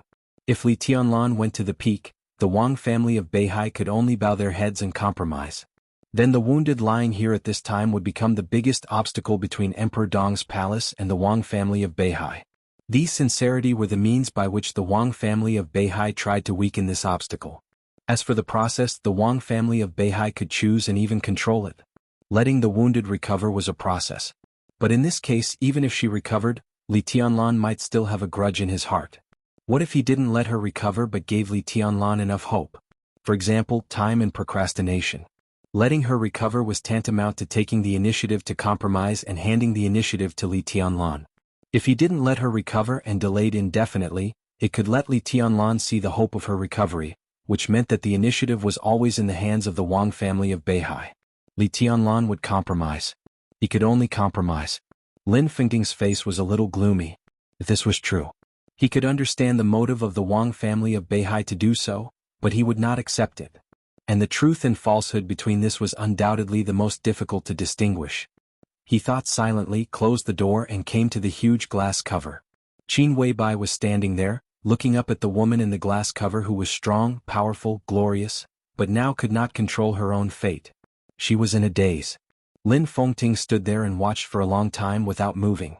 After a long time, in the almost frozen picture, Qin Weibai reached out her hand and gently knocked on the glass cover in front of her. She said slowly, "I know why you did this."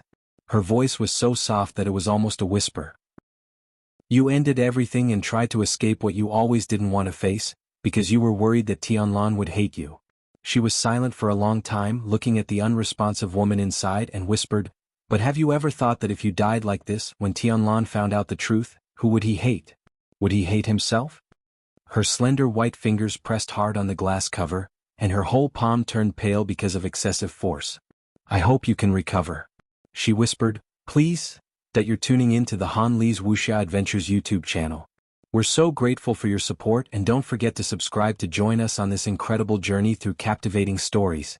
Your generosity through donations truly makes a world of difference, as it's the primary source of revenue that allows me to expand and enhance this channel for you. Thank you from the bottom of my heart for being a part of this adventure.